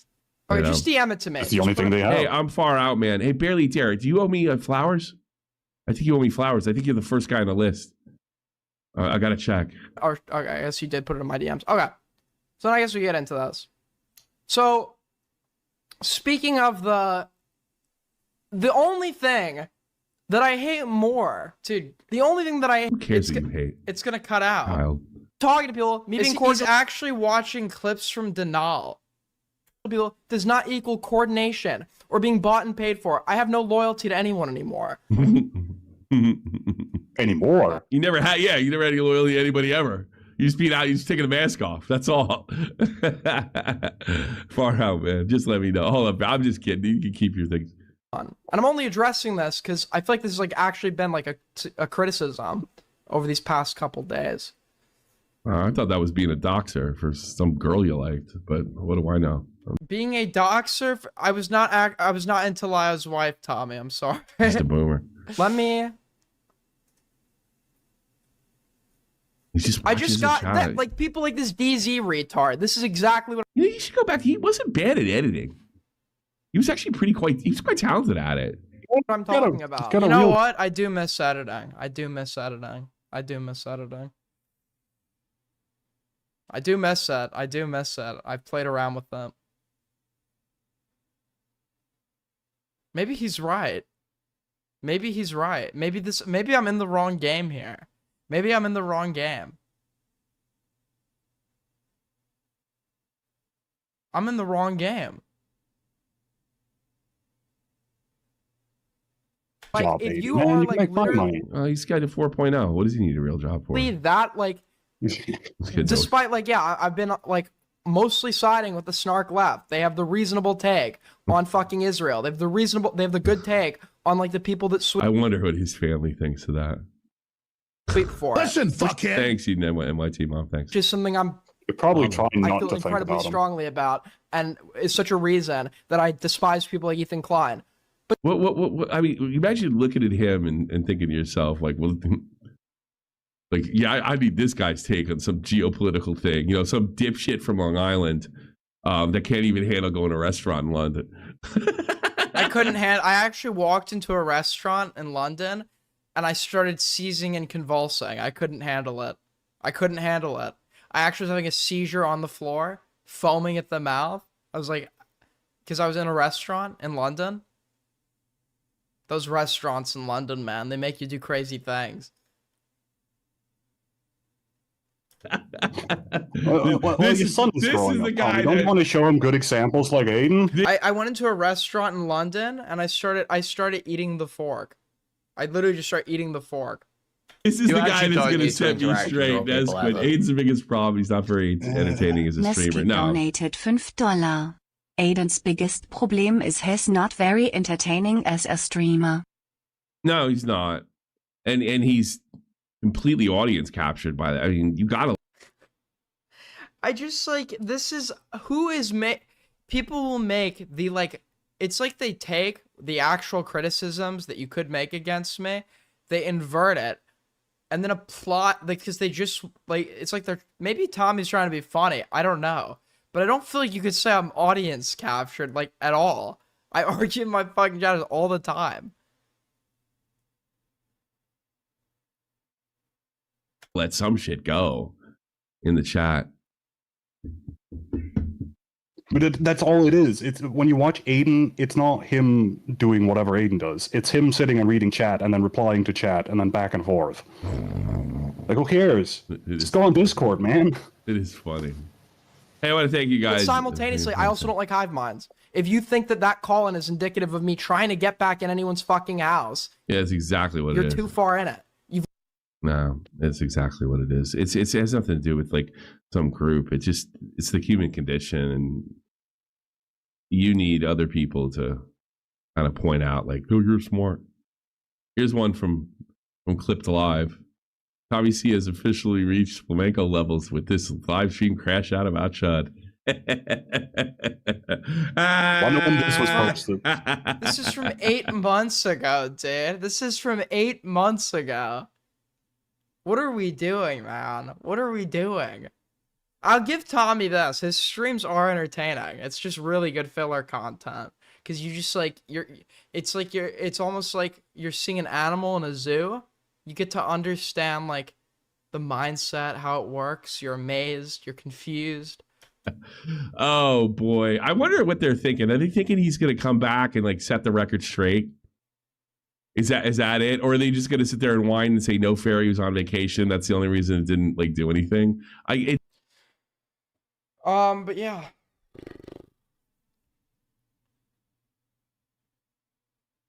Anyways.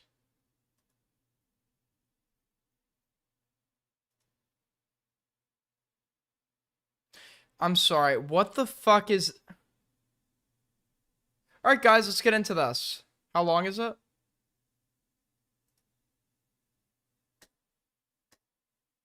Did you ever have the tragedy of Just a Robot, aka Ja? I hope not. It's only 6 hours and 27 minutes long. It's not a story that's in the mainstream. It's a YouTube cautionary tale. Just a Robot was an art commentary commentator who believed himself to be so powerful and so wise that he could use his... I'm not actually watching this. It's 6 hours and 27 minutes long. Are you retarded? Why would you ever make a video that is this long? Unironically, if you do watch this video in full, there is something like legitimately wrong with you. You could watch like 3 of the best films ever made and still have time to spare. Watch this video, so if you are going to disagree with me, please put... the fact that when you release a video, you will receive comments from random pissed off people. Also, why is it this guy's like whole bit to film from the sky?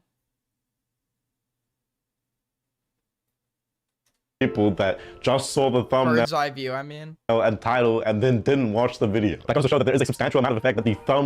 I can't watch, dude. I have class. I can't watch. Nor do I fucking want to, bro. Nor do I want to. What is this? They took my door, so I made a channel. Stop jiggling. I swear to God, I'm gonna kill myself. Thank you. Hi, YouTube. It's Kate Spear. I'm new here. All right. My name is they're Kate. a minor. Goodbye. I go by Kate Spear. Goodbye. I thought this person was in prison. Goodbye. Or like a Make a mental fucking hospital. thumb. That's a minor. Goodbye. Just realized it was her parents.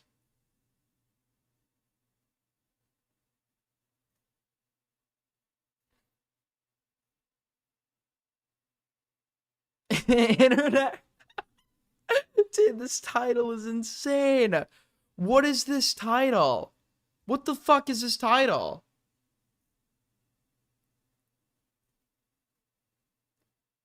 The other day, Oh, okay. You could see the info. It literally was just internet versus N-word. Internet versus N-word. Dude, Augie Bro, I uploaded. want to hate Augie. But he makes it so difficult because sometimes 4 hours long is crazy. like on his streams whenever he's live, because he goes live like once every... Dude, this is not a flat... Wait, dude, look at this, bro. like millennia, right? And I click on ZZZ, check inbox. It's gonna be like, Dan Saltman snarks Destiny over the not so erudite discussion of Ethan Klein. Ethan snarks Gila. Wait, what is this video?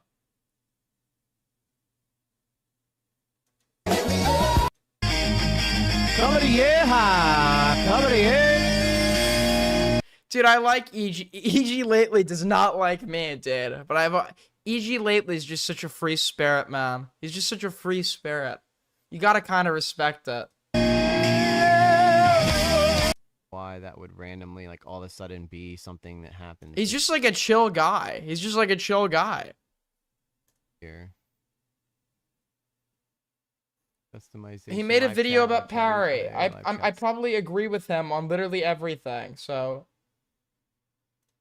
You know, a lot of times I will hop on the internet and I will just see some of the things that go on, and a lot of the time Let's figure. I'm actually. You've given me something. I'm gonna side with EG lately, probably completely. Let's hear what he had to say. I'll just tell myself this has got to be the end times. I do feel like that the internet is turning our brains into mush, True. into gush. Nothing True. intelligent happens Not on the just mush, but gush even. He would bring it that far. internet, except for some dope ass memes. Sometimes like it's a great place to go and like laugh, but for the most part it just seems like this whole attention economy which we are in right now, where having attention seems to be the goal. If you can get attention online, you might as well just turn that into buku bucks, and True. nothing is a better example of that than what is going on with Brandon Buckingham. Dude, how can I hate EG? I can't hate the guy. I'm sorry. I cannot hate EG lately. I just can't hate him. I'm sorry. I can't. Right now, and Purple Perry. That's what we're talking about today. Let's get into it. In the chaos, he's a shining light. E.G. lately standing for what's right. This is the guy they want me to hate. This is the guy that they're shouting orders right now. You must go after EG lately. It's not happening, man. I'm gonna be the first to admit I don't know the first thing about being a large YouTube channel. Okay, I've never experienced that. I don't Hopefully know you if I do ever one will, day. but you know what? I get on here and I do this just for fun. But there is a rule. Apparently there's an unspoken rule, and this rule I learned from a creator who's much bigger than me, who also was a victim of slander campaigns, and that's Nerd City. Nerd City was a massive influence on why I even got started doing content in the first That was place. literally the worst intro. Dude, this is literally... Can someone make an intro for me like this? Right now, and Purple Perry. That's what we're talking about today. Let's We're get doing into it one more time. In the chaos, he's a shining light. Are we back? Are we back? Are we back? Are we back? Are we back? Are we back? Which in my opinion was... We're back. It's one of the coolest interviews I've ever done. And I'll put the link down in the description so you can go hear from him like in detail about what he went through and like his way of responding to it. He's an incredibly intelligent guy, and I really think he was wronged, and I will hold that opinion until the day I die. Dude, do we only have 37 viewers?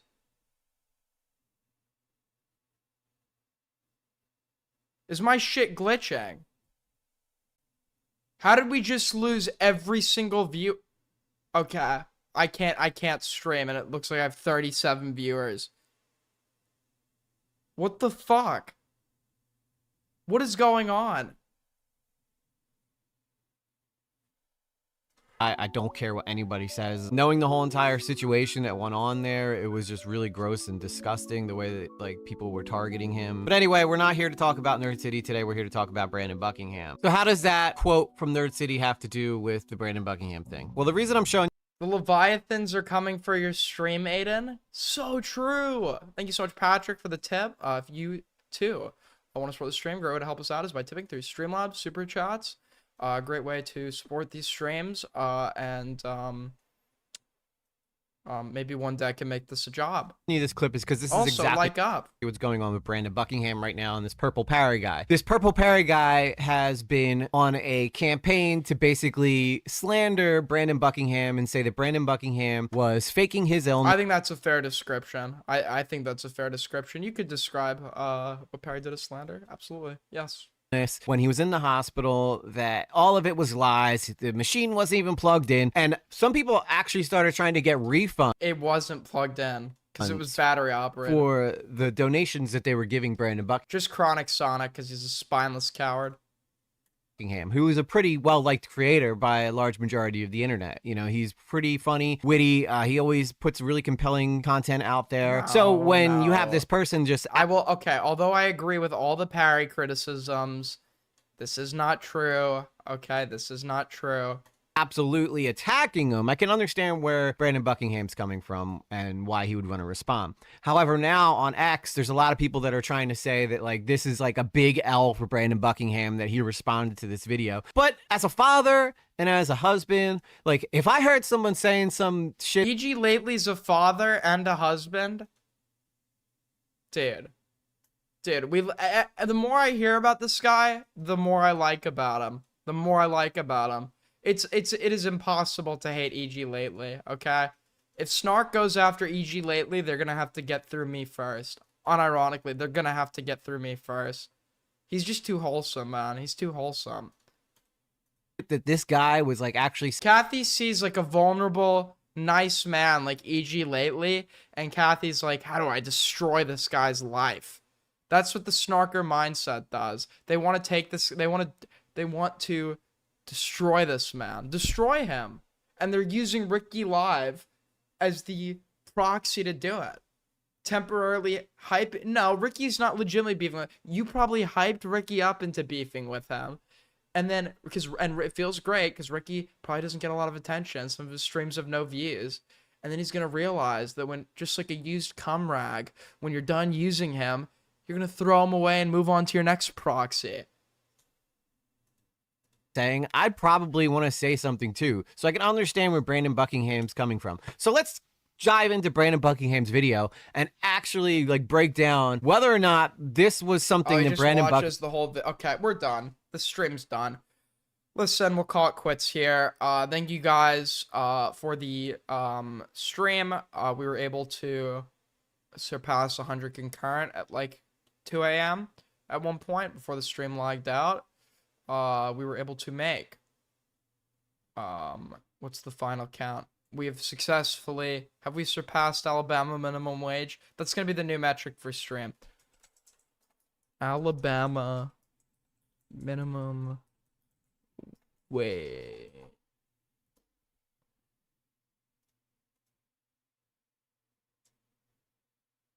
Okay, we have not surpassed minimum wage in Alabama, but we might next time. Much appreciated, guys. Watch the timestamp I sent for 1 second. Okay. Wait, no, I'm not watching that shit. Fuck you. It's H3 related? Yeah, go fuck yourself, little shit.